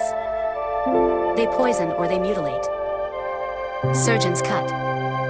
And if you go to surgeons, they will usually recommend cutting. However, if the decision for surgery is made, prepare yourself for the experience so it will go as smoothly as possible, and you will heal as rapidly as possible. Ask the surgeon and staff to cooperate with you in this. Surgeons and their staffs in the operating rooms are often unaware that even though the patient is unconscious, he or she is still hearing and picking up everything said on a subconscious level. I heard one new age leader say she needed some emergency surgery and before the operation, she had a talk with the surgeon and the anesthesiologist. She asked them please to play soft music during the operation and for them to talk to her and each other continuously in positive affirmations. She had the nurse in the recovery room do the same thing. So the operation went easily, and her recovery was rapid and comfortable. With my own clients, I always suggest they affirm that every hand that touches me in the hospital is a healing hand and expresses only love. And the operation goes quickly and easily and perfectly. Another is, I am totally comfortable at all times after the surgery. Have some soft and pleasant music playing as much as possible. And affirm to yourself, I am healing rapidly, comfortably, and perfectly.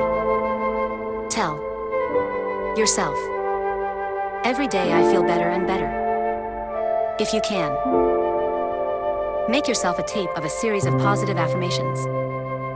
Take your tape, recorder to the hospital, and play your tape over and over while you rest and recuperate. Notice sensations, not pain.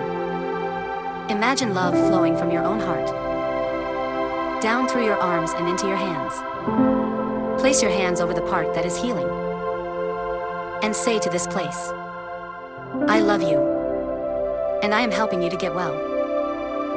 Swelling of the body represents clogging and stagnation in the emotional thinking.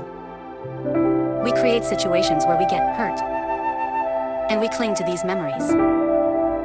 Swelling often represents bottled up tears, feeling stuck and trapped, or blaming others for our own limitations.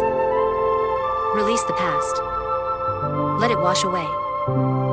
Take back your own power. Stop dwelling on what you don't want. Use your mind to create what you do want. Let yourself flow with the tide of life. Tumors are false growths. An oyster takes a tiny grain of sand and, to protect itself, grows a hard and shiny shell around it. We call it a pearl and think it is beautiful.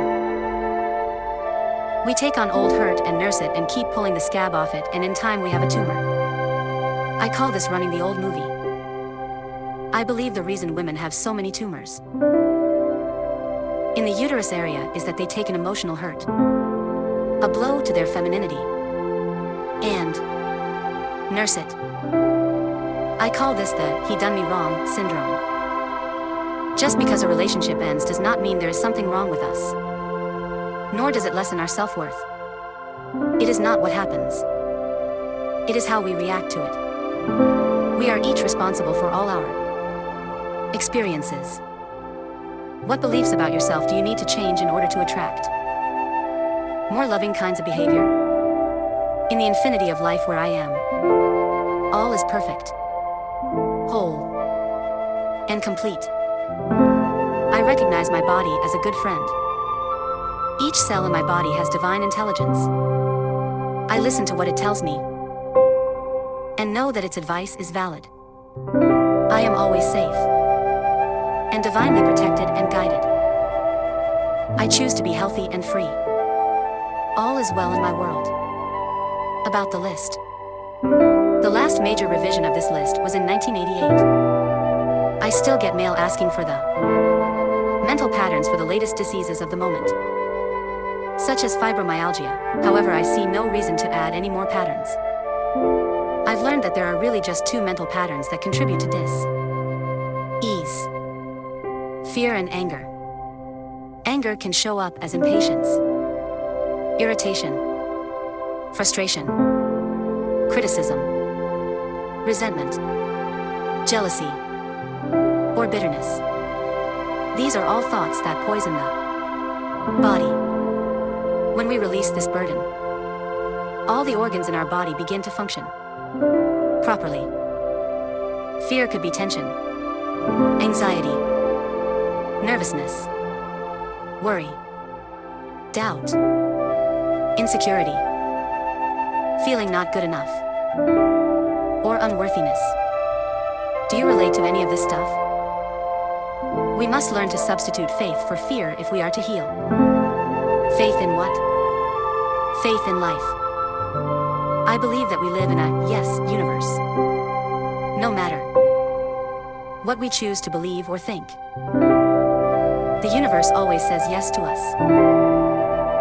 If we think poverty, the universe says yes to that. If we think prosperity, the universe says yes to that. So we want to think and believe that we have the right to be healthy. That health is natural to us. The universe will support and say yes to this belief. Be a yes person. And know you live in a yes world. Being responded to by a yes universe. If you find yourself with some sort of disease that's not listed in here, become your own investigator and healer. Ask yourself, is it one of the forms of fear? Or is it one of the forms of anger? Are you willing to release those thoughts? Are you willing to replace those thoughts with positive affirmations? Asterisk loving yourself will also contribute greatly to healing your body. For love heals. So how do you love yourself?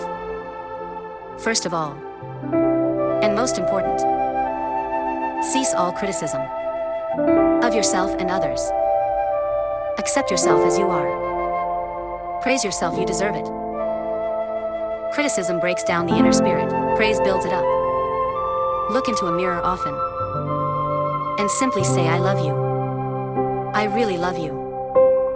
It may be difficult at first, but keep practicing, and soon you will mean and feel what you say. Love yourself as much as you can, and all of life will mirror this love back to you. By the way, fibromyalgia is fear showing up as extreme tension due to stress.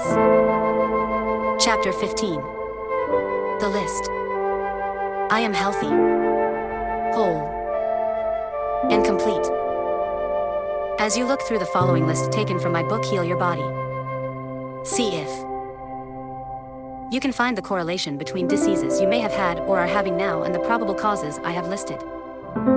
A good way to use this list when you have a physical problem is 1. Look up the mental cause.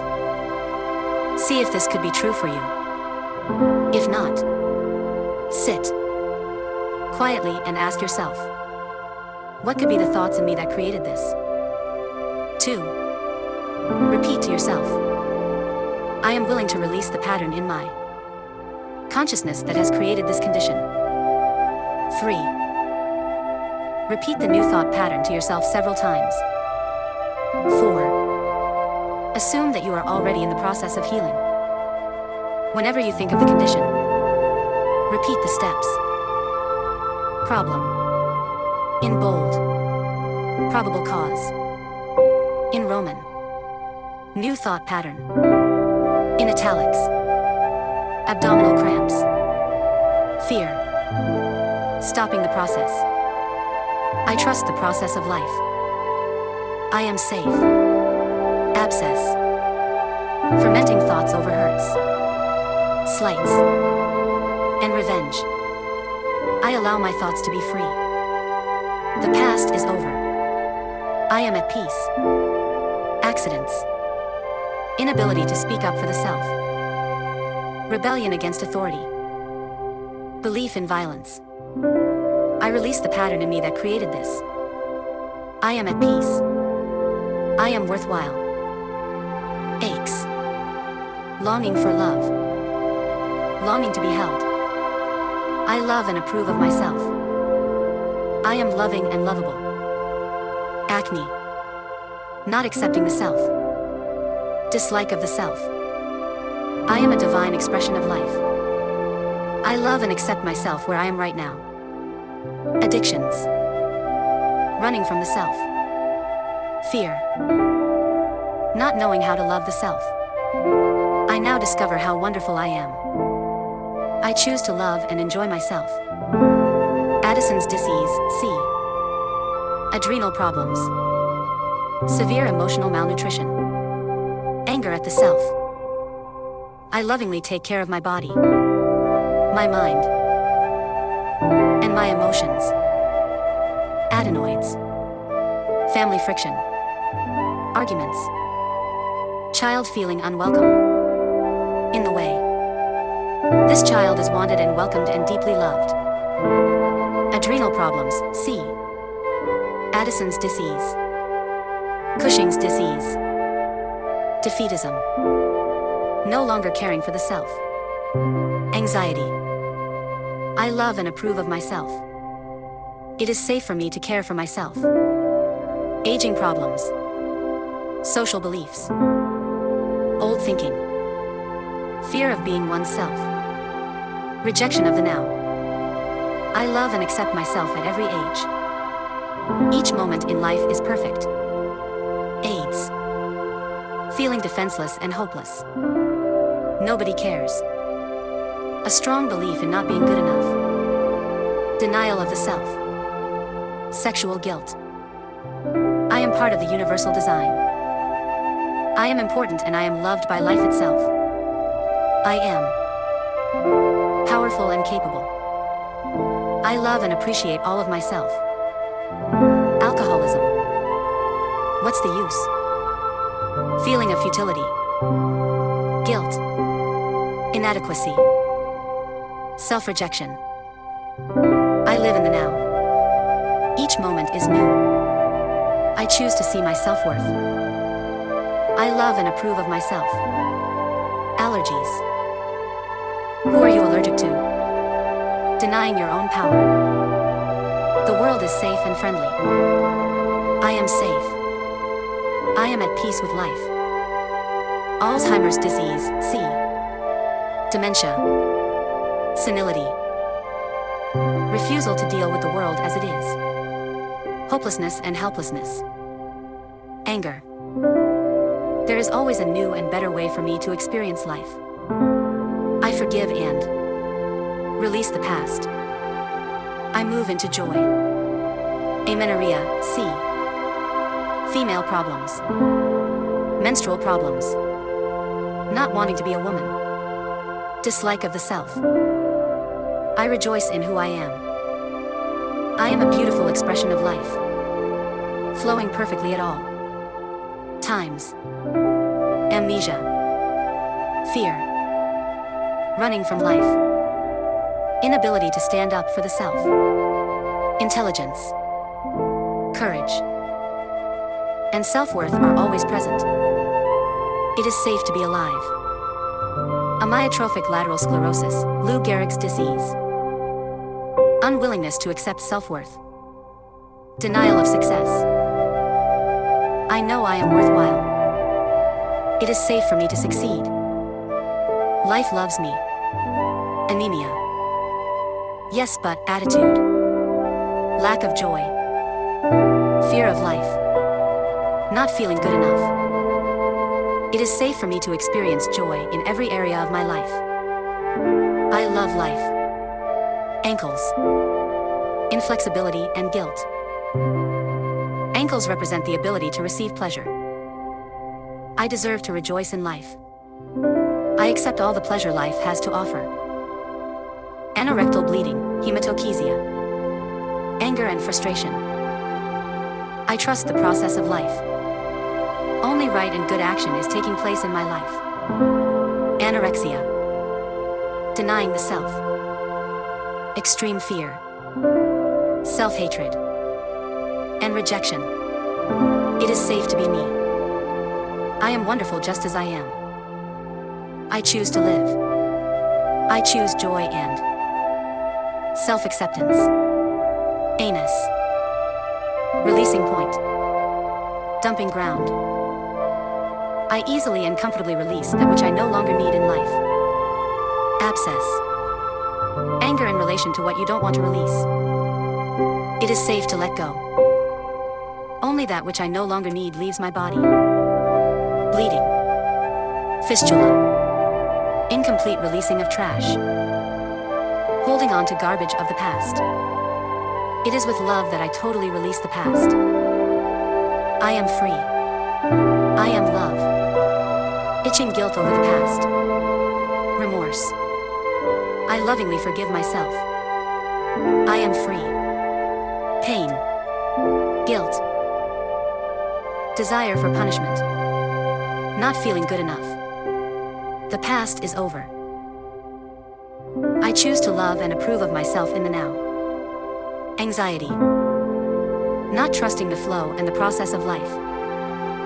I love and approve of myself and I trust the process of life. I am safe. Apathy. Resistance to feeling. Deadening of the self. Fear. It is safe to feel. I open myself to life. I am willing to experience life. Appendicitis. Fear. Fear of life. Blocking the flow of good. I am safe.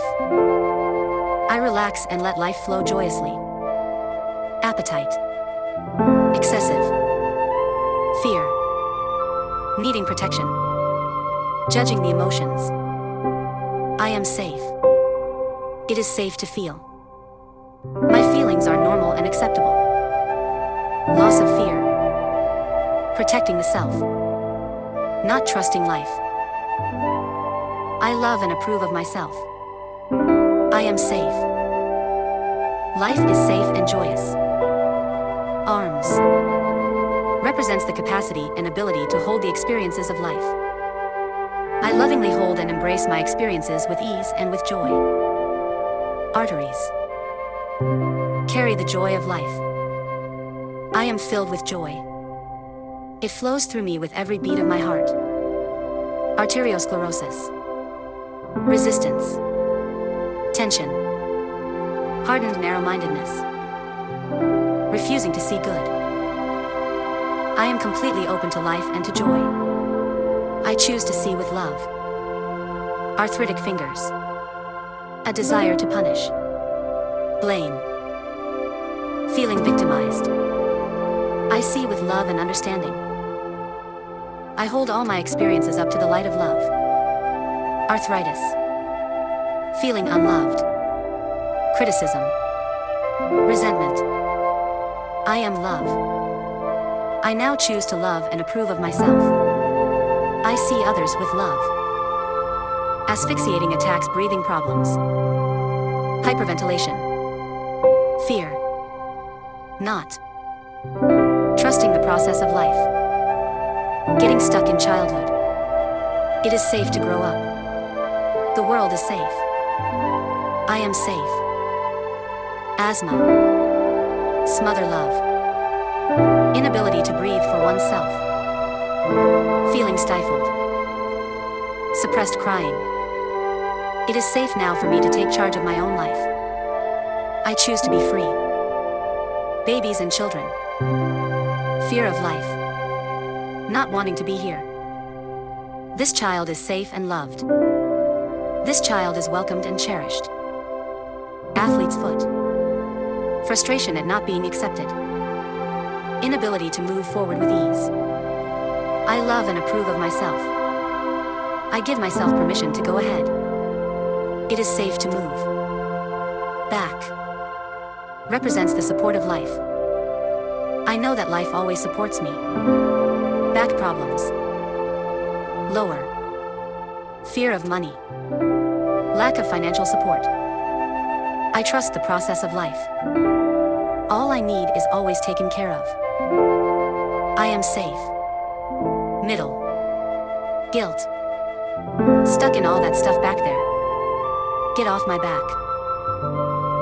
I am free to move forward with love in my heart. Upper. Lack of emotional support. Feeling unloved.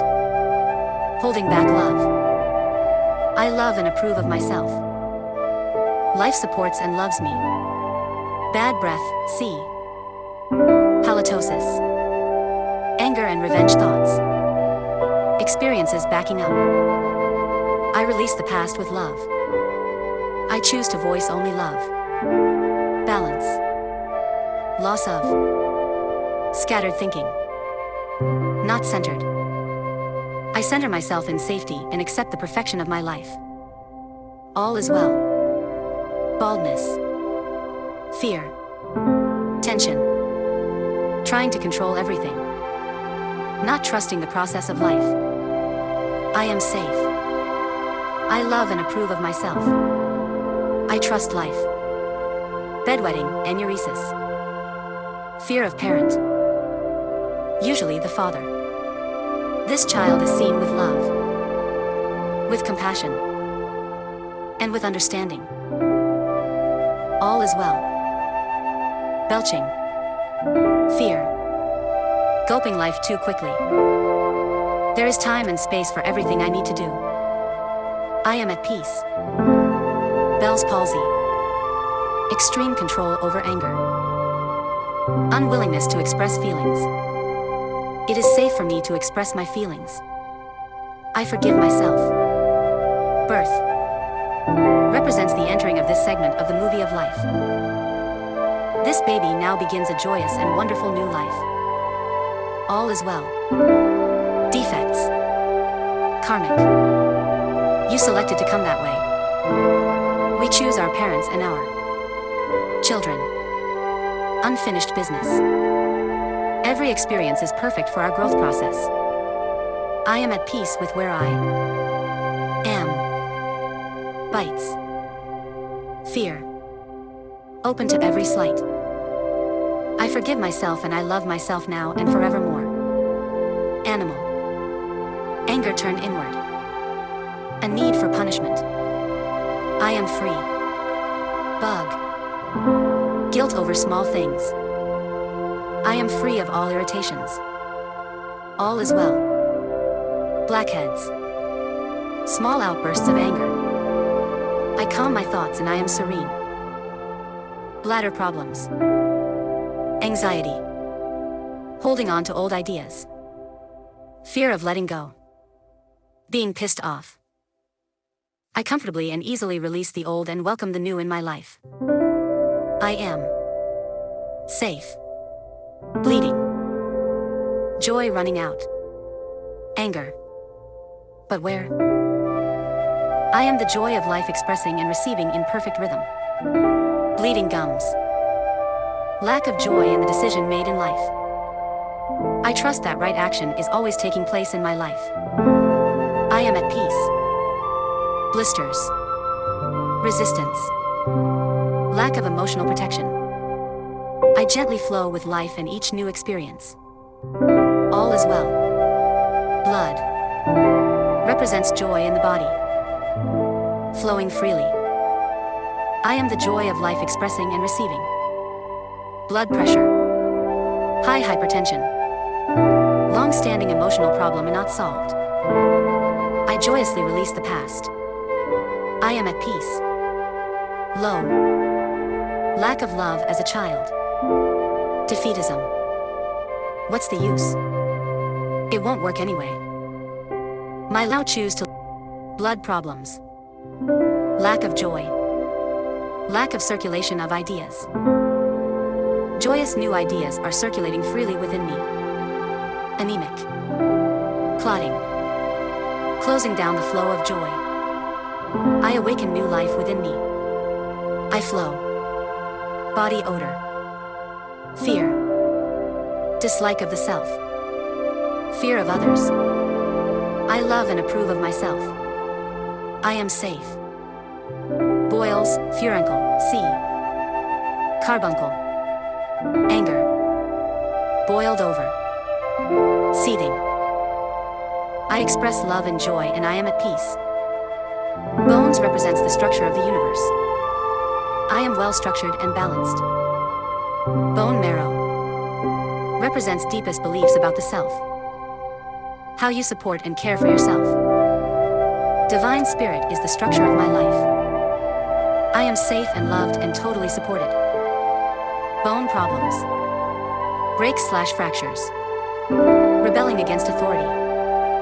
In my world, I am my own authority, for I am the only one who thinks in my mind.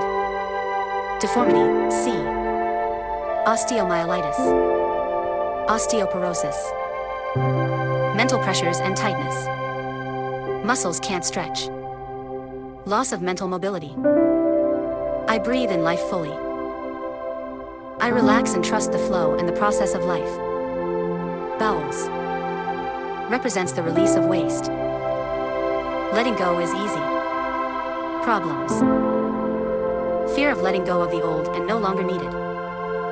I freely and easily release the old and joyously welcome the new. Brain represents the computer, the switchboard. I am the loving operator of my mind. Tumor. Incorrect computerized beliefs. Stubborn. Refusing to change old patterns. It is easy for me to reprogram the computer of my mind. All of life is change, and my mind is ever new. Breasts represents mothering and nurturing and nourishment. I take in and give out nourishment in perfect balance. Breast problems. Cysts. Lumps.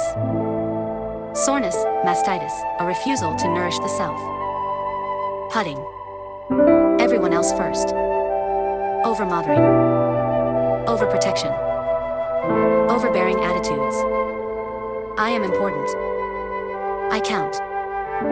I now care for and nourish myself with love and with joy. I allow others the freedom to be who they are. We are all safe and free. Breath represents the ability to take in life. I love life. It is safe to live. Breathing problems, C. Asphyxiating attacks. Hyperventilation. Fear or refusal to take in life fully. Not feeling the right to take up space or even exist.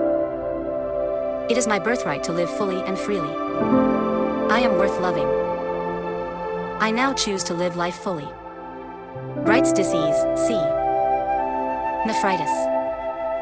Feeling like a kid who can't do it right and is not good enough. A failure. Loss. I love and approve of myself. I care for me. I am totally adequate at all times. Bronchitis, C. Respiratory ailments. Inflamed family environment. Arguments and yelling. Sometimes silent. I declare peace and harmony within me and around me. All is well. Bruises the little bumps in life. Self-punishment. I love and cherish myself. I am kind and gentle with me. All is well. Bulimia. Hopeless terror. A frantic stuffing and purging of self-hatred. I am loved and nourished and supported by life itself. It is safe for me to be alive. Bunions. Lack of joy in meeting the experiences of life. I joyously run forward to greet life's wonderful experiences. Burns. Anger. Burning up. Incensed. I create only peace and harmony within myself and in my environment. I deserve to feel good. Bursitis. Repressed anger. Wanting to hit someone. Love relaxes and releases all unlike itself. Buttocks. Represents power. Loose buttocks. Loss of power. I use my power wisely. I am strong. I am safe. All is well. Calluses. Hardened concepts and ideas. Fear solidified. It is safe to see and experience new ideas and new ways. I am open and receptive to good. Cancer. Deep hurt. Long-standing resentment. Deep secret or grief eating away at the self. Carrying hatreds. What's the use? I love and approve of myself. Candida feeling very scattered. Lots of frustration and anger. Demanding and untrusting in relationships. Great takers. I give myself permission to be all that I can be. And I deserve the very best in life.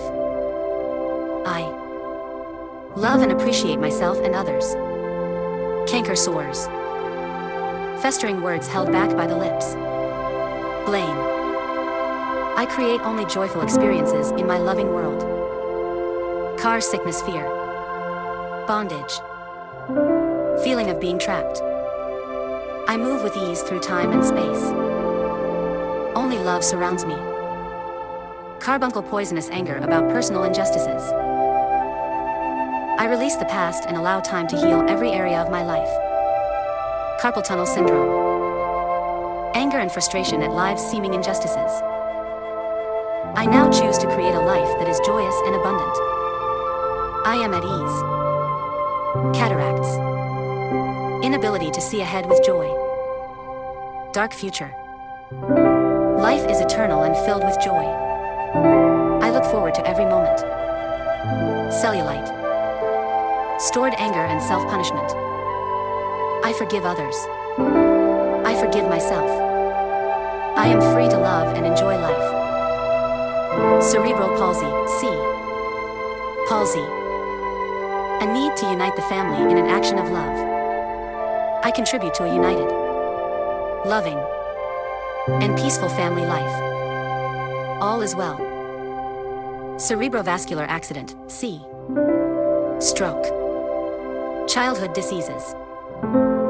Belief in calendars and social concepts and false laws. Childish behavior in the adults around them. This child is divinely protected and surrounded by love. We claim mental immunity. Chills. Mental contraction.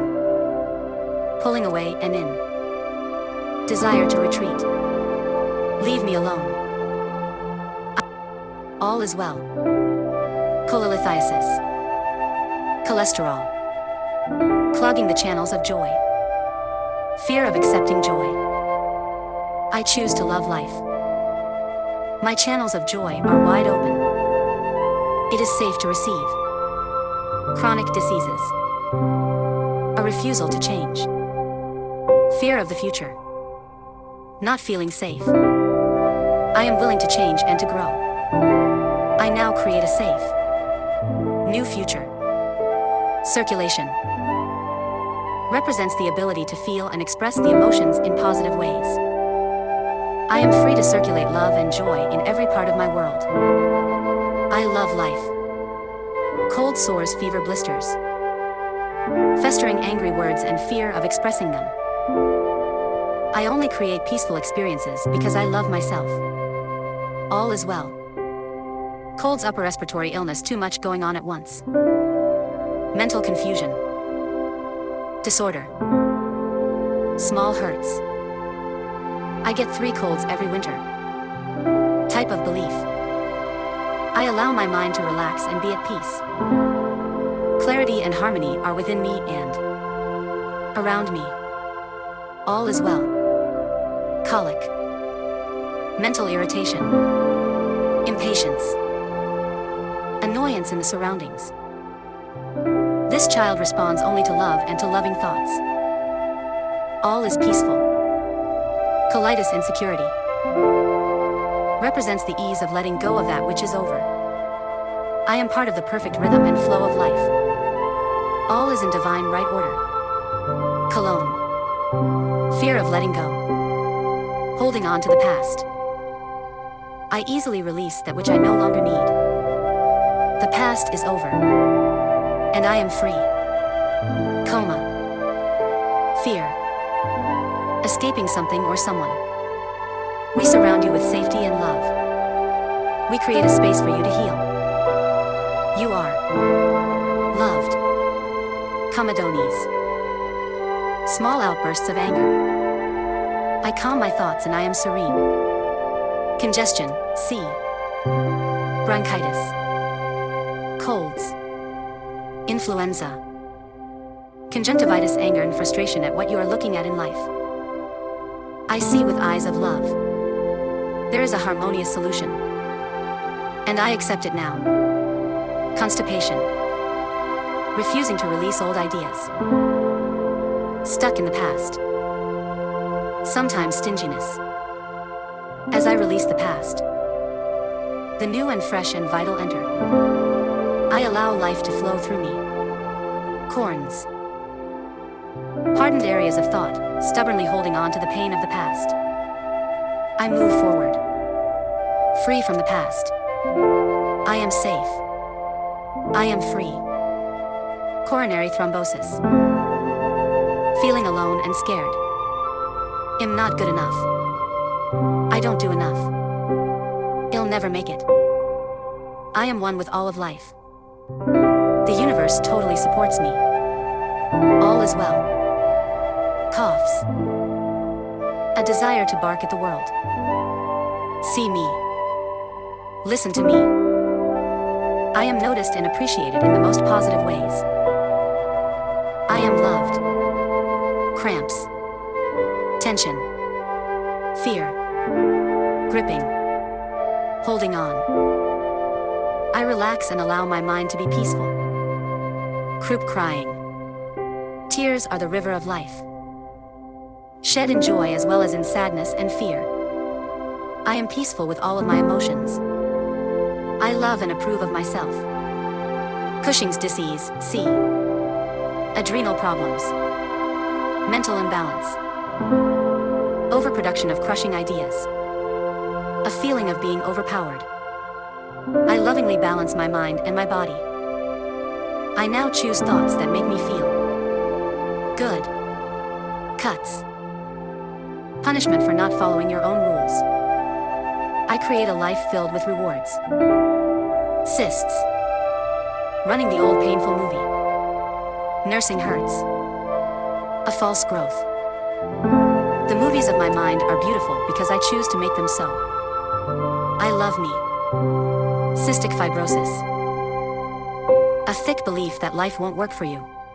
Poor me. Life loves me. And I love life. I now choose to take in life fully and freely. Cystitis deafness. Rejection. Stubbornness. Isolation. What don't you want to hear? Don't bother me. I listen to the divine and rejoice at all that I am able to hear. I am one with all. Death represents leaving the movie of life. I joyfully move on to new levels of experience. All is well. Dementia, C. Alzheimer's disease. Senility. A refusal to deal with the world as it is. Hopelessness and anger. I am in my perfect place. And I am safe at all times.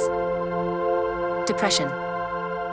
Anger you feel you do not have a right to have. Hopelessness. I now go beyond other people's fears and limitations. I create my life. Diabetes, hyperglycemia. Mellitus. Longing for what might have been. A great need to control. Deep sorrow. No sweetness left. This moment is filled with joy. I now choose to experience the sweetness of today. Diarrhea. Fear. Rejection. Running off. My intake. Assimilation. And elimination are in perfect order. I am at peace with life. Dizziness, vertigo. Flighty. Scattered thinking. A refusal to look. I am deeply centered and peaceful in life. It is safe for me to be alive and joyous. Dry eye. Angry eyes. Refusing to see with love. Would rather die than forgive. Being spiteful. I willingly forgive. I breathe life into my vision and see with compassion and understanding. Dysentery. Fear and intense anger. I create peacefulness in my mind. And my body reflects this. Amoebic. Believing they are out to get you. I am the power and authority in my world. I am at peace. Bacillary. Oppression and hopelessness. I am filled with life and energy and the joy of living. Dysmenorrhea, C. Female problems. Menstrual problems. Anger at the self. Hatred of the body or of women. I love my body. I love myself. I love all my cycles. All is well. Ears. Represents the capacity to hear. I hear with love. Earache, otitis. External/ear canal media/inner ear. Anger. Not wanting to hear. Too much turmoil. Parents arguing. Harmony surrounds me. I listen with love to the pleasant and the good. I am a center for love. Ecchymosis. Eczema. Breathtaking antagonism. Mental eruptions. Harmony and peace. Love and joy surround me and indwell me. I am safe and secure. Edema, what or who want you let go of? I willingly release the past. It is safe for me to let go. I am free now. Elbow represents changing directions and accepting new experiences. I easily flow with new experiences, new directions, and new changes. Emphysema.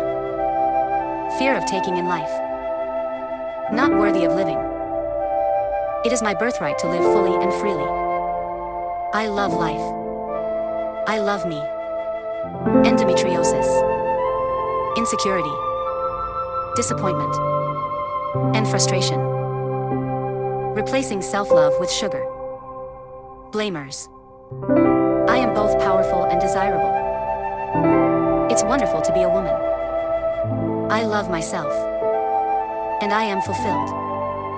Enuresis. Epilepsy. Sense of persecution. Rejection of life. A feeling of great struggle. Self-violence. I choose to see life as eternal and joyous.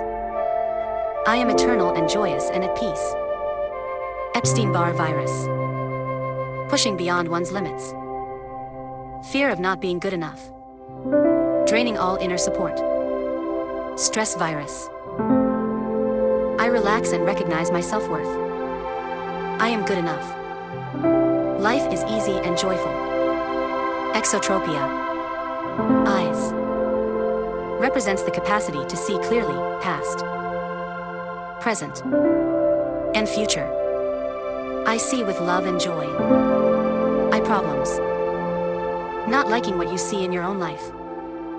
I now create a life I love to look at. Astigmatism. I, trouble. Fear of really seeing the self.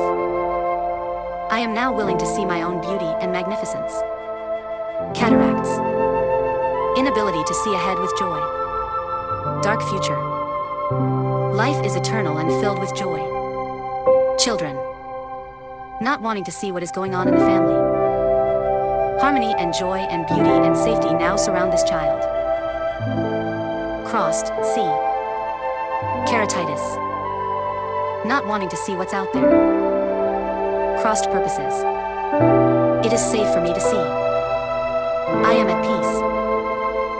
Farsighted, hyperopia. Fear of the present. I am safe in the here and now. I see that clearly. Glaucoma. Stony unforgiveness. Pressure from long-standing hurts. Overwhelmed by it all. I see with love and tenderness. Nearsighted, C. Myopia. Fear of the future. I accept divine guidance and am always safe. Wall-eyed, exotropia. Fear of looking at the present. Right here. I love and approve of myself right now. Face. Represents what we show the world. It is safe to be me. I express who I am. Fainting, vasovagal attack. Fear.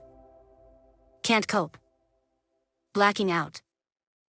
I have the power and strength and knowledge to handle everything in my life. Fat, C. Overweight. Oversensitivity. Often represents fear and shows a need for protection. Fear may be a cover for hidden anger and a resistance to forgive. I am protected by divine love. I am always safe and secure. I am willing to grow up and take responsibility for my life. I forgive others. And I now create my own life the way I want it. I am safe. Arms. Anger at being denied love. It is safe for me to create all the love I want. Belly. Anger at being denied nourishment. I nourish myself with spiritual food. And I am satisfied and free. Hips. Lumps of stubborn anger at the parents.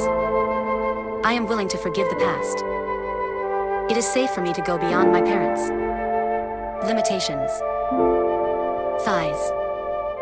Packed childhood anger. Often rage at the father. I see my father as a loveless child.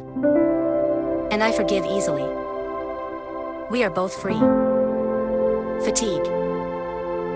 Resistance. Boredom. Lack of love for what one does. I am enthusiastic about life and filled with energy and enthusiasm. Feet.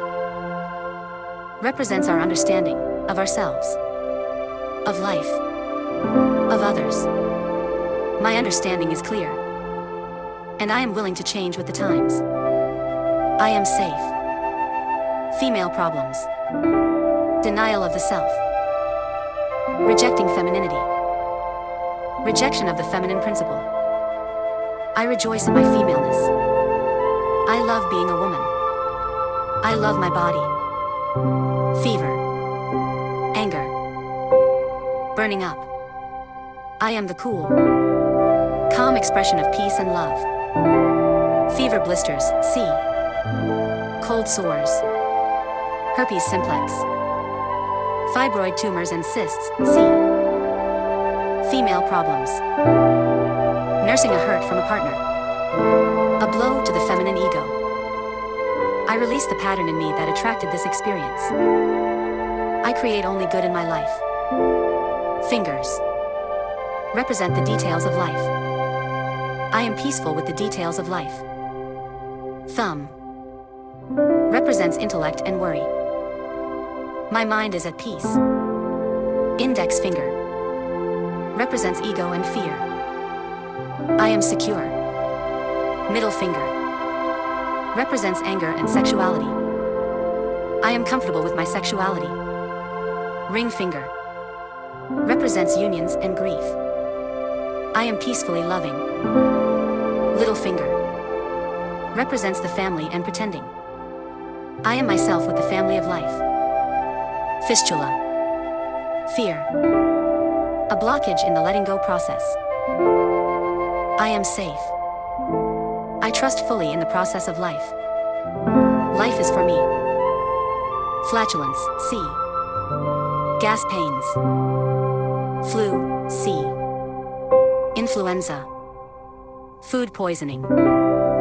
Allowing others to take control. Feeling defenseless.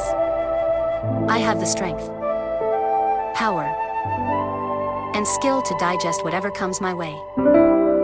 Foot problems. Fear of the future and of not stepping forward in life. I move forward in life. With joy and with ease. Fractures, C. Bone problems. Frigidity. Fear. Denial of pleasure. A belief that sex is bad. Insensitive partners. Fear of father. It is safe for me to enjoy my own body. I rejoice in being a woman. Fungus. Stagnating beliefs. Refusing to release the past. Letting the past rule today. I live in the present moment. Joyous and free. Furuncle, C. Boils. Gallstones, cholelithiasis. Bitterness. Hard thoughts. Condemning. Pride. There is joyous release of the past. Life is sweet. And so am I. Gangrene. Mental morbidity. Drowning of joy with poisonous thoughts. I now choose harmonious thoughts and let the joy flow freely through me. Gas pains, flatulence. Gripping. Fear. Undigested ideas. I relax and let life flow through me with ease. Gastritis, C. Stomach problems. Prolonged uncertainty. A feeling of doom. I love and approve of myself. I am safe. Genitals. Represents the masculine and feminine principles. It is safe to be who I am. Problems.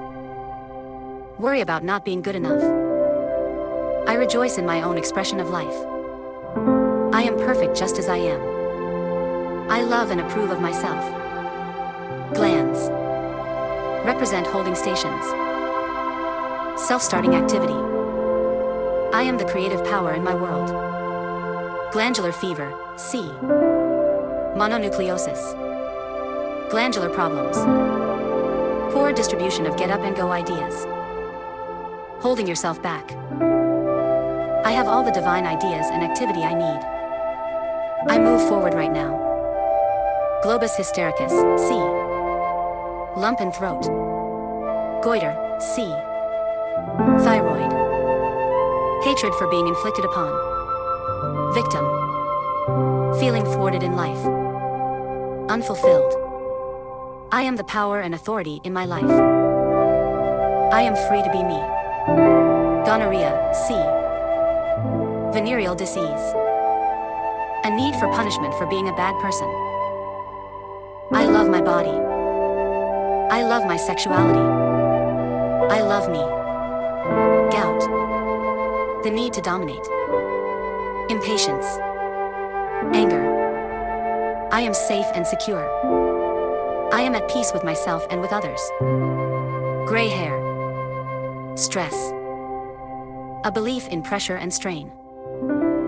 I am at peace and comfortable in every area of my life. I am strong and capable.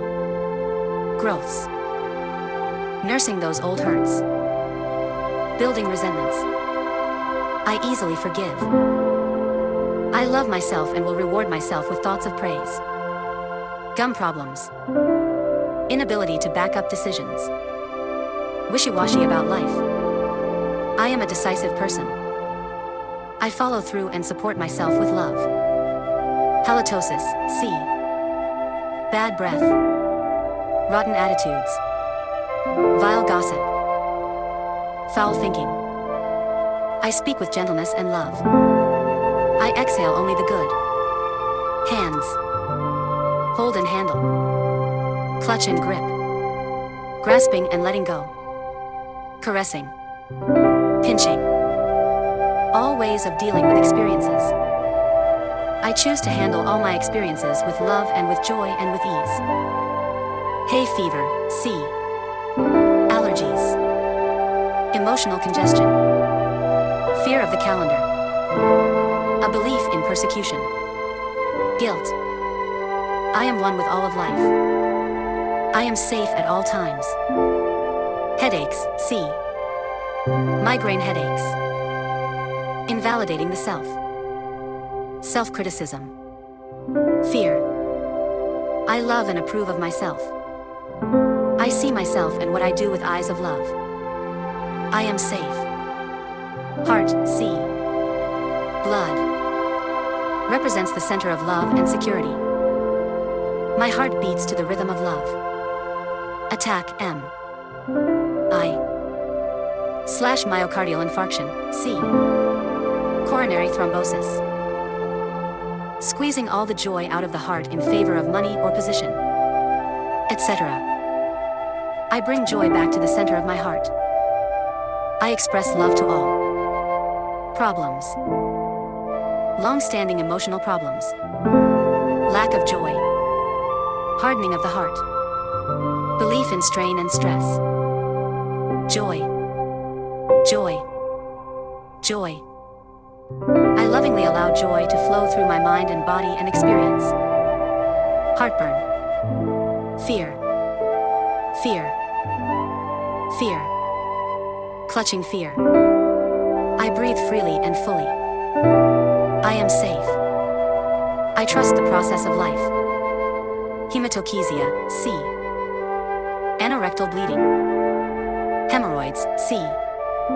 Anus. Fear of deadlines. Anger of the past. Afraid to let go. Feeling burdened. I release all that is unlike love. There is time and space for everything I want to do. Hepatitis, C. Liver problems. Resistance to change. Fear. Anger. Hatred. Liver is the seat of anger and rage. My mind is cleansed and free. I leave the past and move into the new. All is well. Hernia. Ruptured relationships. Strain. Burdens. Incorrect creative expression. My mind is gentle and harmonious. I love and approve of myself. I am free to be me. Herpes, herpes genitalis, C. Venereal disease. Mass belief in sexual guilt and the need for punishment. Public shame. Belief in a punishing God. Rejection of the genitals. My concept of God supports me. I am normal and natural. I rejoice in my own sexuality and in my own body. I am wonderful. Herpes simplex, herpes labialis, C. Cold sores. Burning to bitch. Bitter words left unspoken. I think and speak only words of love. I am at peace with life. Hips. Carries the body in perfect balance. Major thrust in moving forward. Hip hip hooray, there is joy in every day. I am balanced and free. Hip problems. Fear of going forward in major decisions. Nothing to move forward to. I am in perfect balance. I move forward in life with ease and with joy at every age. Hirsutism. Anger that is covered over. The blanket used is usually fear. A desire to blame. There is often an unwillingness to nurture the self. I am a loving parent to myself. I am covered with love and approval. It is safe for me to show who I am. Hives, urticaria, C. Rash. Small. Hidden fears. Mountains out of molehills. I bring peace to every corner of my life. Hodgkin's disease. Blame and a tremendous fear of not being good enough. A frantic race to prove oneself until the blood has no substance left to support itself. The joy of life is forgotten in a race for acceptance. I am perfectly happy to be me. I am good enough just as I am. I love and approve of myself. I am joy expressing and receiving. Holding fluids, C. Edema. Swelling. What are you afraid of losing? I willingly release with joy. Huntington's disease. Resentment at not being able to change others. Hopelessness. I release all control to the universe. I am at peace with myself and with life. Hyperactivity. Fear. Feeling pressured and frantic. I am safe.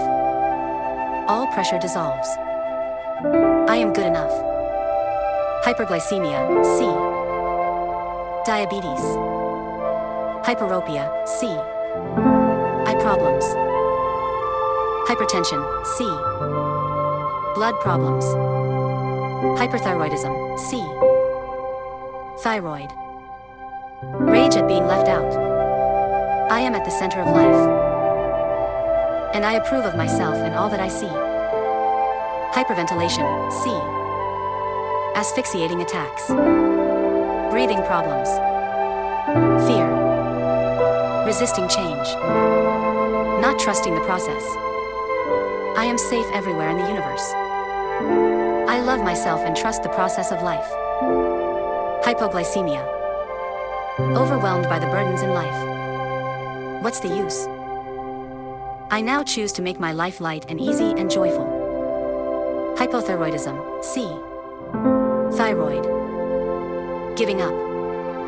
Feeling hopelessly stifled. I create a new life with new rules that totally support me. Ileitis, Crohn's disease. Regional enteritis. Fear. Worry. Not feeling good enough. I love and approve of myself. I am doing the best I can. I am wonderful. I am at peace. Impotence. Sexual pressure. Tension. Guilt. Social beliefs. Spite against a previous mate. Fear of mother. I now allow the full power of my sexual principle to operate with ease and with joy. Incontinence. Emotional overflow. Years of controlling the emotions I am willing to feel. It is safe for me to express my emotions. I love myself. Incurable. Cannot be cured by outer means at this point. We must go within to effect the cure. It came from nowhere and will go back to nowhere. Miracles happen every day. I go within to dissolve the pattern that created this. And I now accept a divine healing. And so it is. Indigestion. Gut level fear. Dread. Anxiety. Griping and grunting. I digest and assimilate all new experiences peacefully and joyously. Infection, C. Viral infection. Irritation. Anger. Annoyance. I choose to be peaceful and harmonious. Inflammation, C. Itis. Fear. Seeing red. Inflamed thinking. My thinking is peaceful, calm, and centered.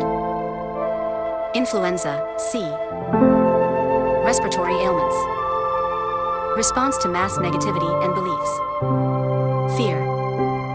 Belief in statistics. I am beyond group beliefs or the calendar. I am free from all congestion and influence. Ingrown toenail. Worry and guilt about your right to move forward. It is my divine right to take my own direction in life. I am safe.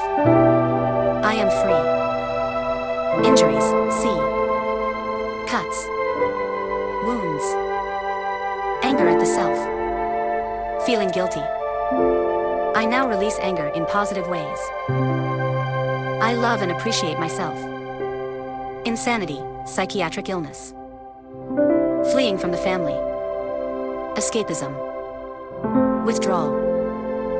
Violent separation from life. This mind knows its true identity and its creative point of divine self-expression. Insomnia. Fear. Not trusting the process of life. Guilt. I lovingly release the day and slip into peaceful sleep, knowing tomorrow will take care of itself. Intestines, C. Colon. Assimilation. Absorption. Elimination with ease. I easily assimilate and absorb all that I need to know and release the past with joy. Itching. Desires that go against the grain. Unsatisfied. Remorse. Itching to get out or get away. I am at peace just where I am. I accept my good, knowing all my needs and desires will be fulfilled. Itis, anger and frustration about conditions you are looking at in your life. I am willing to change all patterns of criticism. I love and approve of myself. Jaundice, C. Liver problems. Internal and external prejudice. Unbalanced reason. I feel tolerance and compassion and love for all people, myself included. Jaw problems, temporomandibular joint. TMJ syndrome. Anger. Resentment. Desire for revenge. I am willing to change the patterns in me that created this condition. I love and approve of myself. I am safe. Joints, C. Arthritis. Elbow. Knee. Shoulders. Represent changes in direction in life and the ease of these movements. I easily easily flow with change. My life is divinely guided, and I am always going in the best direction. Keratitis. Extreme anger. A desire to hit those or what you see. I allow the love from my own heart to heal all that I see. I choose peace. All is well in my world. Kidney problems. Criticism. Disappointment. Failure. Shame. Reacting like a little kid. Divine right action is always taking place in my life. Only good comes from each experience. It is safe to grow up. Kidney stones. Lumps of undissolved anger. I dissolve all past problems with ease. Knee, C. Joints. Represents pride and ego. I am flexible and flowing.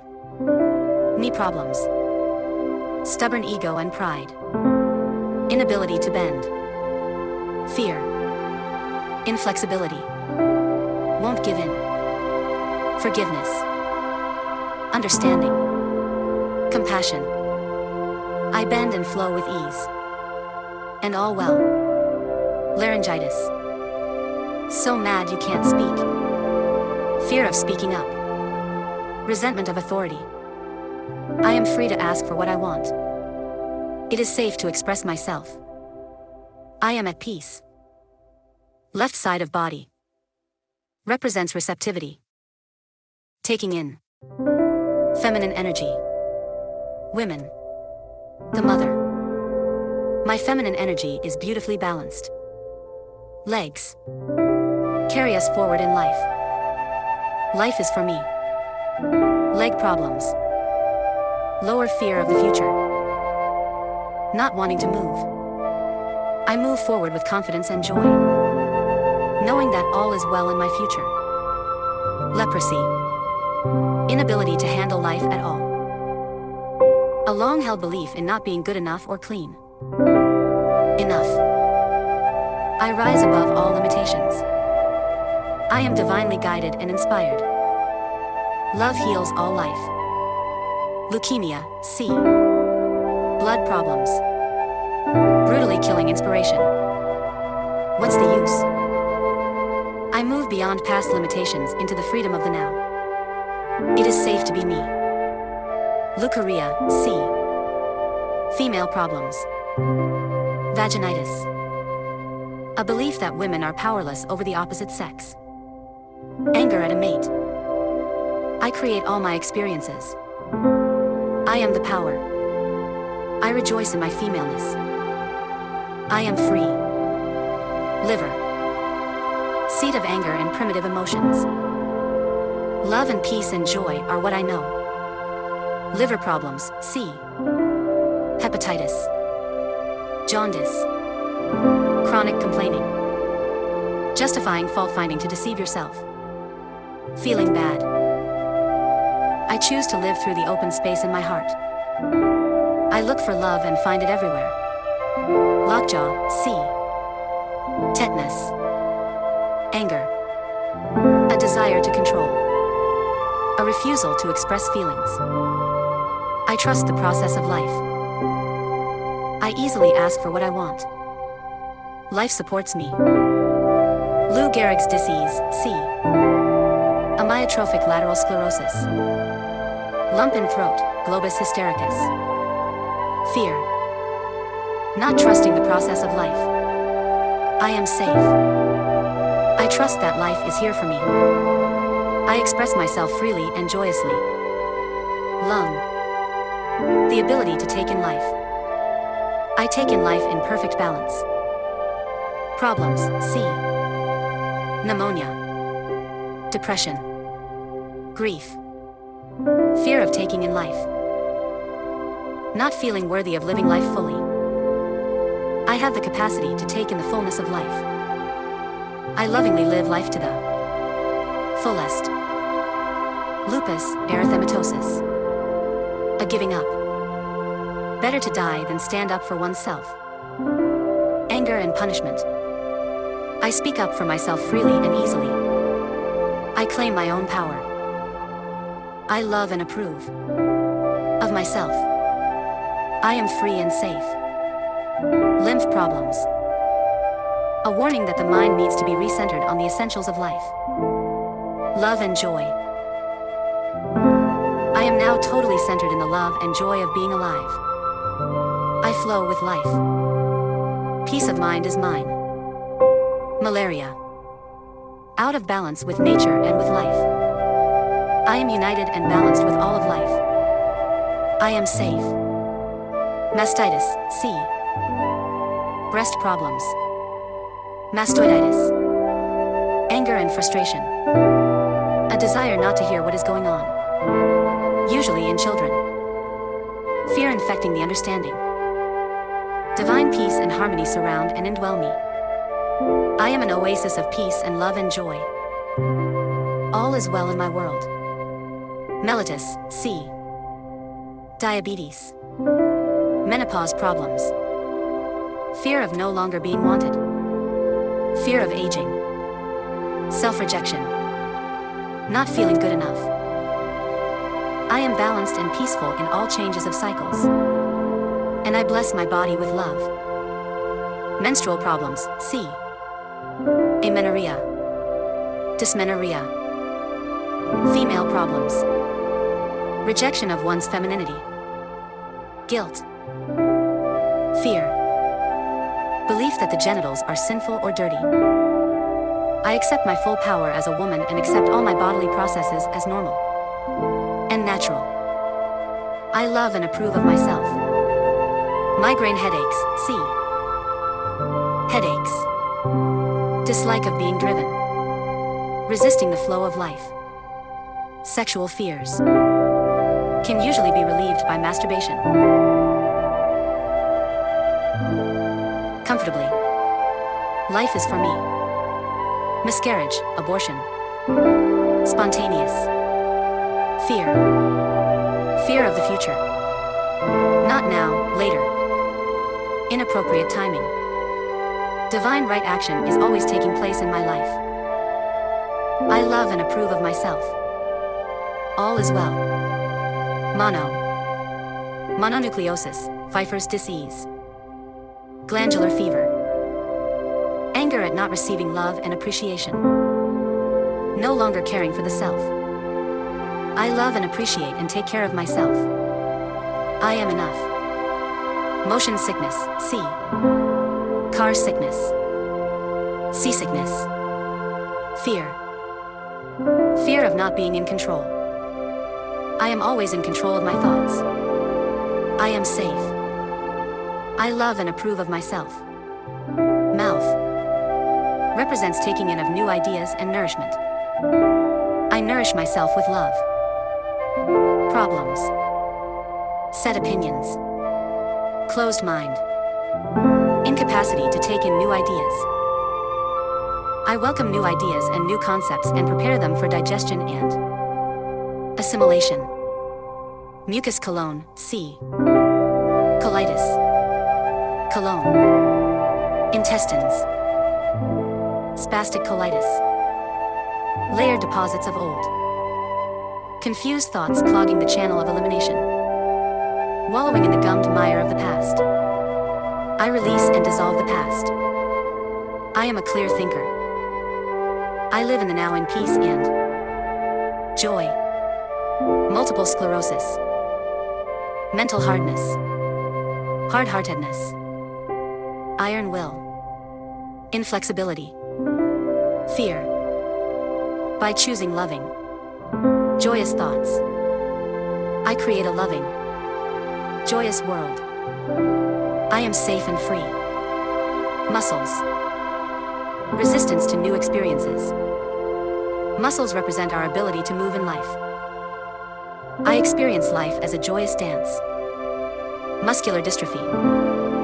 It's not worth growing up. I go beyond my parents' limitations. I am free to be the best me I can. Myalgic encephalomyelitis, C. Epstein-Barr virus. Myocardial infarction, C. Heart attack. Myopia, C. Eye problems. Fear of the future. Not trusting what is ahead. I trust the process of life. I am safe. Nails. Represent protection. I reach out safely. Nail biting. Frustration. Eating away at the self. Spite of a parent. It is safe for me to grow up. I now handle my own life with joy and with ease. Narcolepsy. Can't cope. Extreme fear. Wanting to get away from it all. Not wanting to be here. I rely on divine wisdom and guidance to protect me at all times. I am safe. Nausea. Fear. Rejecting an idea or experience.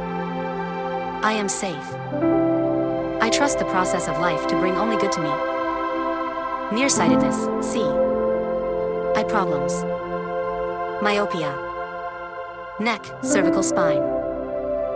Represents flexibility. The ability to see what's back there. I am peaceful with life.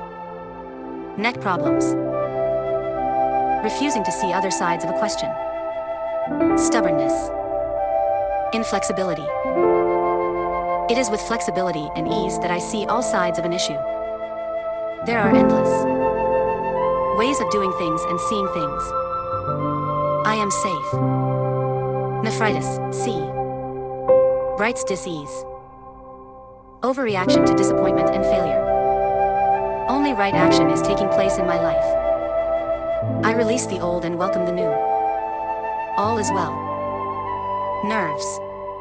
Represent communication. Receptive reporters. I communicate with ease and with joy. Nervous breakdown. Self-centeredness. Jamming the channels of communication. I open my heart and create only loving communication. I am safe. I am well. Nervousness. Fear. Anxiety. Struggle. Rushing. Not trusting the process of life.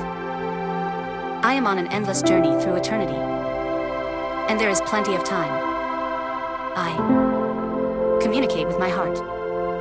All is well. Neuralgia. Punishment for guilt. Anguish over communication. I forgive myself. I love and approve of myself. I communicate with love. Nodules. Resentment and frustration and hurt ego over career. I release the pattern of delay within me. And I now allow success to be mine. Nose. Represents self-recognition. I recognize my own intuitive ability. Bleeds. A need for recognition. Feeling unrecognized and unnoticed. Crying for love. I love and approve of myself. I recognize my own true worth. I am wonderful. Runny. Asking for help. Inner crying. I love and comfort myself in ways that are pleasing to me. Stuffy. Not recognizing the self-worth. I love and appreciate myself. Numbness, paresthesia. Withholding love and consideration. Going dead mentally. I share my feelings and my love. I respond to love in everyone. Osteomyelitis, see. Bone problems.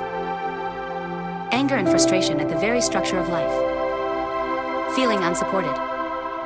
I am peaceful with and trust the process of life. I am safe and secure.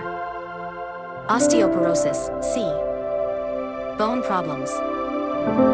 Feeling there is no support left in life. I stand up for myself. And life supports me in unexpected, loving ways. Ovaries. Represent point of creation. Creativity. I am balanced in my creative flow. Overweight fear. Need for protection. Running away from feelings. Insecurity. Self-rejection. Seeking fulfillment.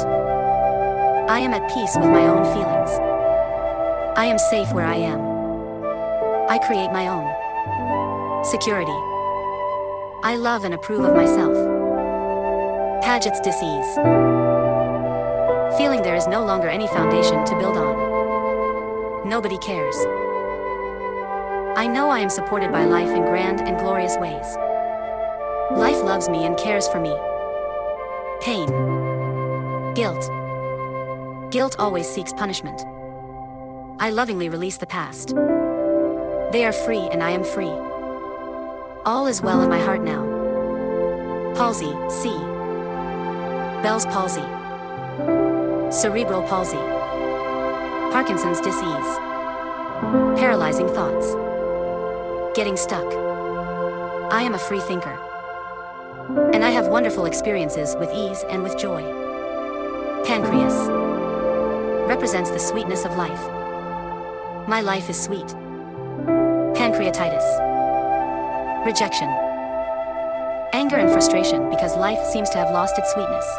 I love and approve of myself. And I alone create sweetness and joy in my life. Paralysis, C. Palsy. Fear. Terror. Escaping a situation or person.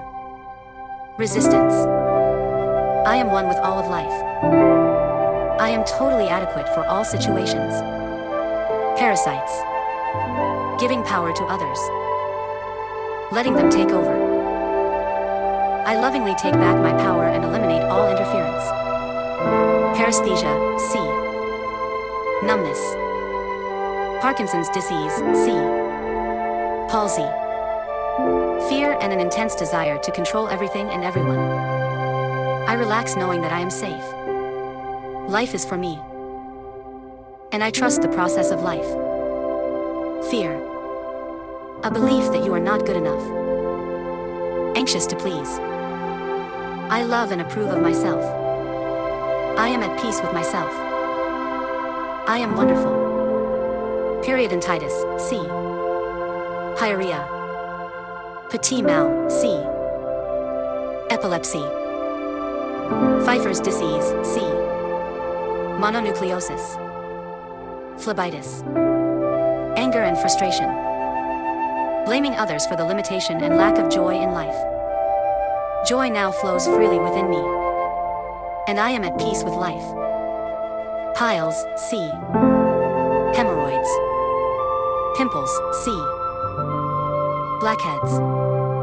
Whiteheads. Small outbursts of anger. I calm my thoughts. And I am serene. Pink eye, C. Conjunctivitis. Anger and frustration. Not wanting to see. I release the need to be right. I am at peace. I love and approve of myself. Pituitary gland. Represents the control center. My mind and body are in perfect balance. I control my thoughts. Plantar wart. Anger at the very basis of your understanding. Spreading frustration about the future. I move forward with confidence and ease. I trust and flow with the process of life. Pneumonia, C. Lung problems. Desperate. Tired of life. Emotional wounds that are not allowed to heal. I freely take in divine ideas that are filled with the breath and the intelligence of life. This is a new moment. Poison ivy. Feeling defenseless and open to attack. I am powerful, safe, and secure. All is well. Poison oak, C. Poison ivy. Polio. Paralyzing jealousy. A desire to stop someone. There is enough for everyone. I create my good and my freedom with loving thoughts. Postnasal drip. Inner crying. Childish tears. Victim. I acknowledge and accept that I am the creative power in my world. I now choose to enjoy my life. Premenstrual syndrome, PMS. Allowing confusion to reign. Giving power to outside influences. Rejection of the feminine processes. I now take charge of my mind and my life. I am a powerful, dynamic woman. Every part of my body functions perfectly. I love me. Prostate represents the masculine principle. I accept and rejoice in my masculinity. Prostate problems. Mental fears weaken the masculinity. Giving up. Sexual pressure and guilt. Belief in aging. I love and approve of myself. I accept my own power. I am forever young in spirit. Pruritus, C. Itching. Pruritus on E, C. Anus. Psoriasis, C. Skin problems. Fear of being hurt. Deadening the senses of the self. Refusing to accept. Responsibility for our own feelings. I am alive to the joys of living. I deserve and accept the very best in life. I love and approve of myself. Psychiatric illness, C. Insanity. Pubic bone. Represents genital protection. My sexuality is safe. Pyelonephritis, C. Urinary infections. Pyorrhea, periodontitis. Anger at the inability to make decisions. Wishy-washy people. I approve of myself. And my decisions are always perfect for me. Quinsy, peritonsillar abscess, C. Sore throat. Tonsillitis. A strong belief that you cannot speak up for yourself and ask for your needs. It is my birthright to have my needs met. I now ask for what I want with love and with ease. Rabies. Anger. A belief that violence is the answer. I am surrounded and indwelled with peace. Rash, C. Hives. Irritation over delays.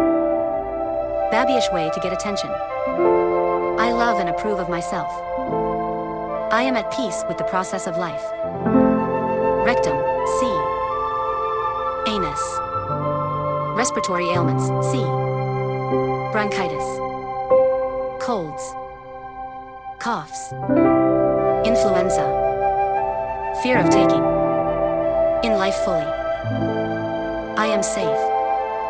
I love my life. Rheumatism. Feeling victimized. Lack of love. Chronic bitterness.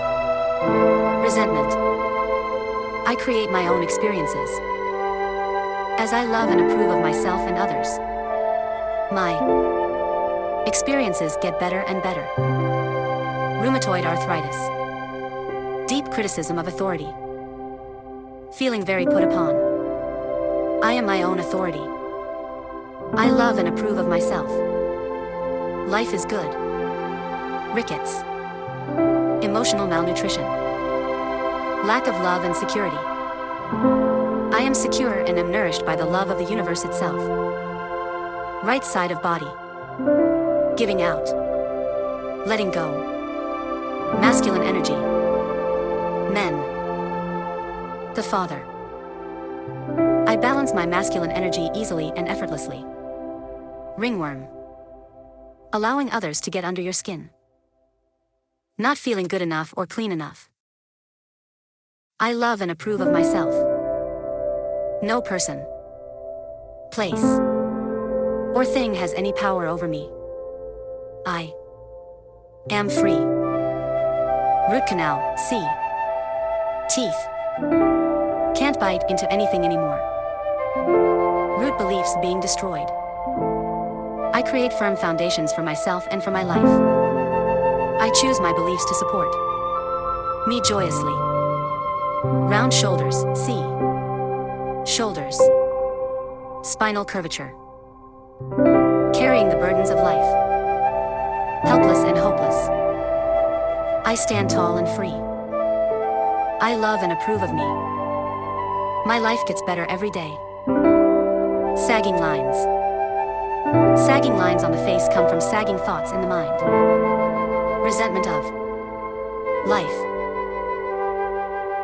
I express the joy of living and allow myself to enjoy every moment of every day. Totally. I become young again. Scabies. Infected thinking. Allowing others to get under your skin.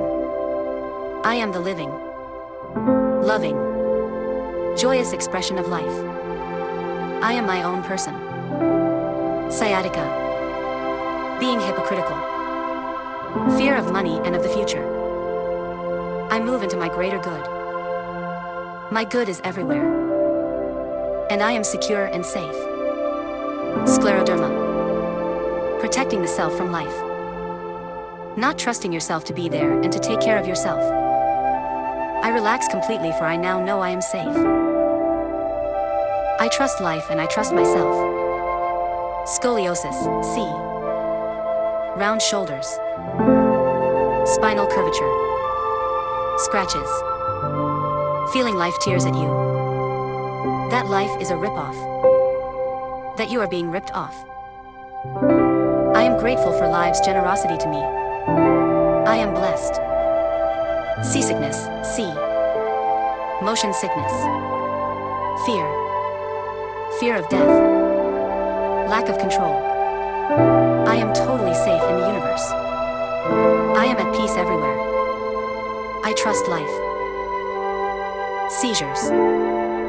Running away from the family. From the self. Or from life. I am at home in the universe. I am safe and secure and understood. Senility, C. Alzheimer's disease. Returning to the so-called safety of childhood. Demanding care and attention. A form of control of those around you. Escapism. Divine protection. Safety. Peace. The intelligence of the universe operates at every level of life. Shins. Breaking down ideals. Shins represent the standards of life. I live up to my highest standards with love and with joy. Shingles, varicella. Waiting for the other shoe to drop. Fear and tension. Too sensitive. I am relaxed and peaceful because I trust the process of life. All is well in my world. Shoulders, C. Joints. Round shoulders. Represent our ability to carry out experiences in life joyously. We make life a burden by our attitude. I choose to allow all my experiences to be joyous and loving. Sickle cell anemia. A belief that one is not good enough, which destroys the very joy of life. This child lives and breathes the joy of life and is nourished by love. God works miracles every day. Sinus problems, sinusitis. Irritation to one person. Someone close. I declare peace and harmony indwell me and surround me at all times. All is well. Skeleton, C. Bones. Crumbling of structure. Bones represent the structure of your life. I am strong and sound. I am well structured. Skin. Protects our individuality. A sense organ. I feel safe to be me. Skin problems, C. Hives. Psoriasis. Rash. Anxiety. Fear. Old. Buried guck. I am being threatened. I lovingly protect myself with thoughts of joy and peace. The past is forgiven and forgotten. I am free in this moment. Slipped disc. Feeling totally unsupported by life. Indecisive. Life supports all of my thoughts, therefore, I love and approve of myself and all is well. Snoring. Stubborn refusal to let go of old patterns. I release all that is unlike love and joy in my mind. I move from the past into the new and fresh and vital. Solar plexus. Gut reactions. Center of our intuitive power. I trust my inner voice. I am strong, wise, and powerful. Sore throat, C. Quinsy. Throat. Tonsillitis. Holding in angry words. Feeling unable to express the self. I release all restrictions. And I am free to be me. Soars. Unexpressed anger that settles in. I express my emotions in joyous, positive ways. Spasms. Tightening our thoughts through fear. I release. I relax.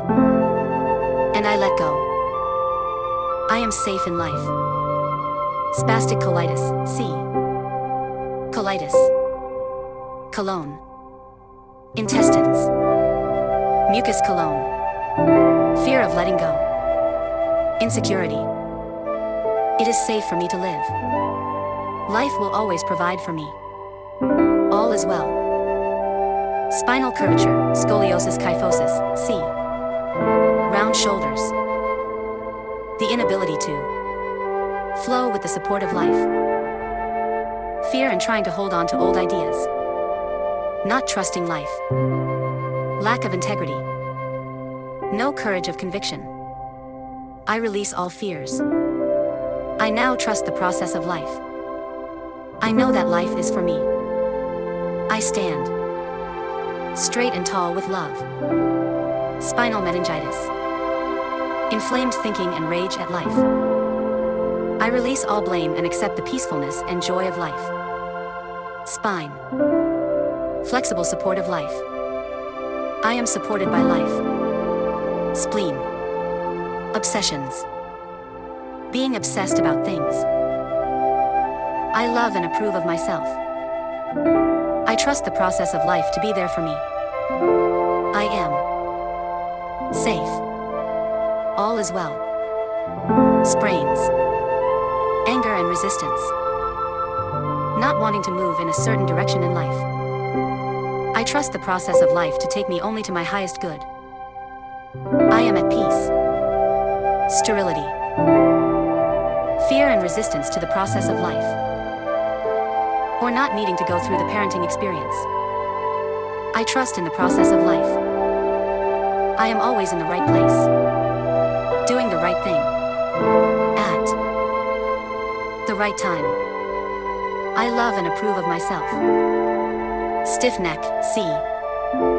Neck problems. Unbending bullheadedness. It is safe to see other viewpoints. Stiffness. Rigid. Stiff thinking. I am safe enough to be flexible in my mind. Stomach. Holds nourishment. Digests ideas. I digest life with ease. Stomach problems, C. Gastritis. Heartburn. Peptic ulcer. Ulcers.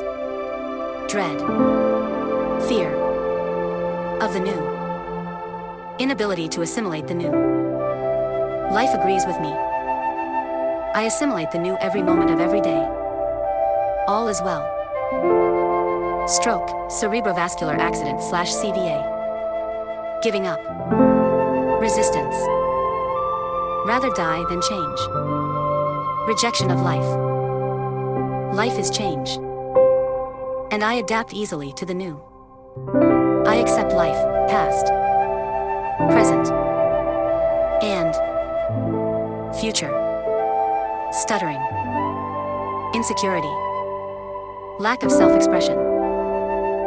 Not being allowed to cry. I am free to speak up for myself. I am now secure in my own expression. I communicate only with love. Sty, C. I problems.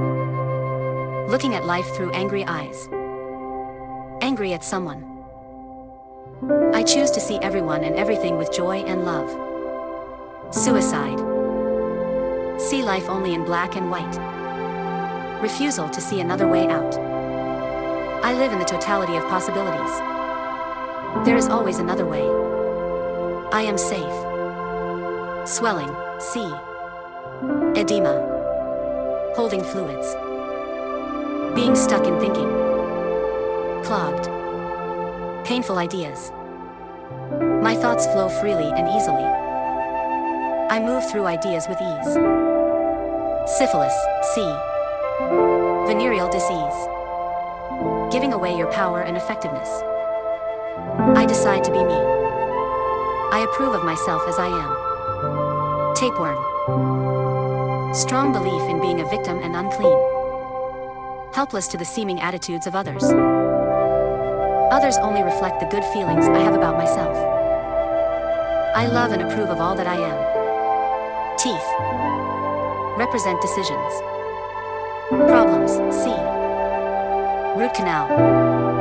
Long-standing indecisiveness. Inability to break down ideas for analysis and decisions. I make my decisions based on the principles of truth. And I rest securely, knowing that only right action is taking place in my life. Temporomandibular joint, C. Jaw problems. Testicles. Masculine principles. Masculinity. It is safe to be a man. Tetanus, C. Lockjaw. A need to release angry, festering thoughts. I allow the love from my own heart to wash through me and cleanse and heal every part of my body and my emotions. Throat. Avenue of expression. Channel of creativity. I open my heart and sing the joys of love. Problems, C. Sore throat. The inability to speak up for oneself. Swallowed anger. Stifled creativity. Refusal to change. It's okay to make noise. I express myself freely and joyously. I speak up for myself with ease. I express my creativity. I am willing to change. Thrush, C. Candida. Mouth. Yeast infections. Anger over making the wrong decisions. I lovingly accept my decisions, knowing I am free to change. I am safe. Thymus. Master gland of the immune system. Feeling attacked by life. They are out to get me. My loving thoughts keep my immune system strong. I am safe inside and out. I hear myself with love. Thyroid, C. Goiter. Hyperthyroidism. Hypothyroidism. Humiliation. I never get to do what I want to do. When is it going to be my turn? I move beyond old limitations and now allow myself to express freely and creatively. Tics. Twitches. Fear. A feeling of being watched by others. I am approved of by all of life. All is well. I am safe. Tinnitus. Refusal to listen. Not hearing the inner voice. Stubbornness. I trust my higher self. I listen with love to my inner voice. I release all that is unlike the action of love. Toes. Represent the minor details of the future. All details take care of themselves. Tongue. Represents the ability to taste the pleasures of life with joy. I rejoice in all of my life's bountiful givingness. Tonsillitis, C. Quinsy. Sore throat. Fear. Repressed emotions. Stifled creativity. My good now flows freely. Divine ideas expressed through me. I am at peace. Tuberculosis. Wasting away from selfishness. Possessive. Cruel thoughts. Revenge. As I love and approve of myself, I create a joyful, peaceful world to live in. Tumors. Nursing old hurts and shocks. Building remorse. I lovingly release the past and turn my attention to this new day. All is well. Ulcers, C. Heartburn. Peptic ulcer. Stomach problems. Fear. A strong belief that you are not good enough. What is eating away at you? I love and approve of myself. I am at peace. I am calm. All is well. Urethritis. Angry. Emotions. Being pissed off. Blame. I only create joyful experiences in my life. Urinary infections, cystitis. Pyelonephritis. Pissed off. Usually at the opposite sex or a lover. Blaming others. I release the pattern in my consciousness that created this condition. I am willing to change. I love and approve of myself. Urticaria, C. Hives. Uterus.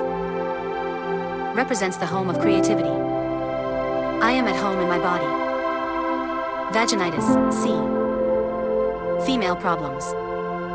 Leukorrhea. Anger at a mate. Sexual guilt. Punishing the self.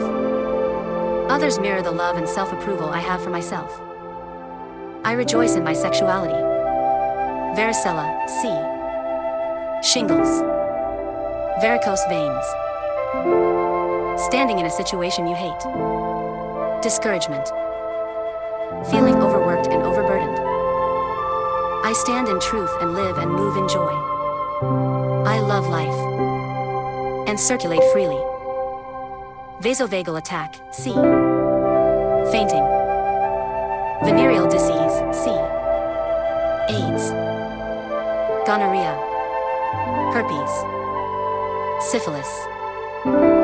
Sexual guilt. Need. For punishment.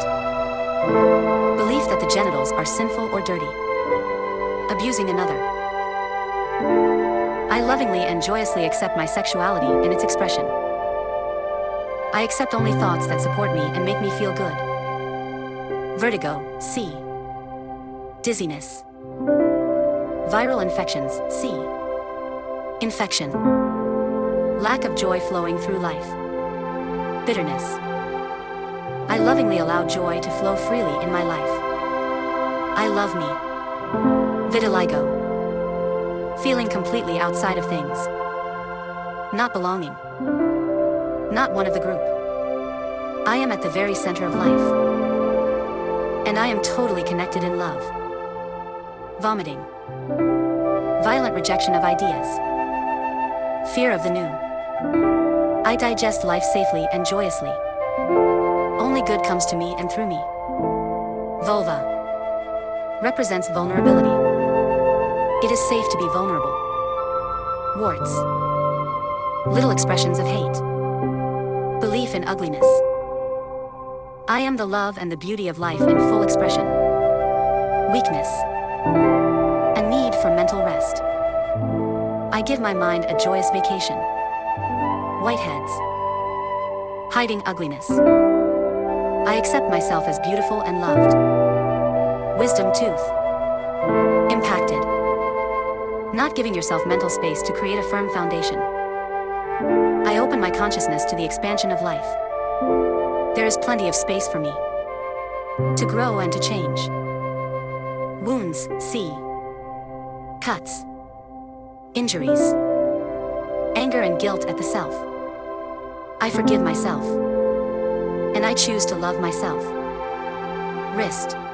Represents movement and ease. I handle all my experiences with wisdom. With love. And with ease. Yeast infections, C. Candida. Thrush. Denying your own needs.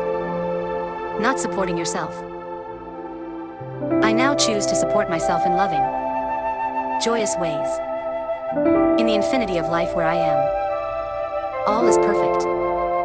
Whole. And complete. I accept health as the natural state of my being. I now consciously release any mental patterns within me that could express as dis-ease in any way. I love and approve of myself. I love and approve of my body. I feed it nourishing foods and beverages. I exercise it in ways that are fun. I recognize my body as a wondrous and magnificent machine. And I feel privileged to live in it. I love lots of energy. All is well in my world. New thought patterns. Face. Acne. I love and accept myself where I am right now. I am wonderful. Brain. All of life is change. My growth patterns are ever new. Sinuses. I am one with all of life. No one has the power to irritate me unless I allow it. Peace. Harmony. I deny any beliefs in calendars. Eyes. I am free. I look ahead freely because life is eternal and filled with joy. I see with loving eyes. No one can ever hurt me. Throat. I can speak for myself. I express myself freely. I am creative. I speak with love. Lungs. The breath of life flows easily through me. Bronchitis. Peace. No one can irritate me. Asthma. I am free to take charge of my life. Heart. Joy. Love. Peace. I joyfully accept life. Liver. I let go of everything that I no longer need. My consciousness is now cleansed and my concepts are fresh, new, and vital. Large intestines. I am free, I release the past. Life flows easily through me. Hemorrhoids. I release all pressure and burdens. I live in the joyous present. Genitals. Impotence. Power. I allow the full potential of my sexual principle to operate with ease and joy. I lovingly and joyously accept my sexuality. There is no guilt and no punishment. Knee. Forgiveness. Tolerance. Compassion. I move forward without hesitation. Skin. I get attention in positive ways. I am secure. No one threatens my individuality. I am at peace. The world is safe and friendly. I release all anger and resentment. Whatever I need will always be here. I accept my good without guilt. I am peaceful with all the little things in life. Back. Life itself supports me. I trust the universe. I freely give love and trust. Lower back. I trust the universe. I am courageous and independent. Head. Peace. Love. Joy. Relaxation. I relax into the flow of life and let life flow through me with ease. Ears. I listen to God. I hear the joys of life. I am part of life. I listen with love. Mouth. I am a decisive person. I follow through. I welcome new ideas and new concepts. Neck. I am flexible. I welcome other viewpoints. Shoulders. Bursitis. I release anger in harmless ways. Love releases and relaxes. Life is joyous and free, all that I accept is good. Hands. I handle all ideas with love and ease. Fingers. I relax. Knowing the wisdom of life takes care of all details. Stomach. I assimilate new ideas easily. Life agrees with me, nothing can irritate me. I am calm. Kidneys. I seek only good everywhere. Right action is taking place. I am fulfilled. Bladder. I release the old and welcome the new. Pelvis. Vaginitis, forms and channels may change, but love is never lost. Menstrual. I am balanced in all changes of cycles. I bless my body with love. All parts of my body are beautiful. Hip. I joyfully move forward supported and sustained by the power of life. I move into my greater good. I am secure. Arthritis.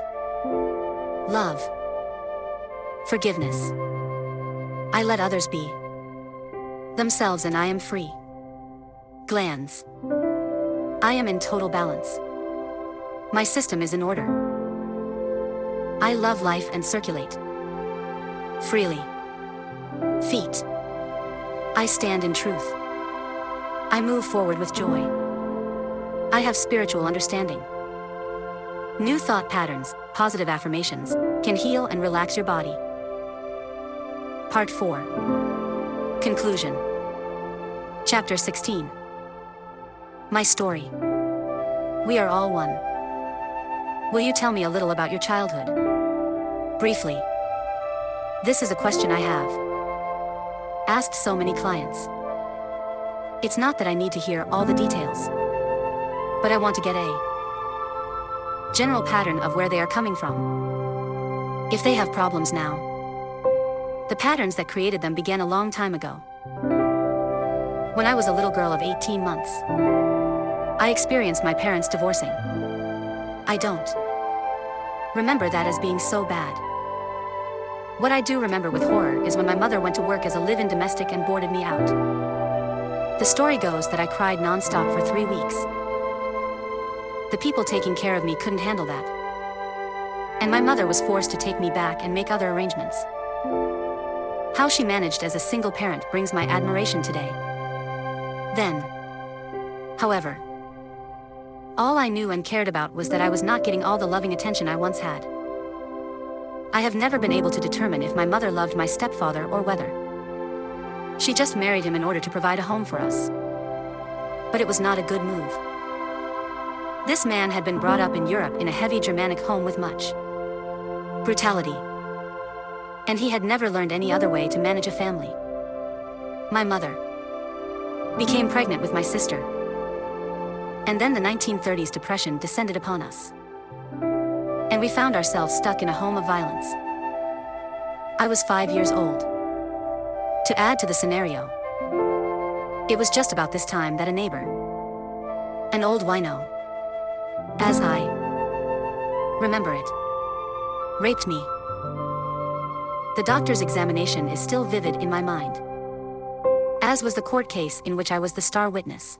The man was sentenced to 15 years in prison. I was told repeatedly that it was your fault. So I spent many years fearing that when he was released he would come and get me for being so terrible as to put him in jail. Most of my childhood was spent enduring both physical and sexual abuse, with a lot of hard labor thrown in. My self-image became lower and lower, and few things seemed to go right for me. I began to express this pattern in the outside world. There was an incident in the 4th grade that was so typical of what my life was like. We were having a party at school one day, and there were several cakes to share. Most of the children in this school, except for me, were from comfortable middle-class families. I was poorly dressed, with a funny bowl haircut, high-topped black shoes, and I smelled from the raw garlic I had to eat every day to keep the worms away. We never had cake. We couldn't afford it. There was an old neighbor woman who gave me 10 cents every week, and $1 on my birthday and at Christmas. The 10 cents went into the family budget, and the $1 bought my underwear for the year at the dime store. So, this day we were having the party at school, and there was so much cake that, as they were cutting it, some of the kids who could have cake almost every day were getting 2 or 3 pieces. When the teacher finally got around to me, and of course I was last, there was no cake left. Not one piece. I see clearly now that it was my already confirmed belief that I was worthless, and did not deserve anything that put me at the end of the line with no cake. It was my pattern. They were only being a mirror for my beliefs. When I was 15, I could not take the sexual abuse any longer, and I ran away from home and from school. The job I found as a waitress in a diner seemed so much easier than the heavy yard work I had to do at home. Being starved for love and affection and having the lowest of self-esteem, I willingly gave my body to whoever was kind to me, and just after my 16th birthday, I gave birth to a baby girl. I felt it was impossible to keep her, however, I was able to find her a good, loving home. I found a childless couple who longed for a baby. I lived in their home for the last 4 months. And when I went to the hospital, I had the child in their name. Under such circumstances, I never experienced the joys of motherhood. Only the loss and guilt and shame. Then it was only a shameful time to get over with as soon as possible. I only remember her big toes, which were unusual, like mine. If we ever meet, I will know for sure if I see her toes. I left when the child was 5 days old. I immediately went back home and said to my mother, who had continued to be a victim, "Come on. You don't have to take this any longer. I'm getting you out of here." She came with me, leaving my 10-year-old sister, who had always been Daddy's darling, to stay with her father. After helping my mother get a job as a domestic in a small hotel and settling her into an apartment where she was free and comfortable, I felt my obligations were over. I left for Chicago with a girlfriend to stay a month, and did not return for over 30 years. In those early days, the violence I experienced as a child, combined with the sense of worthlessness I developed along the way, attracted men into my life who mistreated me and often beat me. I could have spent the rest of my life berating men, and I probably would still be having the same experiences. Gradually, however, through positive work experiences, my self-esteem grew, and those kind of men began to leave my life. They no longer fit my old pattern of unconsciously believing I deserved abuse. I do not condone their behavior, but if it were not my pattern, they would not have been attracted to me. Now, a man who abuses women does not even know I exist. Our patterns no longer attract. After a few years in Chicago doing rather menial work, I went to New York and was fortunate enough to become a high-fashion model. Yet, even modeling for the big designers did not help my self-esteem very much. It only gave me more ways to find fault with myself. I refused to recognize my own beauty. I was in the fashion industry for many years. I met and married a wonderful, educated English gentleman. We traveled the world, met royalty, and even had dinner at the White House. Though I was a model and had a wonderful husband, my self-esteem still remained low until years later when I began the inner work. One day after 14 years of marriage, my husband announced his desire to marry another, just when I was beginning to believe that good things can last. Yes, I was crushed. But time passes, and I lived on. I could feel my life changing. N.A. numerologist one spring confirmed it by telling me that in the fall a small event would occur that would change my life. It was so small that I didn't notice it until several months later. Quite by chance, I had gone to a meeting at the Church of Religious Science in New York City. While their message was new to me, something within me said, "Pay attention." And so I did. I not only went to the Sunday services, but I began to take their weekly classes. The beauty and fashion world was losing its interest to me.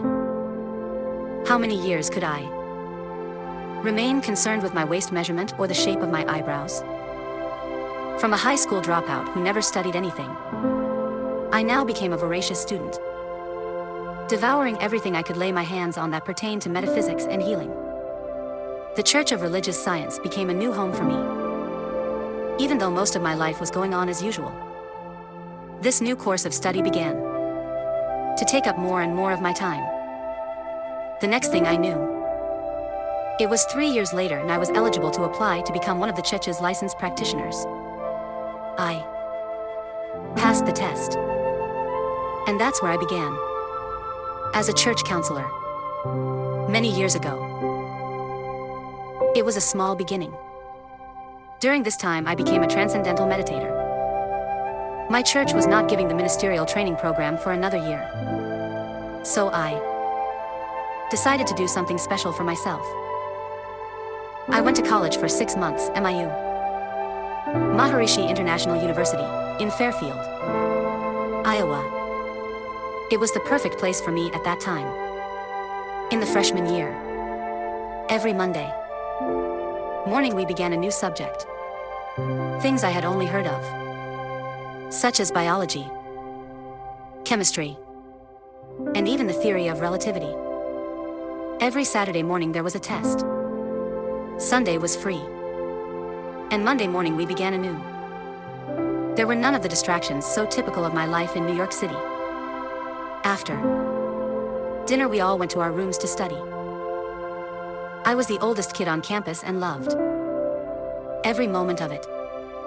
No smoking, drinking, or drugs were allowed. And we meditated 4 times a day. The day I left, I thought I would collapse from the cigarette smoke in the airport. Back to New York I went to resume my life. Soon I began taking the ministerial training program. I became very active in the church and in its social activities. I began speaking at their noon meetings and seeing clients. This quickly blossomed into a full-time career. Out of the work I was doing, I was inspired to put together the little book Heal Your Body, which began as a simple list of metaphysical causations for physical illnesses in the body. I began to lecture and travel and hold small classes. Then one day I was diagnosed as having cancer. With my background of being raped at 5 and having been a battered child, it was no wonder I manifested cancer in the vaginal area. Like anyone else who has just been told they have cancer, I went into total panic. Yet because of all my work with clients, I knew that mental healing worked. And here I was being given a chance to prove it to myself. After all, I had written the book on mental patterns. And I knew cancer was a disease of deep resentment that has been held for a long time until it literally eats away at the body. I had been refusing to be willing to dissolve all the anger and resentment at them over my childhood. There was no time to waste. I had a lot of work to do. The word incurable, which is so frightening to so many people, means to me that this particular condition cannot be cured by any outer means and that we must go within to find the cure. If I had an operation to get rid of the cancer and did not clear the mental pattern that created it, then the doctors would just keep cutting Louise until there was no more Louise to cut. I didn't like that idea. If I had the operation to remove the cancerous growth and also cleared the mental pattern that was causing the cancer, then it would not return. If cancer or any other illness returns, I do not believe it is because they did not get it all out, but rather that the patient has made no mental change. He or she just recreates the same illness, perhaps in a different part of the body. I also believe that if I could clear the mental pattern that created this cancer, then I would not even need the operation. So I bargained for time. And the doctors grudgingly gave me 3 months when I said I did not have the money. I immediately took responsibility for my own healing. I read and investigated everything I could find on alternative ways to assist my healing process. I went to several health food stores and bought every book they had on the subject of cancer. I went to the library and did more reading. I checked out foot reflexology and colon therapy and thought they both would be beneficial to me. I seemed to be led to exactly the right people. After reading about foot reflexology, I wanted to find a practitioner I attended a lecture, and while I usually sat in the front row, this night I was compelled to sit in the back. Within a minute, a man came and sat beside me, and guess what? He was a foot reflexologist who visited the home. He came to me 3 times a week for 2 months and was a great help. I knew I also had to love myself a great deal more than I was. There was little love expressed in my childhood, and no one had made it okay for me to feel good about myself. I had adopted their attitudes of continually picking on and criticizing me, which had become second nature. I had come to the realization through my work with the church that it was okay and even essential for me to love and approve of myself. Yet I kept putting it off, rather like the diet you will always start tomorrow. But I could no longer put it off. At first it was very difficult for me to do things like stand in front of the mirror and say things like, "Louise, I love you. I really love you." However, as I persisted, I found that several situations came up in my life where in the past I would have berated myself. And now, because of the mirror exercise and other work, I was not doing so. I was making some progress. I knew I had to clear the patterns of resentment I had been holding since childhood. It was imperative for me to let go of the blame. Yes, I had had a very difficult childhood with a lot of abuse, mental, physical, and sexual. But that was many years ago, and it was no excuse for the way I was treating myself now. I was literally eating my body with cancerous growth because I had not forgiven. It was time for me to go beyond the incidents themselves and to begin to understand what types of experiences could have created people who would treat a child that way. With the help of a good therapist, I expressed all the old, bottled up anger by beating pillows and howling with rage. This made me feel cleaner. Then I began to piece together the scraps of stories my parents had told me of their own childhoods. I started to see a larger picture of their lives. With my growing understanding, and from an adult viewpoint, I began to have compassion for their pain, and the blame slowly began to dissolve. In addition, I hunted for a good nutritionist to help me cleanse and detoxify my body from all the junky foods I had eaten over the years. I learned that junky foods accumulate and create a toxic body. Junky thoughts accumulate and create toxic conditions in the mind. I was given a very strict diet with lots of green vegetables and not much else. I even had colonics 3 times a week for the first month. I did not have an operation, however. As a result of all the thorough mental and physical cleansing, 6 months after my diagnosis, I was able to get the medical profession to agree with what I already knew, that I no longer had even a trace of cancer. Now I knew from personal experience that disease can be healed if we are willing to change the way we think and believe and act. Sometimes what seems to be a big tragedy turns out to become the greatest good in our lives. I learned so much from that experience, and I came to value life in a new way. I began to look at what was really important to me, and I made a decision finally to leave the treeless city of New York and its extreme weather. Some of my clients insisted they would die if I left them, and I assured them I would be back twice a year to check on their progress. And telephones can reach everywhere. So I closed my business and took a leisurely train trip to California, deciding to use Los Angeles as a starting point.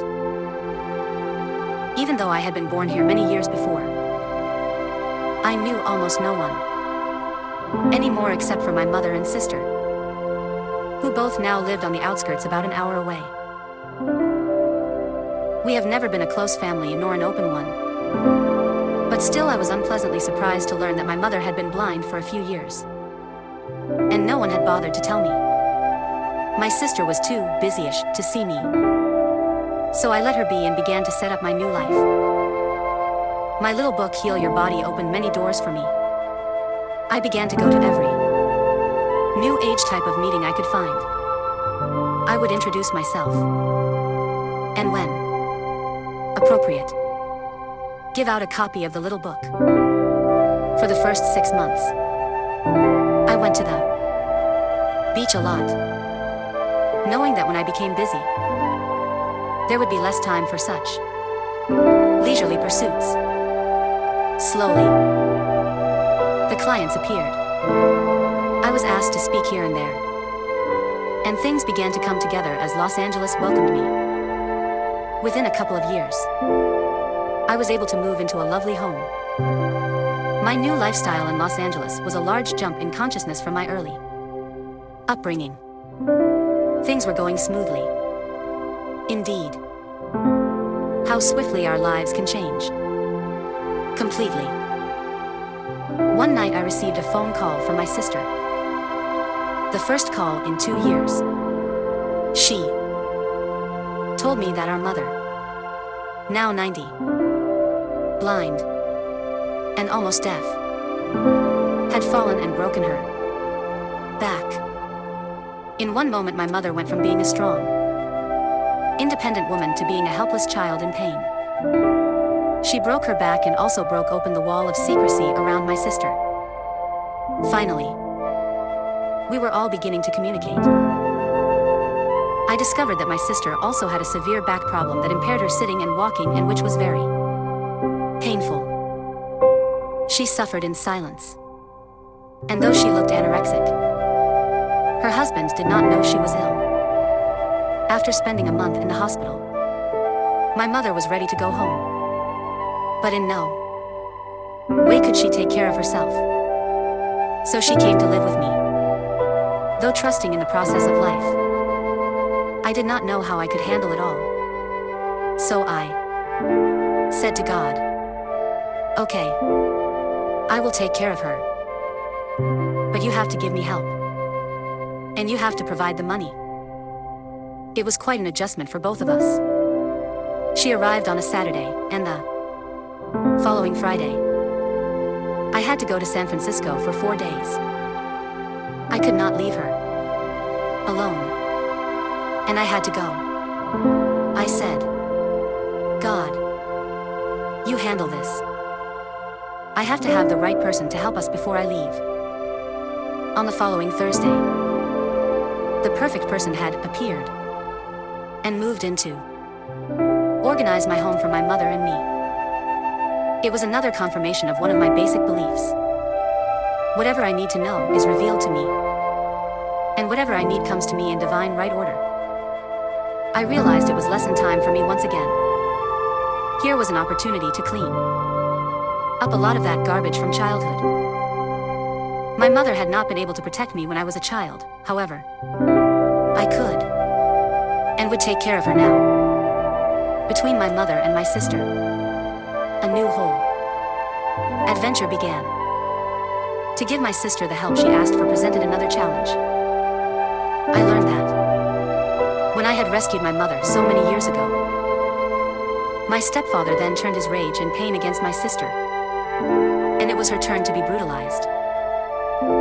I realized that what started out to be a physical problem was then greatly exaggerated by fear and tension, plus the belief that no one could help her.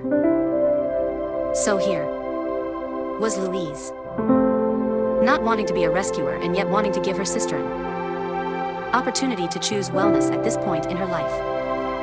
Slowly the unraveling began. And now, today, it's still going on.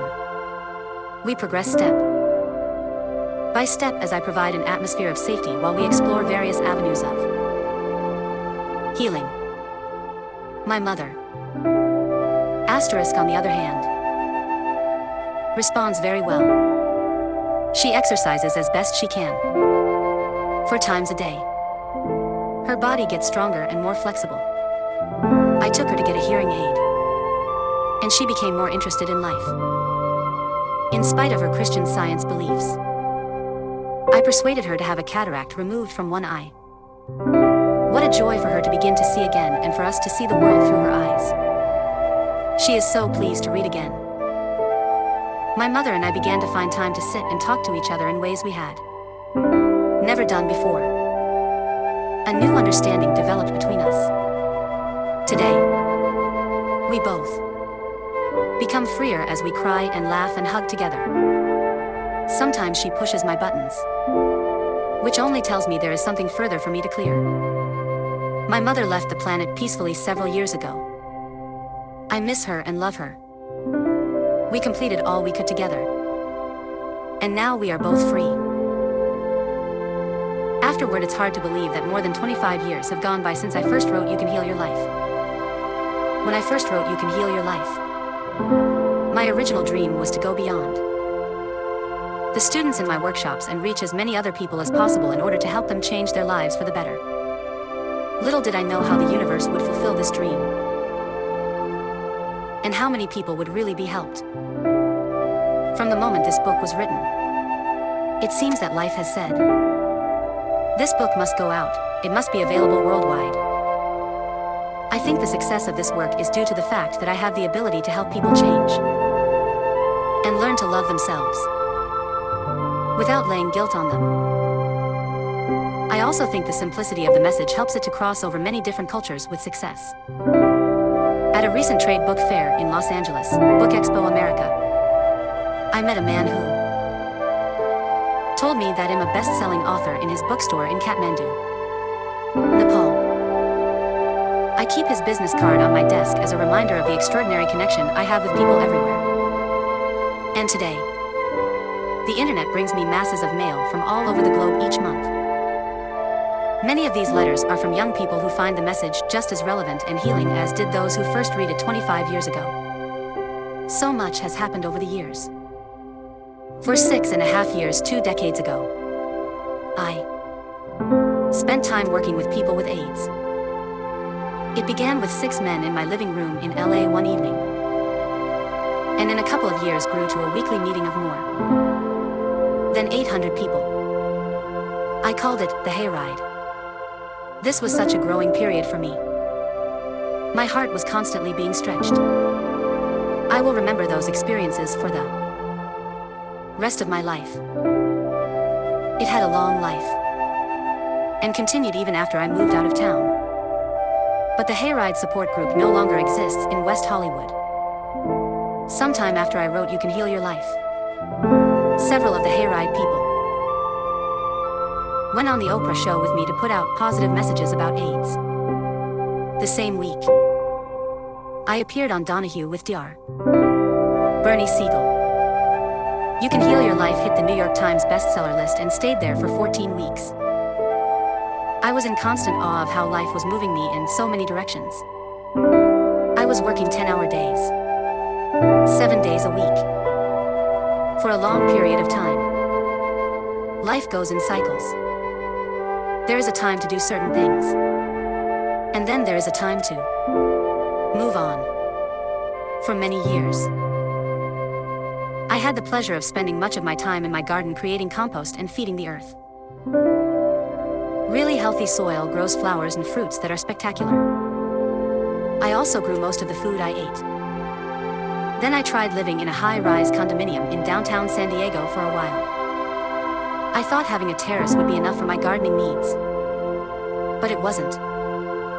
Now I've come back to the soil and happily spend every free moment I have digging in the earth, planting and harvesting fruits and vegetables.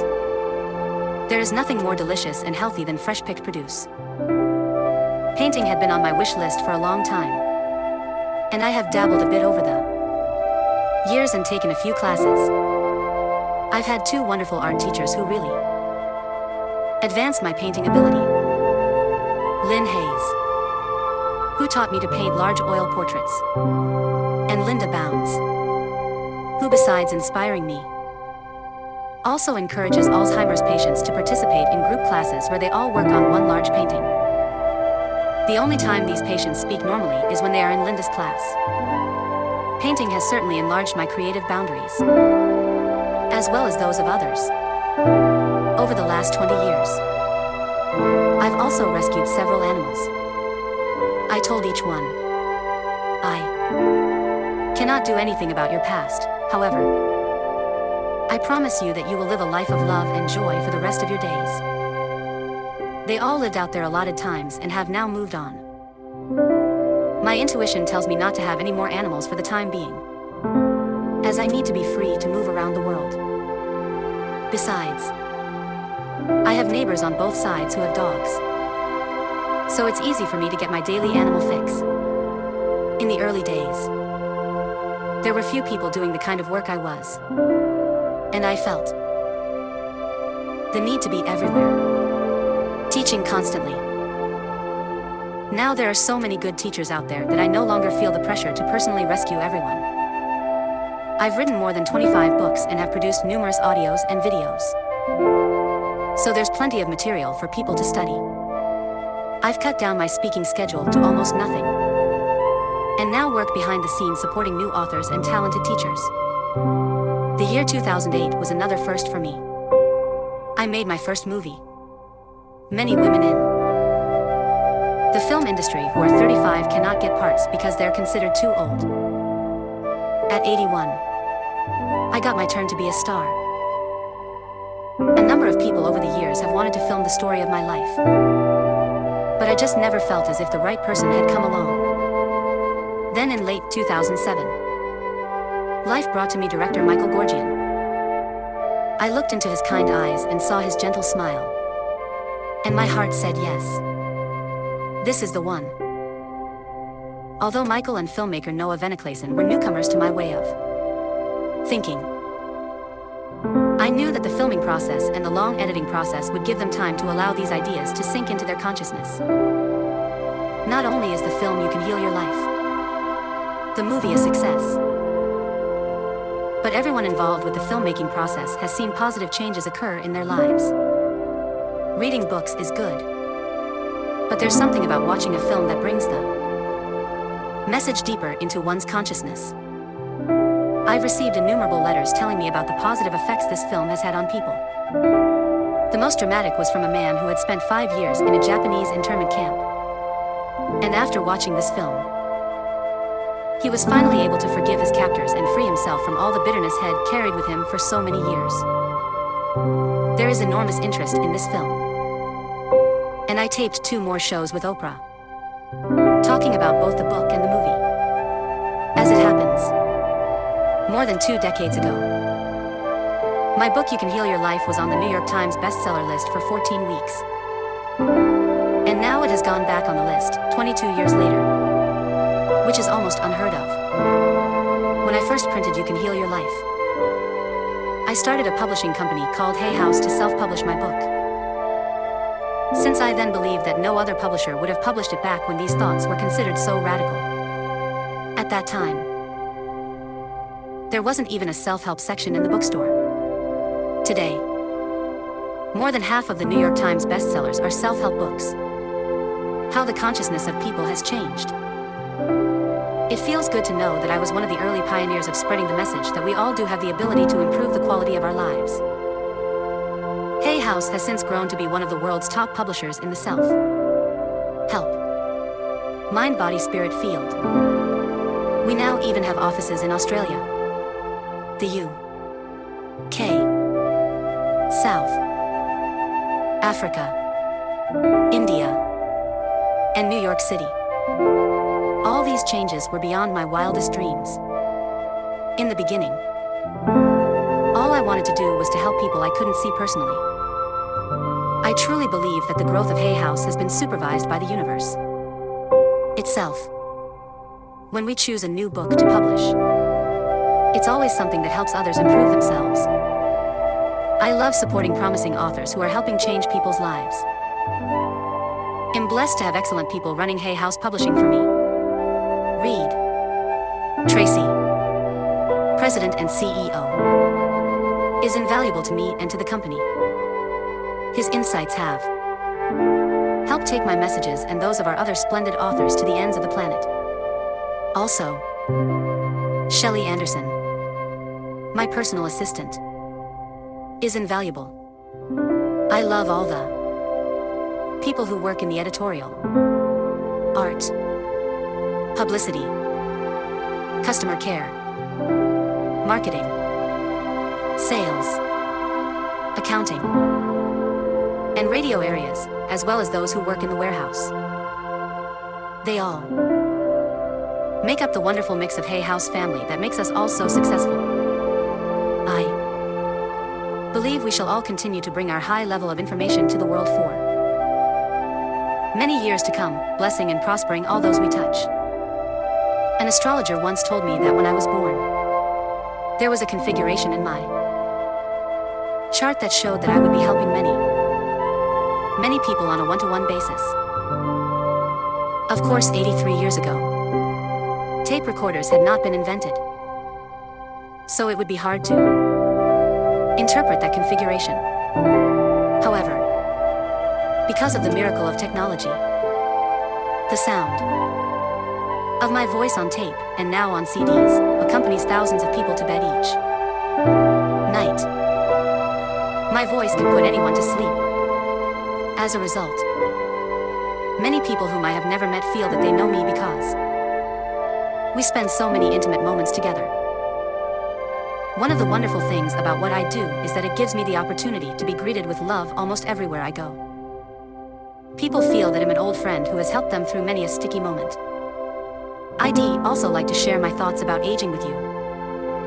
No matter what age we are, we can always let go of our baggage and break through a new barrier. Let me tell you about one of my later breakthroughs.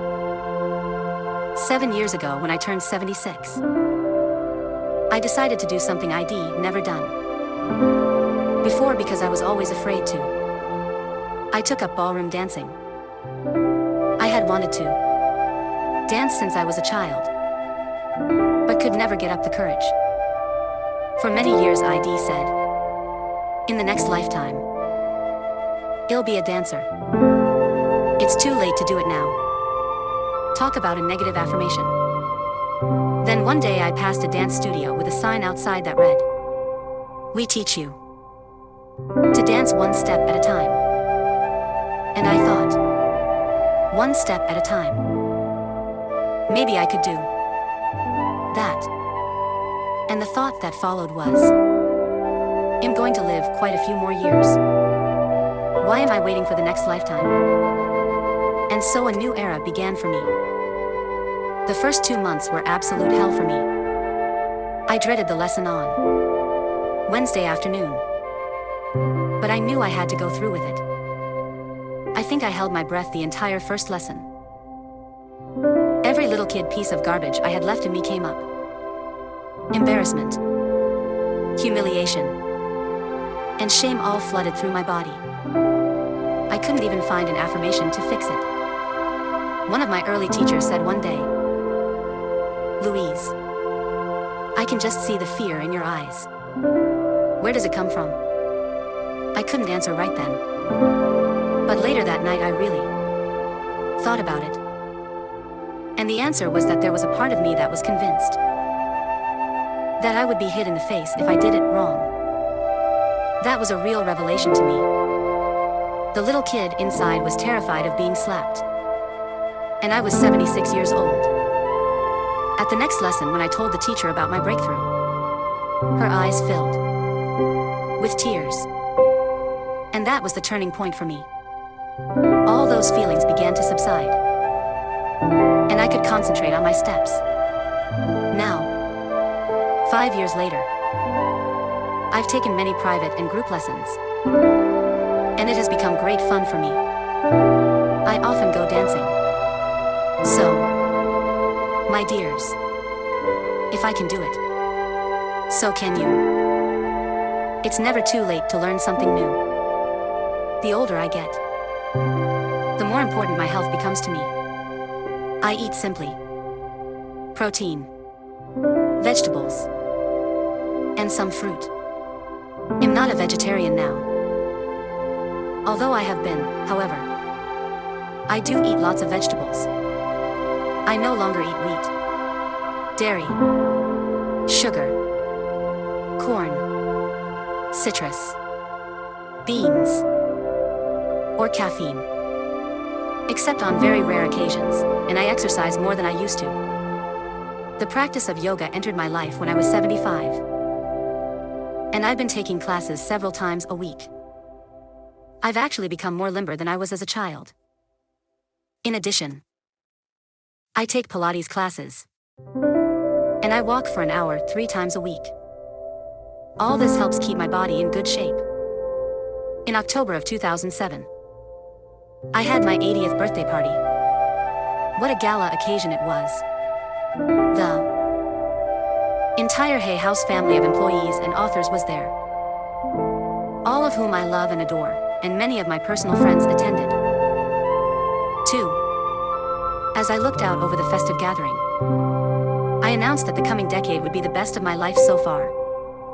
The whole group loved hearing that. I even received a special Louise Hay rose. I loved having a rose named after me. This really touched my heart because long after I'm gone, its pleasure will remain. For you rose lovers, there are still some available. I have some ideas, however. Life knows so much more than I do. One of the next subjects I would like to teach is how to make dying a joyful experience. We have so many negative beliefs about death. Yet it's a normal and natural process. We are all born and we all die. Why are we so frightened to die? We weren't afraid to be born. My feelings at the moment are that if we learn to live a joyous life, then we will automatically have a joyous death. I guess I will have to show people what this type of passing can be like. I shall explore this more, and then I will share my findings with you. All is well. Life is good. In the infinity of life where I am, all is perfect, whole, and complete. Each one of us, myself included, experiences the richness and fullness of life in ways that are meaningful to us. I now look at the past with love and choose to learn from my old experiences. There is no right or wrong, nor good or bad. The past is over and done. There is only the experience of the moment. I love myself for bringing myself through this past into this present moment. I share what and who I am, for I know we are all one in spirit. All is well in my world. The end.